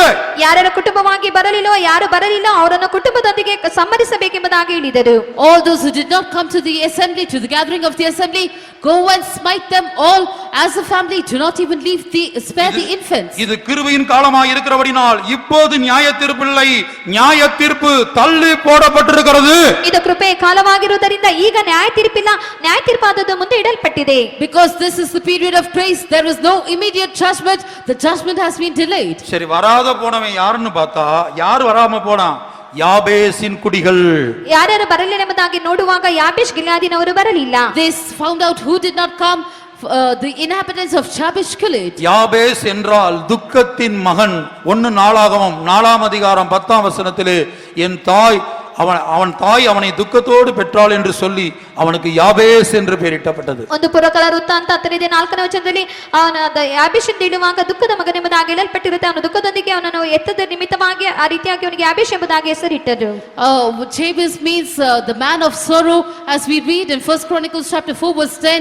His mother begat him in sorrow and said he is a child of sorrow and named him Jabez. Golgotha மலையிலே இயேசு என்கிற தாய் துக்கத்தோடு பெற்றெடுத்த பிள்ளை நீ. ಗೊಲ್ಗತಾ ಬೆಟ್ಟದಲ್ಲಿ ಕರ್ತನಾದ ಯೇಸು ದುಃಖದೊಂದಿಗೆ ಹೆತ್ತಂತ ಮಗು ನೀನಾಗಿ ಕಾಣಲ್ಪಡುತ್ತಿ. On the mount of Golgotha, the mother Jesus begat you as a child of sorrow. நீயே ஆவிக்குரிய யாபேஸ். ನೀನೇ ಆತ್ಮಿಕ ಯಾಬೇಷನು. You are the spiritual Jabez. உன்னை என்னை பெற்றெடுக்கும்படியாக சிலுவையிலே நம்முடைய இயேசு கிழிக்கப்பட்டார். ನಿನ್ನನ್ನು ನನ್ನನ್ನು ಹೆರುವುದಕ್ಕಾಗಿ ಕರ್ತನಾದ ಯೇಸು ಶಿಲುಬೆಯಲ್ಲಿ ಆತನು ಸೀಳಲ್ಪಟ್ಟನು. In order to beget you and me, our Lord Jesus Christ was torn on Calvary. அதைத்தான் புலம்பல் 1ஆம் அதிகாரத்திலே படித்தோம். வழியில் நடந்து போகிற சகல ஜனங்களே. ಆದ್ದರಿಂದ ಪ್ರಲಾಪ 1ನೇ ಅಧ್ಯಾಯದಲ್ಲಿ ನಾವು ಓದುತ್ತೇವೆ, ದಾರಿಯಲ್ಲಿ ನಡೆಯುತ್ತಾ ಹೋಗುವಂತ ಸಕಲ ಜನಾಂಗಗಳೇ. That is what we read in Lamentations chapter 1. All that pass by. அந்த கர்த்தருடைய கோபம் உக்கிரமாய் மூண்டதினால், ಕರ್ತನ ಯೆಹೋವನ ಅತಿ ರೋಷಗೊಂಡಿದ್ದರಿಂದ, because the fierce anger of the Lord was kindled. எனக்கு உண்டான துக்கத்துக்கு சரியான துக்கம் உண்டோ என்று என்னை நோக்கி பாருங்கள். ನನಗೆ ಉಂಟಾದ ದುಃಖಕ್ಕೆ ಸರಿಯಾದ ದುಃಖ ಉಂಟು ಎಂಬುದಾಗಿ ನನ್ನನ್ನು ದೃಷ್ಟಿಸಿ ನೋಡಿರಿ. Behold and see if there be any sorrow like unto my sorrow. இந்த பெங்களூர் பட்டணத்தில் லட்சக்கணக்கான ஜனங்கள் பாவத்திலே அழிந்து போய் கொண்டிருக்க, இதே பெங்களூர் பட்டணத்திலே உள்ள உன்னை துக்கத்தோடு கொல்கதா மலையிலே பெற்றெடுத்த இயேசு. ಈ ಒಂದು ಲೋಕ, ಈ ಒಂದು ಬ್ಯಾಂಗ್ಳೂರ್ ಪಟ್ಟಣದಲ್ಲಿ ಲಕ್ಷಗಟ್ಟಲೆ ಜನರು ನಾಶವಾಗುವಂತ ಸಮಯದಲ್ಲಿ ನಿನ್ನನ್ನು ಗೊಲ್ಗೊಥಾ ಬೆಟ್ಟದಲ್ಲಿ ಹೆತ್ತಂತ ಕರ್ತನಾದ ಯೇಸುವು. In this Bangalore city, when lakhs of people are perishing, Jesus has begotten you in sorrow on Mount Golgotha. அந்த இயேசுவுடைய அழைப்பை நீ அசட்டை பண்ணி பரிசுத்தவான்களுடைய அழைப்பை அசட்டை பண்ணுகிறாய். ಆ ಯೇಸುನ ಕರೆಯುವಿಕೆಯನ್ನು, ಪರಿಶುದ್ಧರ ಕರೆಯುವಿಕೆಯನ್ನು ನೀನು ಅಲಕ್ಷ್ಯ ಮಾಡುತ್ತಿದ್ದಿ. You are despising the call of that Jesus, the call of the saints. நீ இதற்குள் இருப்பதை பார்க்கலும் இல்லாமல் போவது உனக்கு நலமாயிருக்கும். ನೀನು ಇದರಲ್ಲಿ ಇರುವುದಕ್ಕಿಂತಲೂ ಇಲ್ಲದೆ ಹೋಗುವುದು ಒಳ್ಳೆಯದಾಗಿರುವುದು. It would be better for you to perish than to be in this. கர்த்தருடைய பரிசுத்த நாமத்துக்கு மகிமையுண்டாகட்டும். ಕರ್ತನ ಪರಿಶುದ್ಧ ನಾಮಕ್ಕೆ ಮಹಿಮೆ Glory be ಉಂಟಾಗಲಿ. to the holy name of God. இந்த கல்லின் மேல் விழுகிறவன் நொறுங்கி போவான். ಈ ಒಂದು ಕಲ್ಲಿನ ಮೇಲೆ ಬೀಳುವವನು ಪುಡಿ ಪುಡಿಯಾಗುವನು. He who falls upon this stone shall be dashed to pieces. இது எவன் மேல் விழுமோ அவனை நசுக்கி போடும். ಇದು ಯಾವನ ಮೇಲೆ ಬೀಳುವುದೋ ಅದು ಅವನು ಇಲ್ಲದಂತೆ ಮಾಡುವುದು. And upon whom it shall fall, it shall crush him. ஆகவே பரிசுத்தவான்களுடைய அரசாங்கத்திலே தலையிடாதே. ಆದ್ದರಿಂದ ಪರಿಶುದ್ಧರ ಸರ್ಕಾರದಲ್ಲಿ ತಲೆ ಹಾಕಬೇಡ. Therefore do not interfere in the government of the saints. கர்த்தருடைய பரிசுத்த நாமத்துக்கு மகிமையுண்டாகட்டும். ಕರ್ತನ ಪರಿಶುದ್ಧ ನಾಮಕ್ಕೆ ಮಹಿಮೆ Glory ಉಂಟಾಗಲಿ. be to the holy name of God. ஆகவே யாபேசின் குடிகள் வந்து சேரவில்லை. ಆದ್ದರಿಂದ ಯಾಬೇಷಿನ ನಿವಾಸಿಗಳು ಬಂದು ಸೇರಲಿಲ್ಲ. The inhabitants of Jabesh Gilead did not come there. இது கிருபையின் காலமாக இருக்கிறபடினால் பிரியமானவர்களே, உடனடியாக நியாய தீர்ப்பு இல்லை. ಇದು ಕೃಪೆಯ ಕಾಲವಾಗಿರುವುದರಿಂದ ಪ್ರಿಯವಾದರೆ ಕೂಡಲೇ ನಮಗೆ ನ್ಯಾಯ ತೀರ್ಪಿಲ್ಲ. Because this is the period of grace, beloved ones, we do not have immediate judgment. ஓய்வு நாள்ல தேவ சமூகத்துக்கு வர வேண்டிய நேரத்தில் ஒரு மனிதன் விறகுகளை பொறுக்கிக் கொண்டிருந்தான். ಸಬ್ಬತ್ ದಿನದಲ್ಲಿ ಒಬ್ಬನ ದೇವರ ಸಂಧಾನಕ್ಕೆ ಬರುವ ಬರುವಂತ ದಿನದಲ್ಲಿ ಅವನು ಕಟ್ಟಿಗೆಗಳನ್ನು ಕೂಡಿಸುವವನಾಗಿ ಕಾಣಲ್ಪಟ್ಟಿದ್ದನು. A man went to gather sticks on the day that he had to come to the presence of God on the Sabbath day. அவனை மோசேயினிடத்திலே கொண்டு வந்தார்கள். ಅವನನ್ನು ಮೋಶೆ ಬಳಿಗೆ ಕರತಂದರು. They brought him unto Moses. மோசே கர்த்தரிடத்தில் போய் கேட்டான், இவன் என்ன செய்யறது, தேவசமூகத்துக்கு வரல, என்ன செய்வது? ಮೋಶೆ ಕರ್ತನ ಬಳಿ ಹೋಗಿ ಕೇಳುತ್ತಾನೆ, ಇವನು ದೇವರ ಸನ್ನಿಧಾನಕ್ಕೆ ಬರಲಿಲ್ಲ, ಇವನನ್ನು ಏನು ಮಾಡುವುದು ಎಂಬುದಾಗಿ. Moses went unto the Lord and said, he did not come to the presence of God. What should we do with him? சபையாரெல்லாம் அவனை கல்லெறிந்து கொல்லுங்கள் என்று கர்த்தர் தீர்ப்பு கொடுத்தார். ಸಭೆಯವರೆಲ್ಲರೂ ಅವನನ್ನು ಕಲ್ಲೆಸೆದು ಕೊಲ್ಲಿರಿ ಎಂಬುದಾಗಿ ಕರ್ತನ ಆಜ್ಞಾಪಿಸಿದನು. The Lord gave a verdict saying, all the congregation shall stone him to death. தனிப்பட்ட மனிதன் மேல் வந்த நியாய தீர்ப்பு, ವ್ಯಕ್ತಿಗತವಾದ ಮನುಷ್ಯನ ಮೇಲೆ ಬಂದಂತ ನ್ಯಾಯ ತೀರ್ಪು, The judgment that came upon an individual person. நியாயாதிபதியின் புத்தகத்திலே யாபேசின் குடிகளின் மேல் வந்த அந்த மொத்த ஜனங்கள் மேல் வந்த தேவனுடைய நியாய தீர்ப்பு, ನ್ಯಾಯಸ್ಥಾಪಕರನ್ನು ಯಾಬೇಷ್ ಗಿಲ್ಯಾದಿನವರ ಮೇಲೆ ಮತ್ತು ಜನರಲ್ಲಿ ಬಂದಂತ ದೇವರ ನ್ಯಾಯ ತೀರ್ಪು, The judgment of God that came upon all the inhabitants of Jabesh Gilead and Judges. Sodom Gomorrah பட்டணங்கள் மேல் வந்த நியாய தீர்ப்பு, ಸೋದಮ್ ಗೋಮರ ಪಟ್ಟಣಗಳ ಮೇಲೆ ಬಂದಂತ ನ್ಯಾಯ ತೀರ್ಪು, The judgment of God that came upon the cities of Sodom and Gomorrah. இனிமேல் இந்த உலகத்தின் மேல் வரப்போகிற வானங்களின் மேல் பூமியின் மேல் வரப்போகிற தேவனுடைய நியாய தீர்ப்பு, ಇನ್ನು ಮುಂದೆ ಈ ಲೋಕಕ್ಕೆ ಆಕಾಶಕ್ಕೂ ಭೂಮಿಗೂ ಬರಲಿರುವಂತ ದೇವರ ನ್ಯಾಯ ತೀರ್ಪು, The judgment of God yet to come upon the heaven and the earth in this world. அந்த நியாய தீர்ப்பிலிருந்து நீயும் கர்த்தர் உனக்கு கொடுத்த அருமையான பிள்ளைகளும் தப்பித்துக் கொள்ள வேண்டும் என்பதற்காக சுவிசேஷத்தின் மூலமாக தேவனுடைய குடும்பமாக இழுக்கிறார். ಆ ನ್ಯಾಯ ತೀರ್ಪಿನಿಂದ ನೀನು ನಿನಗೆ ಪ್ರಿಯವಾದ ಮಕ್ಕಳು ತಪ್ಪಿಸಿಕೊಳ್ಳಬೇಕೆಂಬುದಾಗಿ ಸುವಾರ್ತೆ ಮೂಲಕವಾಗಿ ಕರ್ತನಿನನ್ನು ಎಳೆಯುವವನಾಗಿದ್ದಾನೆ. The Lord draws you and your family by his gospel that you and your children may escape that coming judgment. நீ மனவாட்டியா இருந்தால் என்ன சொல்லுவாய்? ನೀನು ಮೊದಲಿಗಿತ್ತಿಯಾಗಿರುವುದಾದರೆ ಏನು ಹೇಳುತ್ತಿ? If you be the bride, what shall you say? எத்தனை கிலோமீட்டருக்கு அந்த பக்கம் உன்னை இழுத்தாலும் நீ என்ன சொல்லுவாய்? என்னை இழுத்துக் கொள்ளும், என்னை இழுத்துக் கொள்ளும், அப்போது உமக்கு பின்னே ஓடி வருவோம். ನೀನು ಎಷ್ಟೋ ಕಿಲೋಮೀಟರ್ ದೂರದಲ್ಲಿ ಇದ್ದರೂ ಸಹ ನೀನು ಹೇಳುತ್ತಿ, ನನ್ನನ್ನು ಎಳೆದುಕೋ, ಆಗ ನಾನು ನಿನ್ನ ಹಿಂದೆ ಬರುವೇನೆ ಎಂಬುದಾಗಿ ಹೇಳುವಿ. No matter how many kilometers far he may draw you, if you are the bride, what will you say? You will say, draw me and we will run after thee. உன்னுடைய ஆதி பக்தி எங்கே? இளவயதின் பக்தி எங்கே? ನಿನ್ನ ಆದಿ ಭಕ್ತಿಯಲ್ಲಿ ನಿನ್ನ ಯವನದ ಭಕ್ತಿ ಎಲ್ಲಿ? Where is the godliness of your youth? ஓசியாவில் அந்த வசனத்தை மறுபடியும் வாசியுங்கள். உன்னதமானவரிடத்துக்கு வரவழைத்தாலும் ஒருவனும் எழும்புகிறதில்லை. ನಾವು ಓಶಯದಲ್ಲಿ ಪುನಃ ವಾಕ್ಯ ಓದೋಣ. ಪರಾತ್ಪರ ಬರೆಗೆ ಎಳೆದರೂ ಸಹ ಅವರು ಬರುವುದಿಲ್ಲ. Let us read that verse again in Hosea. Though they are called to the Most High, none comes. ஓசியா 11:7. என் ஜனங்கள் என்னை விட்டு விலகுகிற மாறுபாட்டை பற்றி கொண்டு இருக்கிறார்கள். அவர்களை ಉನ್ನತಮಾನವಿಡத்திற்கு வரவழைத்தாலும் ஒருவனும் எழும்புகிறதில்லை. ನನ್ನ ಕಡೆಯಿಂದ ತಿರುಗಿಕೊಳ್ಳುವುದು ನನ್ನ ಜನರ ಗುಣವೇ. ಅವರನ್ನು ಮೇಲಕ್ಕೆ ಕರೆಯುವವರು ಇದ್ದರೂ ಮೇಲಕ್ಕೆತ್ತುವವರು ಯಾರೂ ಇಲ್ಲ. And my people are bent to backsliding from me. Though they call them to the Most High, none at all would exalt him. அப்ப இப்படிப்பட்ட கூட்டங்களை வருடத்துக்கு என்றைக்காவது ஒரு முறை, அது 8 வருடங்களுக்கு ஒரு முறை வைத்து வந்து பங்கெடு என்று சொன்னால், உன்னதமானவரிடத்திலே வரவழைத்தாலும் ஒருவனும் எழும்புகிறதில்லை. அப்ப கர்த்தர் அப்படிப்பட்டவனை பார்த்து சொல்றாரு, நான் உன்னை எப்படி கைவிடுவேன்? ನಾವು ಎಷ್ಟು ವರ್ಷಗಳ ನಂತರ ಅಂದರೆ 8 ವರ್ಷಗಳ ನಂತರ ಇತ್ಯಾದ ಕೂಟಗಳನ್ನು ಇಟ್ಟು ಪರಾತ್ಪರನ ಬಳಿಗೆ ಬಾ ಎಂಬುದಾಗಿ ಹೇಳುವುದಾದರೆ ಅವರ ಮೇಲಕ್ಕೆ ಬರುವುದಿಲ್ಲ. ಅಂತವರು ನೋಡಿ ಕರ್ತನು ಹೇಳುತ್ತಾನೆ, ಇಂಥವರನ್ನು ಯಾವ ರೀತಿಯಾಗಿ ನನ್ನ ಕೈ ಬಿಡಲಿ ಎಂಬುದಾಗಿ. When such meetings are held after 8 years and people are called to the Most High, not one comes. Looking at such people also, the Lord says, how will I forsake thee? என் மகனே, என் மகளே, என் சொந்த இரத்தத்தினால் சம்பாதிக்கப்பட்ட, என் சுய இரத்தத்தினால் சம்பாதிக்கப்பட்ட என்னுடைய சபையே, நான் உன்னை எப்படி ஒப்பு கொடுப்பேன்? ನನ್ನ ಮಗಳೇ, ನನ್ನ ಮಗನೇ, ನನ್ನ ಸ್ವಂತ ರಕ್ತದಿಂದ ಸಂಪಾದಿಸಿಕೊಂಡ ಸಭೆಯೇ, ಯಾವ ರೀತಿಯಾಗಿ ನಾನು ನಿನ್ನನ್ನು ಒಪ್ಪಿಸಿಕೊಡಲಿ? My son, my daughter, my church, which I have bought with my own blood, how will I give thee up? எப்ராயிமே, நான் உன்னை எப்படி கைவிடுவேன்? ಎಫ್ರಾಯಿಮೇ, ನಾನು ಯಾವ ರೀತಿಯಾಗಿ ನಿನ್ನನ್ನು ಕೈ ಬಿಡಲಿ? O Ephraim, how will I forsake thee? ஆனால் இன்றைக்கு உன்னுடைய ஜீவியம், என்னுடைய ஜீவியம் தேவன் கைவிடுவதற்கு ஏதுவாக இருக்கிறது. ಆದರೆ ಇಂದು ನಿನ್ನ ಜೀವಿತ, ನನ್ನ ಜೀವಿತವು ಕರ್ತನ ಕೈ ಬಿಡುವುದಕ್ಕೆ ಒಳಗಾಗಿ ಕಾಣಲ್ಪಡುತ್ತಿದೆ. But today your life and my life is in such a state that the Lord may forsake us. தேவனுடைய நியாய தீர்ப்புக்கு தப்பும்படியாக தேவன் உன்னை அழைக்கிறார். குடும்பத்தோடு ದೇವರ ನ್ಯಾಯ ತೀರ್ಪಿನಿಂದ ತಪ್ಪಿಸಿಕೊಳ್ಳುವುದಕ್ಕಾಗಿ ಕರ್ತನು ನಿನ್ನನ್ನು ಕರೆಯುತ್ತಿದ್ದಾನೆ ಕುಟುಂಬದೊಂದಿಗೆ. The Lord calls you along with your family in order to escape the judgment of God. விழுந்து போன ஆவிக்கு இடம் கொடுத்து உன் ஆதி மேன்மையை இழந்து உனக்கு தேவன் வைத்திருக்கிற வாசஸ்தலத்தை, எருசலேமை, சீயோனை ಇಲಕ್ಕಾದೆ. ನೀನು ಬಿದ್ದೋದು ಆತ್ಮಕ್ಕೆ ಸ್ಥಳ ಕೊಟ್ಟು ದೇವರು ನಿನಗಿಟ್ಟಂತ ಸ್ಥಳವನ್ನು ಅಂದರೆ ಹೊಸ ಯೆರೂಸಲೇಮನ್ನು ಚೀಯೋನನ್ನು ನೀನು ಕಳೆದುಕೊಳ್ಳಬೇಡ. Do not give room to that fallen spirit. Do not lose your first estate. Do not lose your habitation, Jerusalem and Zion that Lord has kept for you. தேவனுடைய அன்பு உன்னை அழைக்கிறது. ದೇವರ ಪ್ರೀತಿ ನಿನ್ನನ್ನು ಕರೆಯುತ್ತಿದೆ. The love of God is calling you. இனி அடுத்தபடியாக சோதோமுக்குள்ளே புகுந்த மற்றொரு விழுந்து போன ஆவியை குறித்து பார்ப்போம். ನಂತರ ಸೋದೋಮನೆ ಕಾಣಲ್ಪಟ್ಟಂತ ಇನ್ನೊಂದು ಬಿದ್ದುವುದಂತ ಆತ್ಮನ ಕುರಿತಾಗಿ ನೋಡೋಣ. Now let us look at another fallen spirit that entered into Sodom. ஏசாயா 14ஆம் அதிகாரத்திலே லூசிபருடைய ஆவி பெருமை கர்வம் என்று படிக்கிறோம். ಏಷಯ 14ನೇ ಅಧ್ಯಾಯದಲ್ಲಿ ಲೂಸಿಫರನ ಆತ್ಮವುದು ಹೆಮ್ಮೆ ಗರ್ವ ಎಂಬುದಾಗಿ ನಾವು ನೋಡುತ್ತೇವೆ. In Isaiah chapter 14 we read that the spirit of Lucifer is the spirit of pride and haughtiness. நான் என்கிற அனுபவம், ನಾನು ಎಂಬಂತ ಅನುಭವ, the experience of I. அந்த லூசிபருக்குள்ளும் பெருமை காணப்பட்டது. ಆ ಲೂಸಿಫರನಲ್ಲಿ ಹೆಮ್ಮೆ ಕಾಣಲ್ಪಟ್ಟಿತು. Pride was seen in that Lucifer. எசேக்கியேல் 28ஆம் அதிகாரத்திலே கேருபீன்களை குறித்து படிக்கிறோம். நாளைய தினத்திலே காலையில் அதை சற்று விரிவாக படிக்கலாம்.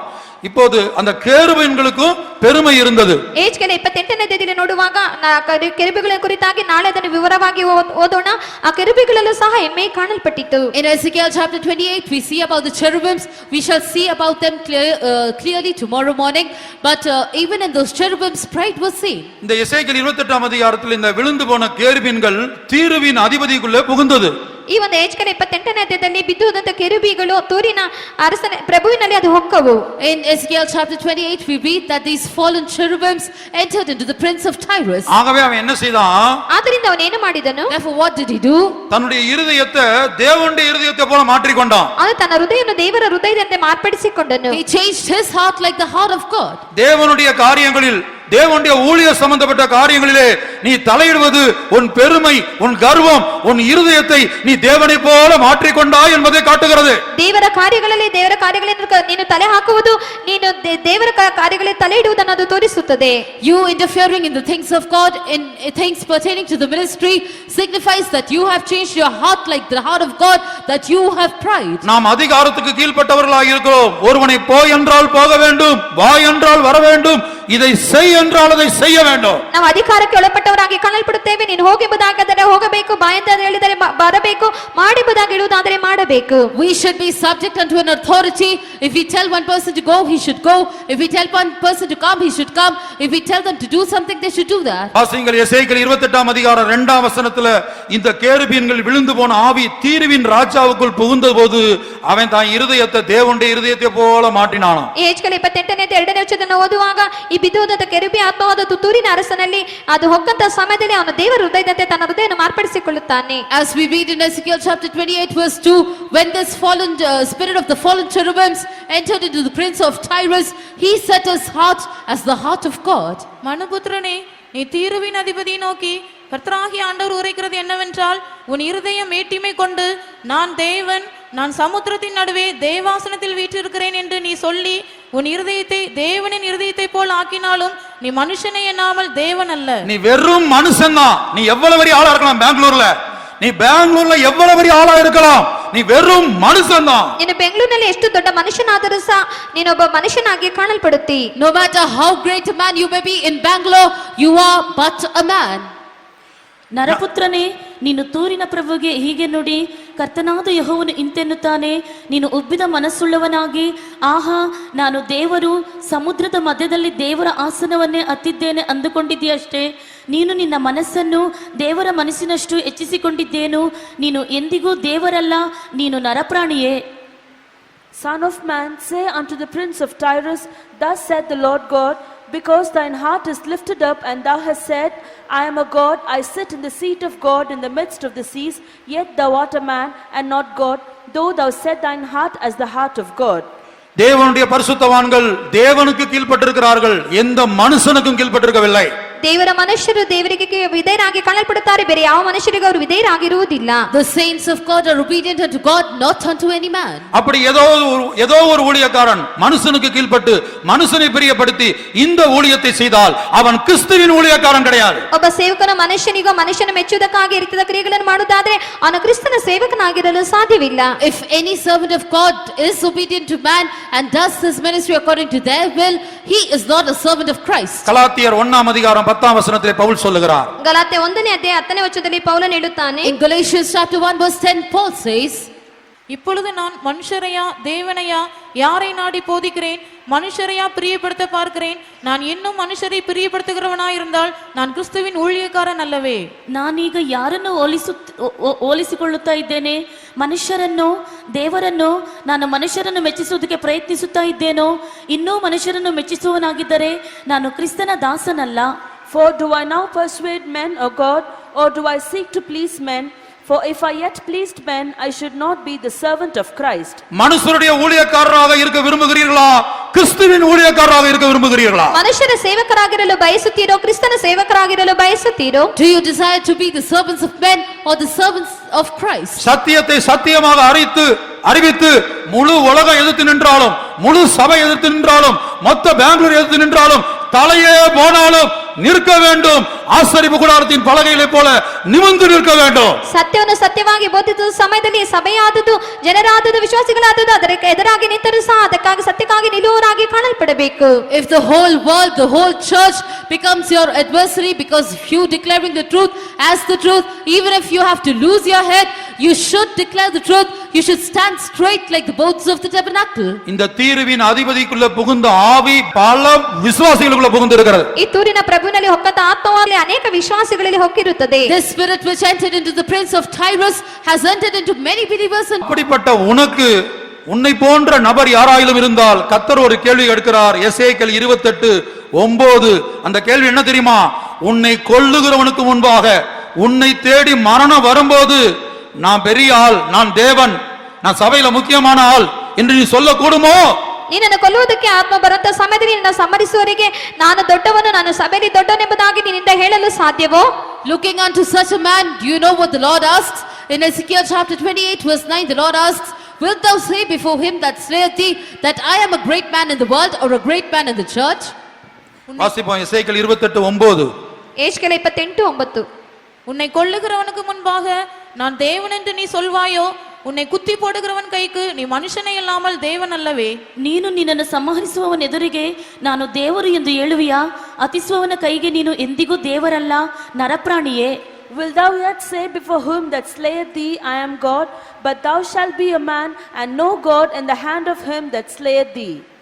உன்னை கொல்லுகிறவனுக்கு முன்பாக, ನಿನ್ನನ್ನು ಸಂಹರಿಸುವವನ ಮುಂದೆ, in the hand of him that slayeth thee. நான் ஒரு கலெக்டர், ನಾನೊಂದು collector, I am a collector, இல்ல நான் ஒரு மினிஸ்டர், ಇಲ್ಲದಿದ್ದರೆ ಒಂದು ಮಿನಿಸ್ಟರ್, or a minister, இல்ல நான் இந்த பொசிஷன்ல இருக்கிறேன், ಅಲ್ಲದೆ ನಾನು ಈ ಪದವಿಯಲ್ಲಿ ಇದ್ದೇನೆ, or I am in this position, நான் ಇவ்வளவு படிச்சிருக்கிறேன், ನಾನು ಇಷ್ಟು ಓದಿದ್ದೇನೆ, I have learned so much, நான் கோடீஸ்வரன், ನಾನು ಕೋಟೀಶ್ವರನು. I am a crorepati. மரணம் உன் வீட்டு கதவை தட்டும்போது உன்னால் அப்படி சொல்லக்கூடுமோ? ಮರಣ ನಿನ್ನ ಮನೆಯ ಬಾಗಿಲನ್ನು ತಟ್ಟುವಾಗ ನೀನು ಆ ರೀತಿಯಾಗಿ ಹೇಳಲು ಸಾಧ್ಯವೋ? When death knocks at the door of your house, can you say like this? உன்னை குத்தி போடுகிறவன் கைக்கு நீ மனுஷனே அல்லாமல் தேவன் அல்ல. ನೀನು ಹತ್ತಿಸುವವನ ಕೈಗೆ ನೀನು ಎಂದಿಗೂ ದೇವರಲ್ಲ, ನರಪ್ರಾಣಿಯೇ. Thou shalt be a man and no God in the hand of him that slayeth thee. ஆகவே இந்த ரெண்டு ஆவியையும் பார்த்தீங்கன்னா, கர்வம், பெருமை, இந்த பெருமையும் கர்வமும் ஒரு மனிதனுக்குள்ள எனக்குள் வந்தால் என் ஜீவியத்தை ನಿರ್ವಿಸಾರமாய் மாற்றிவிடும். ಈ ಒಂದು ಎರಡು ಆತ್ಮಗಳಾದಂತ ಹೆಮ್ಮೆ ಗರ್ವವಾದ ನನ್ನ ಜೀವಿತದಲ್ಲಿ ಬರುವುದಾದರೆ ನಮ್ಮನ್ನು ಆಲೋಚನೆಯವರನ್ನಾಗಿ ಮಾರ್ಪಡಿಸುತ್ತದೆ. Therefore, if you look at these two spirits, that is pride and haughtiness, if these two spirits enter into me, it will make my life slothful. இப்ப இந்த இரண்டு ஆவிகளும் சோதோமுக்குள் எப்படி புகுந்தது என்று பார்ப்போம். ಈ ಎರಡು ಆತ್ಮಗಳು ಸೋದೋಮಿನಲ್ಲಿ ಯಾವ ರೀತಿಯಾಗಿ ಹೊಕ್ಕವು ಎಂಬುದಾಗಿ ಈಗ ನೋಡೋಣ. Now let us see how these two spirits entered into Sodom. முதலாவதாக ஏசாயா 3ஆம் அதிகாரத்திலே கர்த்தர் சொல்லுகிறார், சோதோம் ஊரார் தங்கள் பாவத்தை மறைக்காமல் வெளியரங்கமாக பகிரங்கமாக செய்கிறார்கள். ಮೊದಲದಾಗಿ ಹೇಳುತ್ತಾನೆ, ಈ ಸೋದೋಮಿನವರು ತಮ್ಮ ಪಾಪವನ್ನು ಅವರು ಬಹಿರಂಗವಾಗಿ ಮಾಡದೆ ಅವರು ಹೊರಗಿನ ರೀತಿಯಲ್ಲಿ ಅವರು ತೋರಿಸುವವರಾಗಿ ಕಾಣಲ್ಪಟ್ಟಿದ್ದರು. First of all, the Lord says in Isaiah chapter 3 that the people of Sodom did not hide their sins but did it outwardly. நான் இங்கிருந்து பிரசங்கத்துக்கு தமிழ்நாடு, கேரளா போகிற வழியில பகல்ல போனாலும் சரி, இரவுல போனாலும் சரி, இந்த பெங்களூர்ல நான் பார்ப்பது வெளியரங்கமாக பகிரங்கமாக ஆணும் பெண்ணும் நின்று அவர்கள் என்ன செய்றாங்க? பகிரங்கமான பாவத்தை செய்து கொண்டிருக்கிறார்கள், நடு ரோட்ல செய்து கொண்டிருக்கிறார்கள். ನನ್ನ ಪ್ರಸಂಗ ನಿಮಿತ್ತವಾಗಿ ನಾನು ಈ ರೀತಿಯಾಗಿ ಚೆನ್ನೈಗೋ ಕೇರಳಕ್ಕೆ ಹೋಗುವಂತ ಸಮಯದಲ್ಲಿ ಈ ರೀತಿಯಾದ ಪಾಪಗಳು ಬೆಂಗಳೂರು ಪಟ್ಟಣದಲ್ಲಿ ಅವರು ಬಹಿರಂಗವಾಗಿ ಅವರು ಪಾಪಗಳನ್ನು ಮಾಡುವವರಾಗಿ ಕಾಣಲ್ಪಡುತ್ತಾರೆ. When I go to Chennai or Kerala or other regions for my preaching sake, when I travel in this Bangalore city, I see men and women outwardly sinning together. சிலர் சொல்லுகிறார்கள், இந்த பெங்களூர் கல்ச்சர் அப்படித்தான் இருக்கும், அதுக்கு தகுந்த மாதிரி நம்ம ஜீவிக்கணும். ಕೆಲವರು ಹೇಳುತ್ತಾರೆ ಬ್ಯಾಂಗ್ಳೂರ್ ಪದ್ಧತಿ ಆ ರೀತಿಯಾಗಿ ಇರುತ್ತದೆ, ಅದಕ್ಕನುಸಾರವಾಗಿ ನಾವು ಜೀವಿಸಬೇಕೆಂಬುದಾಗಿ. Some people say this is the culture of Bangalore and we should live accordingly. Bangalore கல்ச்சருக்கு தகுந்த மாதிரி தேவன் நியாயம் தீர்க்க போறது இல்ல, வசனத்தின்படி தான் நியாயம் தீர்க்க போகிறார். ಬ್ಯಾಂಗ್ಳೂರ್ ಕಲ್ಚರ್ ಅನುಸಾರವಾಗಿ ದೇವರು ನ್ಯಾಯ ತೀರಿಸುವುದಿಲ್ಲ, ದೇವರ ವಾಕ್ಯಕ್ಕನುಸಾರವಾಗಿ ನ್ಯಾಯ ತೀರಿಸುತ್ತಾನೆ. God is not going to judge according to the culture of Bangalore, he will judge according to his word. கர்த்தருக்கு பிரியமானவன் அவருக்கு சித்தமானதை பாபிலோனில் வேசிகளின் நகரத்தில் இருந்தாலும் கர்த்தருக்கு பிரியமானவனாய் இருந்தால் அவருடைய சித்தத்தை செய்வான். ಕರ್ತನಿಗೆ ಮೆಚ್ಚಿಕೆಯಾದವನು ದೇವರ ಚಿತ್ತವನ್ನು ಮಾಡುವನಾಗಿದ್ದರೆ ಬಾಬೆಲಿದ್ದರೂ ಸಹ ಆತನ ಚಿತ್ತವನ್ನು ನೆರವೇರಿಸುವನಾಗಿ ಅವನು ಮಾಡುವನಾಗಿ ಕಾಣಲ್ಪಡುತ್ತಾನೆ. The beloved of the Lord shall do the delight of the Lord even in Babylon, even though he is in the city in the midst of whores, he will do the pleasure of the Lord. தேவனுடைய வார்த்தையாக நான் உங்களுக்கு அறிவிக்கிறேன், இந்த பெங்களூர் சோதமாக மாறி வருகிறது. ದೇವರ ಮಾತಾಗಿ ನಾನು ನಿಮಗೆ ಪ್ರಕಟಿಸುತ್ತೇನೆ, ಈ Bangalore ಸೋದಮಾಗಿ ಮಾರ್ಪಡಲಿದೆ. As the word of God I declare unto you, this Bangalore is becoming like Sodom. தேவனுடைய சபை சோதமாக மாறி வருகிறது, துரிகரமாக. ದೇವರ ಸಭೆಯಾದುದು ಅತಿ ಬೇಗನೆ ಸೋದಮಾಗಿ ಮಾರ್ಪಡುತ್ತಾ ಬರುತ್ತಿದೆ. The church of God is also presumptuously becoming Sodom. ஏசாயா 3ஆம் அதிகாரம் 9ஆம் வசனம்.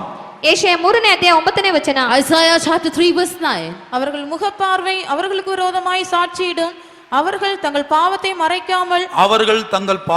மறைக்காமல் சோதோம் ஊராரை போல வெளிப்படுத்துகிறார்கள். சோதோம் ஊராரை போல வெளிப்படுத்து, பகிரங்கமாக பாவம் நடு ரோடுகள்ல. ಅವರ ಮುಖಭಾವವೇ ಅವರಿಗೆ ವಿರುದ್ಧವಾಗಿ ಸಾಕ್ಷಿಯಾಗಿದೆ. ತಮ್ಮ ಪಾಪವನ್ನು ಮರೆಮಾಚದೆ ಸೌದೋಮಿನವರಂತೆ ಮೆರೆಯಿಸುತ್ತಾ ಅಯ್ಯೋ ಅವರ ಆತ್ಮದ ಗತಿಯೇ ತಮಗೆ ತಾವು ಕೇಡು ಮಾಡಿಕೊಂಡಿದ್ದಾರೆ. The show of their countenance doth witness against them, and they declare their sin as Sodom, they hide it not. இரண்டாவதாக சோதோமின் அக்கிரமத்தை நான் சேர்த்து சொல்லுகிறேன், சமயம் குறைவாக இருக்கிறது. எசேக்கியேல் 16ஆம் அதிகாரம். ಯೆಹೆಜ್ಕೇಲ 16ನೇ ಅಧ್ಯಾಯ. Ezekiel chapter 16. இந்த இரண்டு ஆவிகளும் சோதோமுக்குள்ள புகுந்த போது அந்த ஜனங்களை கர்வம் உள்ளவர்களாகவும் ನಿರ್ವಿಸಾರ ಉடையவர்களாகவும் மாற்றிவிட்டது. ಈ ಎರಡು ಆತ್ಮಗಳನ್ನು ಒಕ್ಕಂತ ಸಮಯದಲ್ಲಿ ಅವರು ಗರ್ವವುಳ್ಳವರನ್ನಾಗಿ ಆಲಸ್ಯವುಳ್ಳವರನ್ನಾಗಿ ಮಾರ್ಪಡಿಸಿತು. When these two spirits entered into Sodom, they made them proud and haughty and idle. Ezekiel 16:49. ಯೆಹೆಜ್ಕೇಲ 16:49. Ezekiel chapter 16 verse 49. இதோ கர்வமும் ஆகார திருச்சியும் நிர்விசாரமான சாங்கோபாங்கமும் ஆகிய இவைகளே உன் சகோதரியான சோதோமின் அக்கிரமம், இவைகளே அவளிடத்திலும் அவள் குமார்த்திகளிடத்திலும் இருந்தன. சிறுமையும் எளிமையுமானவனுடைய கையை அவள் பலப்படுத்தவில்லை. ಸೋದೋಮೆಂಬ ನಿನ್ನ ತಂಗಿಯ ದೋಷವನ್ನು ನೋಡು, ಹೆಮ್ಮೆ ಪಡುವುದು, ಹೊಟ್ಟೆ ತುಂಬಿಸಿಕೊಳ್ಳುವುದು, ಸ್ವಸುಖದಲ್ಲಿ ಮುಳುಗಿರುವುದು, ಇವು ಆಕೆಯಲ್ಲಿಯೂ ಆಕೆ ಕುಮಾರ್ತೆಯರಲ್ಲಿಯೂ ಇದ್ದವು. ಅಲ್ಲದೆ ಆಕೆಯು ದೀನ ದರಿದ್ರರಿಗೆ ಬೆಂಬಲವಾಗಿರಲಿಲ್ಲ. Behold, this was the iniquity of thy sister Sodom. Pride, fullness of bread, and abundance of idleness was in her and in her daughters. Neither did she strengthen the hand of the poor and needy. சிறுமையும் எளிமையுமானுடைய கையை பலப்படுத்தவில்லைன்னா அது ஒரு சோதோமின் அக்கிரமோ. அதோடைய அர்த்தம் என்னவென்றால் அந்த சிறுமையும் எளிமையுமானவன் கர்த்தர் நமக்கு கொடுத்த பரிசுத்தவான்கள். ದೀನ ದರಿದ್ರನನ್ನು ಬೆಂಬಲಪಡಿಸಬೇಕೆಂಬುದಾಗಿ ಹೇಳುವಾಗ ಅದರ ಅರ್ಥವೇನೆಂದರೆ ಆ ದೀನ ದರಿದ್ರರಿಂದ ಹೇಳುವಾಗ ನಮ್ಮ ಪರಿಶುದ್ಧರಾಗಿ ಕಾಣಲ್ಪಡುತ್ತಾರೆ. She did not strengthen the hands of the poor and the needy. That is the iniquity of Sodom. That poor and the needy signifies the saints God has given us. அவர்கள் யாரும் சும்மா இருக்கவில்லை. அவர்களுக்கு எத்தனையோ உத்தரவாதங்கள் இருக்கிறது, எத்தனையோ வேலைகள் இருக்கிறது. அதன் மத்தியில் இப்படி ஒரு கூட்டத்தை அறிவித்து நடத்தும் போது நீ சோதோமின் ஆவி உள்ளவனாய் இருந்தால் அவர்கள் கையை பலப்படுத்த மாட்டாய், பலவீனப்படுத்துவாய். ಅವರಿಗೆ ಎಷ್ಟೋ ಕೆಲಸಗಳು ಜವಾಬ್ದಾರಿಗಳು ಇರುತ್ತವೆ, ಅವುಗಳ ಮಧ್ಯದಲ್ಲಿ ಇರ್ತಿದ್ದ ಕೂಟಗಳು ನೇಮಿಸಿರುವುದಾದರೆ, ಇಂಥ ಕೂಟಗಳನ್ನು ಬಾಲೋದತೆ ಇರುವುದಾದರೆ ಅವರ ಕೈಗಳನ್ನು ಬಲಪಡಿಸುವುದಿಲ್ಲ, ಅದನ್ನು ಬಲಪಡಿಸುವವರಾಗಿ ಕಾಣಲ್ಪಡುತ್ತೀರಿ. They are not idle, but even amongst their many works and responsibilities, when they declare about such meetings, you do not come for such meetings, you do not strengthen their hands. எதற்கு இத்தனை கூட்டம் வைக்கணும்? ಯಾಕೆ ಇಷ್ಟು ಕೂಟಗಳನ್ನು ಇಡಬೇಕು? Why should they keep so many meetings? இத்தனை கூட்டம் எதற்கு? ಇಷ್ಟು ಕೂಟಗಳು ಯಾಕೆ? What for so many meetings? அதே கேள்வியை திருப்பி கேட்டுப்பார். எதுக்கு டெய்லி வேலைக்கு போகணும், டெய்லி காலேஜுக்கு போகணும், டெய்லி ஸ்கூலுக்கு போகணும்? ಅದೇ ಪ್ರಶ್ನೆ ಹಿಂತಿರುಗಿ ನೀನು ಕೇಳು, ಯಾಕೆ ಪ್ರತಿದಿನ ಕೆಲಸಕ್ಕೆ ಹೋಗಬೇಕು, ಪ್ರತಿದಿನ ಶಾಲೆಗೆ ಕಾಲೇಜಿಗೆ ಹೋಗಬೇಕು? Ask the same question again to yourself. Why should you daily go for job or for studies to school and colleges? கர்த்தருடைய பரிசுத்த நாமத்துக்கு உண்டாகட்டும். ಕರ್ತನ ಪರಿಶುದ್ಧ ನಾಮಕ್ಕೆ ಮಹಿಮೆ ಉಂಟಾಗಲಿ. Glory be to the holy name of ஆகவே God. ஜெபிக்கிற நபராக நீ மாறு. ಆದ್ದರಿಂದ ಪ್ರಾರ್ಥಿಸುವ ಮನುಷ್ಯನಾಗಿ ನೀನು ಮಾರ್ಪಡು. Therefore become a man of prayer. யூதா அப்போஸ்தலன் சொல்லுகிறார், அக்னி, நீ பகுத்தறிவுள்ளவனாய் இருந்து சிலருக்கு இரக்கம் பாராட்டி அக்னியிலிருந்து இழுத்து விடு, நரகத்திலிருந்து இழுத்து விடு. ನೀನು ವಿವೇಚಿಸುವವನಾಗಿದ್ದು ಅನೇಕರನ್ನು ರಕ್ಷಿಸಿ ಒಂದು ಅಗ್ನಿಯಿಂದ ನೀನು ಎಳೆದುಕೋ ಎಂಬುದಾಗಿ ಯೂದದಲ್ಲಿ ನಾವು ಓದುತ್ತೇವೆ. Apostle Jude says, some have compassion, making a difference, save with fear, pulling them out of the fire. சில சகோதரர்களை பார்த்து கேட்டேன், அவர்கள் முழு இரவும் தினந்தோறும் வேலை பார்க்கிறார்கள்.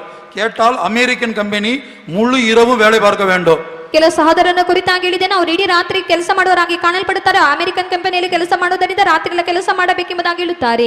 I know some brothers who have continuous night shifts. I asked them about that. They say it is an American company, therefore they have to do the night shift. அப்ப உன்னுடைய வேலைக்காக தினந்தோறும் முழு இரவு விழித்திருக்கிறாய், முடிகிறது. ನಿನ್ನ ಕೆಲಸಕ್ಕಾಗಿ ರಾತ್ರಿಯಲ್ಲಿ ನೀನು ಎಚ್ಚರವಾಗಿರುತ್ತೆ, ಅದು ನಿನಗೆ ಸಾಧ್ಯವಾಗುತ್ತದೆ. Therefore for the sake of your job you are awake the whole night. It is possible with you. அது ஏன் உனக்காக, உன்னுடைய அருமையான பிள்ளைகளுக்காக, உன் சபைக்காக, இந்த தேசத்துக்காக சில நாட்கள் விழித்திருந்து ஜெபிக்க முடியாது? ಅದು ನಿನಗಾಗಿ, ನಿನ್ನ ಕುಟುಂಬಕ್ಕಾಗಿ, ಈ ದೇಶಕ್ಕಾಗಿ, ಸಭೆಗಾಗಿ ರಾತ್ರಿಯಲ್ಲಿ ಇದ್ದು ಪ್ರಾರ್ಥಿಸಲು ಸಾಧ್ಯವಿಲ್ಲವೋ? Then why can't you watch and pray for some nights for yourself, your children, for the church, for the land? சோதோமின் ஆவி யாருக்குள் இருக்கிறதோ அவர்கள் சிறுமையும் எளிமையுடைய கையை பலப்படுத்த மாட்டார்கள். ಸೋದೋಮಿನ ಆತ್ಮವು ಯಾರಲ್ಲಿ ಕಾಣಲ್ಪಡುತ್ತದೋ ಅವರು ದೀನ ದರಿದ್ರರ ಕೈಗಳನ್ನು ಬಲಪಡಿಸುವುದಿಲ್ಲ. Those who have the spirit of Sodom in them will not strengthen the hands of the poor and the needy. பரிசுத்தவான்கள் நமக்கு கிருபையாக, தானமாக, பிச்சையாக தேவன் கொடுத்த பரிசுத்தவான்களுடைய கரங்களை பலப்படுத்துவோமாக. ಪರಿಶುದ್ಧರ ದಾನವಾಗಿ ನಮಗೆ ಭಿಕ್ಷೆಯಾಗಿ ಕೊಟ್ಟಂತ ಪರಿಶುದ್ಧರ ಕೈಗಳನ್ನು ನಾವು ಬಲಪಡಿಸೋಣ. The saints which have been given unto us graciously as a gift, let us strengthen their hands. பரிசுத்தவான்களுடைய மேன்மை அவர்கள் உன்னிடத்தில் இருக்கிற வரைக்கும் உனக்கு தெரியாது. ಪರಿಶುದ್ಧರ ಶ್ರೇಷ್ಠತೆ ಆದದ್ದು ಅವರು ನಿನ್ನ ಬಳಿಯಲ್ಲಿ ಇರುವವರೆಗೂ ನಿನಗೆ ಗೊತ್ತಾಗುವುದಿಲ್ಲ. You will not know the speciality, excellency of the saints as long as they are with you. ஆகவே சோதோமின் ஆவி சிறுமையும் எளிமையுடைய கையை அது பலப்படுத்தவில்லை. ಸೋದಮನ ಆತ್ಮವಾದದ್ದು ದೀನ ದರಿದ್ರರ ಕೈಗಳನ್ನು ಅದು ಬಲಪಡಿಸಲಿಲ್ಲ. Therefore the spirit of Sodom is, they will not strengthen the hands of the poor and the needy. அடுத்து கர்வம், ஆகாரத்திரட்சி, நான் ஆகாரத்திரட்சி பிற்பாடு பார்க்கலாம். கர்வம், நிர்விசாரம். ನಂತರ ಗರ್ವವಾದದ್ದು, ಆಲಸ್ಯವಾದದ್ದು. Secondly, pride and idleness.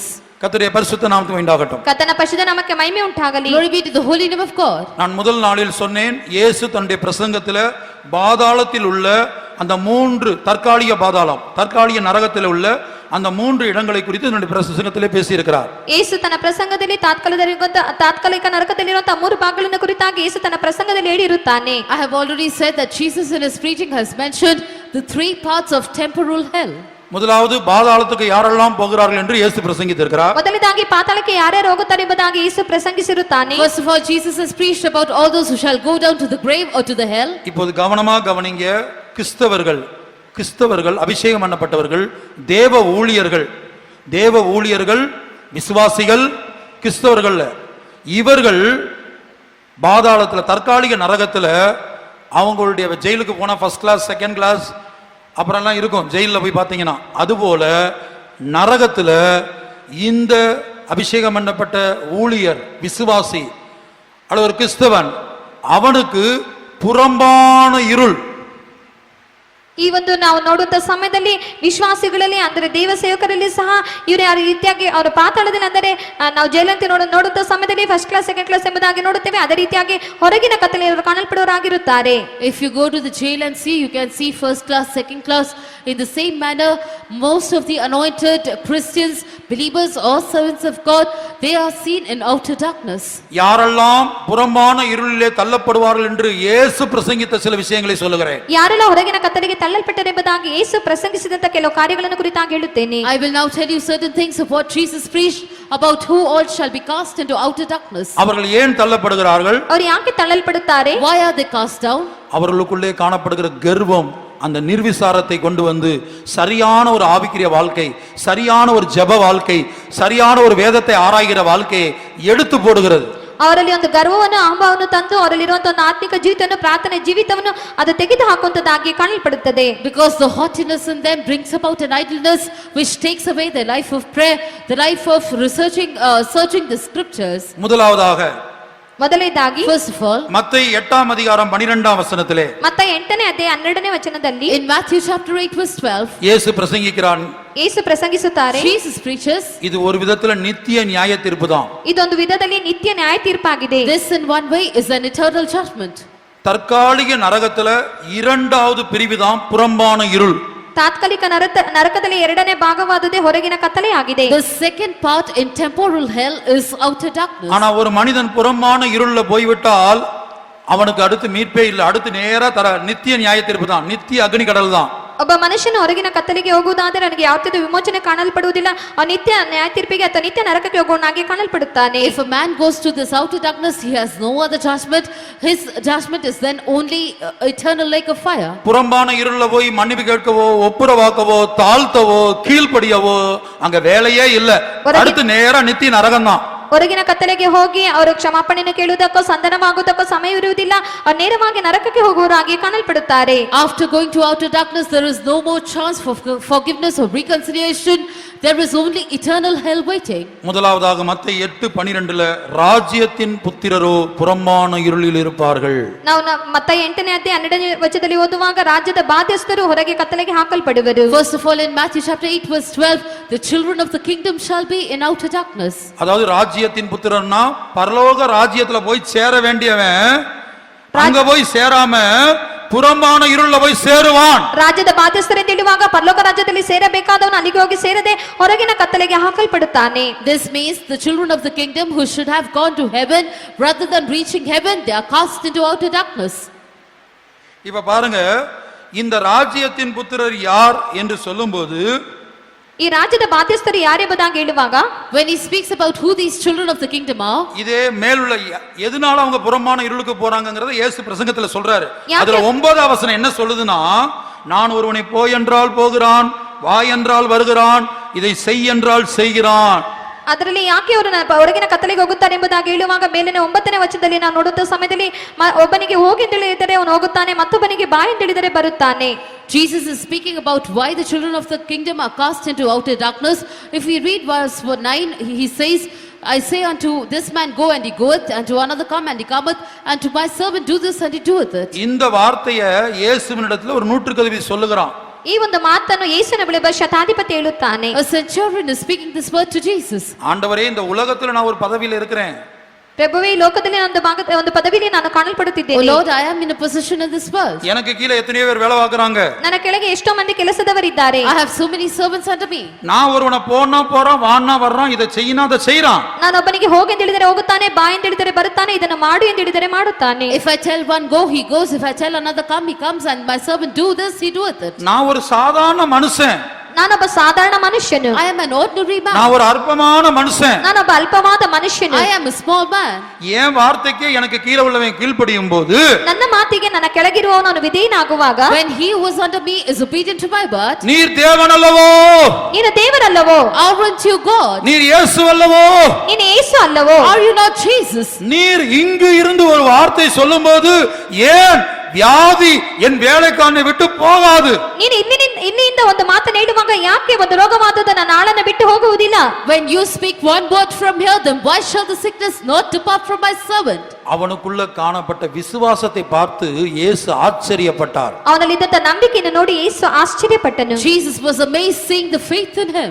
அந்த சம்பவத்துல அப்படிப்பட்ட விசுவாசம் யாருக்குள்ள இல்லையோ அவர்கள் ராஜ்யத்தின் புத்திரராய் இருந்தாலும் புறம்பான இருளிலே தள்ளப்படுவார்கள். அந்த ನಂಬಿಕೆ ಯಾರಲ್ಲಿ ಕಾಣಲ್ಪಡುವುದಿಲ್ಲವೋ ಅವರು ರಾಜ್ಯದ ಬಾಧ್ಯಸ್ಥರಾಗಿದ್ದರೂ ಸಹ ಅವರು ಹೊರಗಿನ ಕತ್ತಲೆಗೆ ತಳ್ಳಲ್ಪಡುತ್ತಾರೆ. On that occasion, those who don't have that faith, even though they are the children of the kingdom, they shall be cast into outer darkness. உன்னுடைய சரீரத்திலே வியாதி வரும்போது மருந்தை தேடி, மருத்துவரை தேடி, மருத்துவமனையை தேடி போய்விட்டு வந்து அல்லது ஏதாவது செய்துவிட்டு வந்து நீ விசுவாசத்தை இழந்த பிற்பாடு தேவசமூகத்தில் நின்று சொல்லிக் கொண்டிருக்கிறாய். ನೀನು ನಿನಗೆ ಒಂದು ರೋಗ ಬರುವಂತ ಸಮಯದಲ್ಲಿ ನೀನು ಔಷಧಿಯನ್ನು ಹುಡುಕಿಕೊಂಡು ವೈದ್ಯರನ್ನು ಹುಡುಕಿಕೊಂಡು ಹೋಗಿ ನಿನ್ನ ನಂಬಿಕೆಯಿಲ್ಲದ ಸ್ಥಿತಿಯನ್ನು ಕಳೆದುಕೊಂಡವನಾಗಿ ಬಂದು ನೀನು ಹೇಳುವನಾಗಿ ಕಾಣಲ್ಪಡುತ್ತಿ. When you face a disease in your body, you go in search of medicine, in search of doctor, in search of hospital, and after finishing everything over there, having lost your faith, you come and testify in the presence of God. இப்போ இங்க கடந்து வந்த ஒவ்வொருவரையும் பார்த்து ஆவியானவர் ஒரு கேள்வி கேட்கிறார். ಇಲ್ಲಿ ಬಂದಿರುವಂತ ಪ್ರತಿಯೊಬ್ಬರನ್ನು ನೋಡಿ ಕರ್ತನ ಆತ್ಮನ ಒಂದು ಪ್ರಶ್ನೆಯನ್ನು ಕೇಳುತ್ತಾನೆ. Looking unto everyone who has come here now, the Spirit of the Lord asks a question. sin. நீங்க ஒவ்வொருத்தரும் ஒவ்வொரு விதமான பிரச்சனையோடு இங்க வந்திருக்கிறீங்க. ನೀವು ಒಬ್ಬೊಬ್ಬರು ಒಂದು ರೀತಿಯಾದ ಸಮಸ್ಯೆಯೊಂದಿಗೆ ಇಲ್ಲಿಗೆ ಬಂದಿರುತ್ತೀರಿ. Every one of you have come here with some or the other type of problem. அது ஆவிக்குரிய பிரச்சனையா இருக்கலாம். ಅದು ಆತ್ಮಿಕ ಸಮಸ್ಯೆ ಆಗಿರಬಹುದು. It may be a spiritual problem. எனக்கு இயேசுவின் பரிசுத்தம் இல்ல. ನನಗೆ ಯೇಸುವಿನ ಪರಿಶುದ್ಧತೆ ಇಲ್ಲ. I don't have the holiness of Jesus. எனக்குள்ள இயேசுவின் தாழ்மை இல்ல. ನನ್ನಲ್ಲಿ ಯೇಸುವಿನ ತಾಳ್ಮೆ ಇಲ್ಲ. I don't have the humility of Jesus. என்னால இயேசுவை போல ஜெபிக்க முடியல. ನನ್ನಲ್ಲಿ ಯೇಸುವಿನಂತೆ ಪ್ರಾರ್ಥಿಸಲಾಗುತ್ತಿಲ್ಲ. I am unable to pray like Jesus. என்னால இயேசுவை போல தேவசித்தம் செய்ய முடியல. ನನಗೆ ಯೇಸುವಿನಂತೆ ದೇವರ ಚಿತ್ತವನ್ನು ಮಾಡಲಾಗುತ್ತಿಲ್ಲ. I am unable to do the will of God like Jesus. ஒரு ஆவிக்குரிய மனிதனுடைய கவலை பாரம் இத பற்றி தான் இருக்கும். ಒಬ್ಬ ಆತ್ಮಿಕ ಮನುಷ್ಯನ ಚಿಂತೆ ಭಾರವು ಇದಾಗಿಯೇ ಕಾಣಲ್ಪಡುತ್ತದೆ. The burden and care of a spiritual man will be this. சில கிறிஸ்தவர்கள் வேலை இல்ல அல்லது சரீரத்துல வியாதி அல்லது குடும்பத்துல போராட்டம் இல்ல மந்திரவாத போராட்டம் பிசாசின் போராட்டம் எதுவாகவும் இருக்கலாம். ಬೇರೆ ಕೆಲವರು ತಮ್ಮ ಶರೀರದಲ್ಲಿ ರೋಗವು ಕುಟುಂಬದಲ್ಲಿ ಸಮಸ್ಯೆಯು ಮಂತ್ರತಂತ್ರಗಳ ಸಮಸ್ಯೆಯು ಬೇರೆ ಯಾವುದೇ ಆಗಿರಬಹುದು. Some other Christians may have problems like they have no job or no peace in the family or they have witchcraft and divination problems. இப்ப ஆவியானவர் கேக்குற கேள்வி என்ன தெரியுமா? ಈಗ ಆತ್ಮನ ಕೇಳುವಂತ ಪ್ರಶ್ನೆ ಏನೆಂದು ಗೊತ್ತುಂಟಾ? Do you know what the Spirit of the Lord is asking? எத்தனை வருடமாக இந்த பிரச்சனை இந்த போராட்டம் இந்த அடிமைத்தனம் உன்னை கட்டி வைத்திருந்தாலும் ಎಷ್ಟು ವರ್ಷಗಳಿಂದ ಈ ಸಮಸ್ಯೆಯಾದದ್ದು ಈ ಹೋರಾಟವಾದದ್ದು ನಿನ್ನನ್ನು ಬಂಧಿಸಿರುವುದಾದರೂ no matter how many years this problem or this trouble has been binding you, அந்த நூற்றுக்கு அதிபதியிலே காணப்பட்ட விசுவாசம் உனக்குள் காணப்படுகிறதா என்று ஆவியானவர் கேட்கிறார். ಆ ಶತಾಧಿಪತಿಯಲ್ಲಿ ಕಾಣಲ್ಪಟ್ಟ ನಂಬಿಕೆಯಾದದ್ದು ನಿನ್ನಲ್ಲಿ ಕಾಣಲ್ಪಡುತ್ತಿದೆಯೋ ಎಂಬುದಾಗಿ ಕರ್ತನ ಆತ್ಮನು ನಿನ್ನ ಬಳಿ ಕೇಳುತ್ತಿದ್ದಾನೆ. the Spirit of the Lord asks you, is that faith which was seen in the centurion seen in you? அந்த விசுவாசம் என்ன? ಆ ನಂಬಿಕೆ ಏನು? What is that faith? பிசாசே இத்தனை வருடம் வியாதியின் மூலமாக பாவத்தின் மூலமாக அல்லது வேறு போராட்டத்தின் மூலமாக என்னை கட்டி வைத்திருக்கிறாய், என் பிள்ளைகளை கட்டி வைத்திருக்கிறாய். ಸೈತಾನನೇ ಇಷ್ಟು ವರ್ಷದಿಂದ ಪಾಪದಿಂದಲೂ ರೋಗದಿಂದಲೂ ನನ್ನನ್ನು ನನ್ನ ಮಕ್ಕಳನ್ನು ಕಟ್ಟಿ ಹಾಕಿದ್ದಿ. Oh Satan, so many years you had bound me and my children with this sin, with this sickness, with this problem. இப்போது இயேசு ஆச்சரியப்படக்கூடிய விசுவாசம் எனக்குள்ளும் உனக்குள்ளும் உண்டாக வேண்டும். ಈಗ ಯೇಸು ಆಶ್ಚರ್ಯಪಡುವಂತ ನಂಬಿಕೆ ಆದದ್ದು ನನ್ನಲ್ಲಿ ನಿಮ್ಮಲ್ಲಿ ಉಂಟಾಗಬೇಕು. Now you and I should have such a faith that Jesus himself may marvel. அந்த விசுவாசம் என்ன? ಆ ನಂಬಿಕೆ ಏನು? What is that faith? என் பிரச்சனை எதுவா இருந்தாலும் அது எவ்வளவு பெருசா இருந்தாலும் என் இயேசு போ என்று ஒருமுறை சொன்னால் அந்த பிரச்சனை ஒழியும். ನನ್ನ ಸಮಸ್ಯೆ ಏನೇ ಆಗಿದ್ದರೂ ಎಷ್ಟೇ ದೊಡ್ಡದೇ ಆಗಿದ್ದರೂ ಯೇಸು ಹೋಗೆಂದು ಹೇಳುವುದಾದರೆ ಆ ಸಮಸ್ಯೆ ಆದುದು ನೀಗಿ ಹೋಗುವುದು. No matter how great that problem may be, for how many years it may be, if by Jesus says once go, that problem will cease. நான் இதோடு நிறுத்துகிறேன். இன்று 3 விஷயங்கள் இருக்கிறது, இன்றைக்கு சொல்லி முடிக்க முடியாது. ஆகவே கண்களை மூடுவோம். ಇದರೊಂದಿಗೆ ನಾನು ನಿಲ್ಲಿಸುತ್ತೇನೆ. ಇನ್ನು 3 ಕಾರ್ಯಗಳುಂಟು, ಅದನ್ನು ಈ ದಿನ ಹೇಳಿ ಮುಗಿಸಲು ಸಾಧ್ಯವಿಲ್ಲ. ನಾವು ಕಣ್ಣುಗಳನ್ನು ಮುಚ್ಚೋಣ. I will finish with this. There are 3 other things, but it's not possible to speak about them today. Therefore let us close our eyes. இது ஒரு விடுதலை நேரம். வெளியே போக வேண்டாம். ಇದೊಂದು ಬಿಡುಗಡೆ ಸಮಯ, ಹೊರಗೆ ಹೋಗಬೇಡಿರಿ. தயவு செய்து எழும்பி நில்லுங்கள். ದಯವಿಟ್ಟು ಎದ್ದು ನಿಂತುಕೊಳ್ಳಿರಿ. This is a time of deliverance. Do not go out. Kindly stand up. அந்த நூற்றுக்கு அதிபதியின் விசுவாசம் உனக்குள் எனக்குள் இருக்கிறதா என்று இயேசுவுடைய கண்கள். இயேசுவுக்கு எத்தனை கண்கள்? இயேசுவுக்கு எத்தனை கண்கள்? இயேசுவுக்கு எத்தனை கண்கள்? 7 கண்கள். ಆ ಒಂದು ಶತಾಧಿಪತಿಯ ನಂಬಿಕೆ ಆದದ್ದು ನನ್ನಲ್ಲಿ ನಿನ್ನಲ್ಲಿ ಇದೆ ಎಂಬುದಾಗಿ ಯೇಸುವಿನ 7 ಕಣ್ಣುಗಳು ನಮ್ಮನ್ನು ದೃಷ್ಟಿಸುವುದಾಗಿ ಕಾಣಲ್ಪಡುತ್ತಿದೆ. The 7 eyes of Jesus are looking unto us to see whether we have that faith of the centurion. வெளிப்படுத்தின விசேஷம் 5ஆம் அதிகாரத்துல பரலோகத்துல யோவான் இயேசுவை பார்த்தபோது இயேசுவுக்கு பூமியில பார்க்கும்போது 2 கண்ணு. ஏன்னா யோவான் இயேசுவை பூமியிலையும் பார்த்திருக்கிறார், 2 கண்ணு தான். ஆனா தரிசனத்துல பரலோகத்துல பார்த்தா அந்த இயேசுக்கு 7 கண்ணு இருக்குது. ಪ್ರಕಟಣೆ 5ನೇ ಅಧ್ಯಾಯದಲ್ಲಿ ಯೋಹಾನ ದರ್ಶನ ನೋಡುತ್ತಾ ಸಮಯದಲ್ಲಿ ಪರಲೋಕದಲ್ಲಿ ನೋಡುತ್ತಾ ಸಮಯದಲ್ಲಿ ಆ ಯೇಸುವಿಗೆ 7 ಕಣ್ಣುಗಳು ಕಾಣಲ್ಪಡುತ್ತವೆ. John had seen Jesus in this world and he had only 2 eyes, but when he sees Jesus in a vision in heaven in Revelation chapter 5, he sees that Jesus has 7 eyes. அந்த 7 கண்களுக்கு அர்த்தம் என்ன என்று கேட்டால் அந்த 7 கண்கள் எதை கட்டுகிறது? பூமி எங்கும் அனுப்பப்படுகிற தேவனுடைய 7 ஆவிகளேயாம். ಈ 7 ಕಣ್ಣುಗಳಿಂದ ಇಡುವಾಗ ಭೂಲೋಕದ ಎಲ್ಲಾ ಕಡೆಗಳಲ್ಲಿ ಕಳುಹಿಸುವಂತ ದೇವರ 7 ಆತ್ಮಗಳಾಗಿ ಕಾಣಲ್ಪಡುತ್ತವೆ. When he asks the meaning of those 7 eyes, he is told those 7 eyes, the 7 spirits of the Lord sent throughout the earth. கர்த்தராகிய இயேசு கிறிஸ்துவின் 7 கண்கள் அடிக்கப்பட்ட அந்த ஆட்டுக்குட்டியின் 7 கண்கள். ಕರ್ತನಾದ ಯೇಸು ಕ್ರಿಸ್ತನ 7 ಕಣ್ಣುಗಳು ಒಡೆಯಲ್ಪಟ್ಟ ಯಜ್ಞದ ಕುರಿಯಾದತನ 7 ಕಣ್ಣುಗಳು. The 7 eyes of the Lord Jesus, the 7 eyes of the lamb that was slain. பூமி எங்கும் அனுப்பப்படுகிற அந்த தேவனுடைய 7 ஆவிகள் பெங்களூர் வந்திருக்கிறது. ಆ ಭೂಮಿಯ ಮೇಲೆಲ್ಲ ಕಳುಹಿಸಲ್ಪಡುತ್ತ ದೇವರ 7 ಆತ್ಮಗಳು ಈ ಬೆಂಗಳೂರು ಪಟ್ಟಣದಲ್ಲಿ ಸಹ ಬಂದಿರುತ್ತವೆ. Those 7 spirits of the Lord sent throughout the earth have even come to the city of Bangalore. அந்த 7 ஆவிகள் ஜெயநகர் வந்திருக்கிறது. ಆ 7 ಆತ್ಮಗಳು ಜಯನಗರನಲ್ಲಿ ಬಂದಿರುತ್ತವೆ. Those 7 spirits have come to Jayanagar. அந்த 7 ஆவிகள் தனிப்பட்ட ஒவ்வொரு குடும்பத்தையும் பார்க்கிறது. ಆ 7 ಕಣ್ಣುಗಳು ವ್ಯಕ್ತಿಗತವಾದ ಒಂದೊಂದು ಕುಟುಂಬವನ್ನು ನೋಡುತ್ತಿವೆ. Those 7 eyes are looking unto those individual families. இந்த கூட்டத்திலே உள்ளேயும் வெளியேயும் காணப்படுகிற தனிப்பட்ட கீழ கிச்சன்லையும் காணப்படுகிற தனிப்பட்ட ஒவ்வொரு நபரையும் தேவனுடைய 7 ஆவிகள் உற்று பார்க்கிறது. ಈ ಒಂದು ಹೊರಗಿನಲ್ಲಿ ಹೊರಗಡೆಯೂ ಕಿಚನಲ್ಲಿ ಕಾಣಲ್ಪಡುವಂತ ಒಂದೊಂದು ವ್ಯಕ್ತಿಗತವಾದ ಮನುಷ್ಯನನ್ನು 7 ಆತ್ಮಗಳು ನೋಡುವಂತದ್ದಾಗಿ ಕಾಣಲ್ಪಡುತ್ತಿವೆ. These 7 spirits of the Lord are looking unto everyone, seen inside, outside, even below in the kitchen. அது என்ன உற்று பார்க்கிறது? ಅದು ಯಾವುದನ್ನು ದೃಷ್ಟಿಸಿ ನೋಡುತ್ತಿದೆ? What is it looking at? அந்த நூற்றுக்கு அதிபதிக்குள்ள காணப்பட்ட விசுவாசம் உனக்குள்ளும் எனக்குள்ளும் உண்டோ? ಆ ಶತಾಧಿಪತಿಯಲ್ಲಿ ಕಾಣಲ್ಪಟ್ಟ ನಂಬಿಕೆ ಆದುದು ನಿನ್ನಲ್ಲಿಯೂ ನನ್ನಲ್ಲಿ ಉಂಟೋ? Is the faith found in the centurion found in you and me? என் வியாதியை பார்த்து எத்தனை வருஷமாக அது எனக்குள் இருந்தாலும் இப்போது என் இயேசு என் வியாதியை பார்த்து வெளியே போ. ನನ್ನಲ್ಲಿ ರೋಗವಾದುದು ಎಷ್ಟು ವರ್ಷಗಳಿಂದ ಕಾಣಲ್ಪಟ್ಟರೂ ಸಹ ಯೇಸು ಆ ರೋಗವನ್ನು ನೋಡಿ ನೀನು ಹೊರಗೆ ಹೋಗಿಬುದಾಗಿ ಹೇಳುತ್ತಾನೆ. No matter how many years my sickness was seen in my body, right now Jesus looking unto that sickness is saying, go. உன்னுடைய வியாபாரத்திலே, உன்னுடைய குடும்பத்திலே, உன்னுடைய பிள்ளைகளுடைய வாழ்க்கையிலே கிரியை செய்த அந்த பிசாசின் வல்லமையை பார்த்து வெளியே போ, நசரேயனாகிய இயேசுவின் நாமத்திலே வெளியே போ. ನಿನ್ನ ವ್ಯಾಪಾರದಲ್ಲಿ ನಿನ್ನ ಕುಟುಂಬದಲ್ಲಿ ಕ್ರಿಯೆ ಮಾಡಿದಂತ ಸೈತಾನನ ಶಕ್ತಿಯನ್ನು ನೋಡಿ ಯೇಸುವಿನ ಹೆಸರಿನಲ್ಲಿ ಹೊರಗೆ ಹೋಗಿಬುದಾಗಿ ಹೇಳುತ್ತಾನೆ. Looking at the power of the devil that was working in your family, in your business or in your work, right now Jesus says, in the name of Jesus, be gone. இயேசு சொன்னால் அது வெளியே போகும் என்று நீ இப்போது விசுவாசிக்கிறாயா என்று தேவனுடைய 7 ஆவிகள் அந்த இயேசுவுடைய 7 கண்கள் உன்னை நோக்கி பார்த்து கொண்டிருக்கிறது. ಯೇಸು ಹೇಳುತ್ತಾನೆ ಹೋಗಿಬುದಾಗಿ, ಆದರೆ ನೀನು ಆ ನಂಬಿಕೆ ಕಣ್ಣುಗಳಿಂದ ನೋಡುತ್ತೆ ಎಂಬುದಾಗಿ ಯೇಸುವಿನ ಒಂದು 7 ಕಣ್ಣುಗಳನ್ನು ನಾನು ದೃಷ್ಟಿಸಿ ನೋಡುವಂತದ್ದಾಗಿ ಕಾಣಲ್ಪಡುತ್ತಿವೆ. When Jesus says go out, the 7 eyes of Jesus, the 7 spirits of the Lord are seeing whether you have that faith. அப்படி அவர் நோக்கி பார்க்கும்போது ಆ ರೀತಿಯಾಗಿ ಆತನ ದೃಷ್ಟಿಸಿ ನೋಡುವಾಗ when he sees like that, அந்த விசுவாசம் நமக்குள்ள இருந்தால் நமக்கு விடுதலை. ಆ ನಂಬಿಕೆ ನಮಗೆ ಕಾಣಲ್ಪಡುವುದಾದರೆ ನಮಗೆ ಬಿಡುಗಡೆಯು. if we have that faith, we have a deliverance. அந்த விசுவாசம் எனக்கு, நான் உங்களை சொல்லவில்லை, அந்த விசுவாசம் இப்போது எனக்குள் இல்லாவிட்டால் எனக்கோ புறம்பான இருள். ಆ ನಂಬಿಕೆ ನನ್ನಲ್ಲಿ ಇಲ್ಲದಿರುವುದಾದರೆ ನನಗೋ ಹೊರಗಿನ ಕತ್ತಲೆಯು. If I don't have that faith, then for me outer darkness.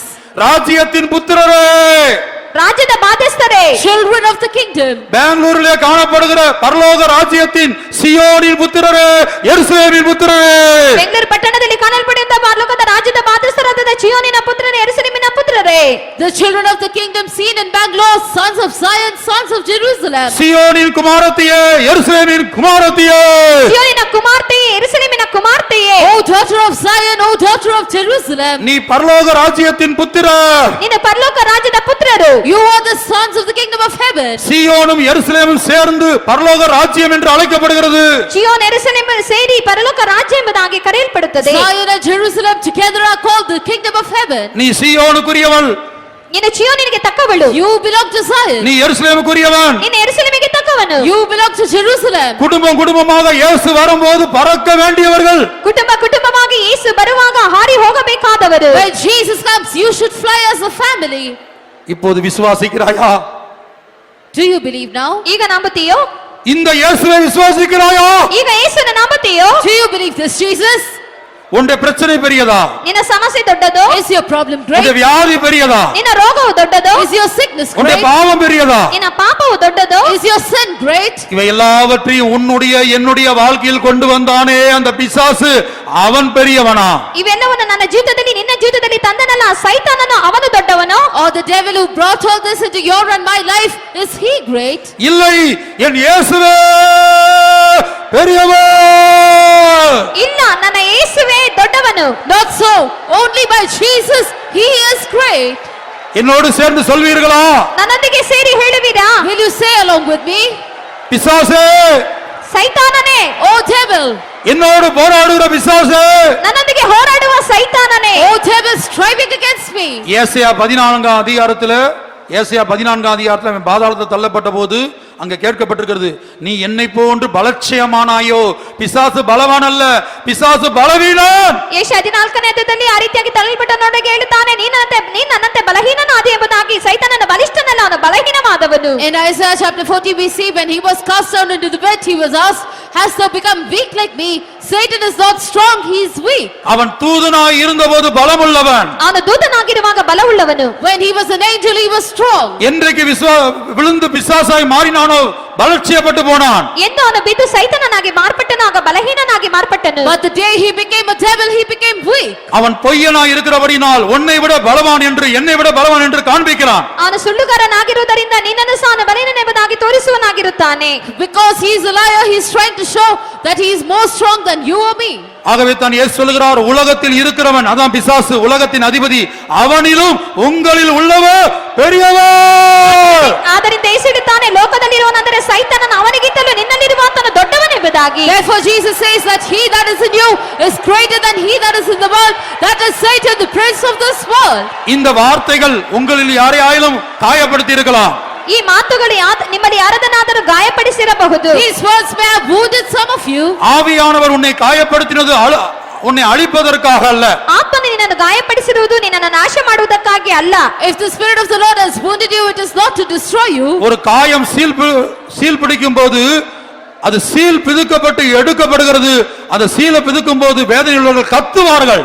ಒಂದು ಗಾಯದಲ್ಲಿ ಒಂದು ಕೀಲನ್ನು ತೆಗೆಯುವ ಸಮಯದಲ್ಲಿ ಆ ಒಂದು ತೆಗೆಯುವ ಸಮಯದಲ್ಲಿ ಬಹಳವಾಗಿ ವೇದನೆ ಆಗುತ್ತದೆ, ಅದರಿಂದ ಅವರು ಕೂಗಾಡುವವರಾಗಿರುತ್ತಾರೆ. When the pus is taken out of a wound, because of the pain at that time, people will cry out.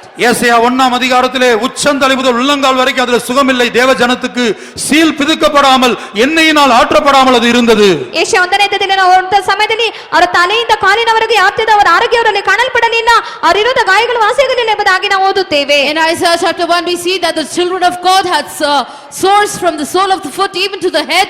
There was bruises and wounds and putrefying sores. ஓசியா 6ஆம் அதிகாரத்திலே கர்த்தரிடத்தில் திரும்பவும் வாருங்கள், அவரே நம்மை அடித்தார், அவரே நம்மை குணமாக்குவார், அவரே நம்மை பீறினார், அவரே நம்முடைய காயங்களை கட்டுவார். ಓಶಿಯ 6ನೇ ಅಧ್ಯಾಯದಲ್ಲಿ ಓದುವಾಗ ಯೇಸು ನಮ್ಮನ್ನು ಗಾಯಪಡಿಸಿದನು, ಆತನ ಬಳಿಗೆ ನಾವು ತಿರುಗೋಣ, ಆತನೇ ನಮ್ಮ ಗಾಯಗಳನ್ನು ಕಟ್ಟುವನು ಎಂಬುದಾಗಿ ನೋಡುತ್ತೇವೆ. In Hosea chapter 6 we read, come and let us return unto the Lord, for he hath torn and he will heal us, he hath smitten and he will bind us up. இயேசுவே உன்னை உருவாக்குகிறார் என்று விசுவாசி. ಯೇಸುவே ನಿನ್ನನ್ನು ರೂಪಿಸುತ್ತಿದ್ದಾನೆ ಎಂಬುದಾಗಿ ನಂಬು. Believe that Jesus is forming you. இயேசுவே எல்லாவற்றையும் பார்க்கலும் பெரியவர். ಯೇಸುவே ಎಲ್ಲದಕ್ಕಿಂತಲೂ ದೊಡ್ಡವನು. Jesus is greater than everyone else. 7 முறை சொல்லுவோம். 7 ಸಾರಿ ಹೇಳೋಣ.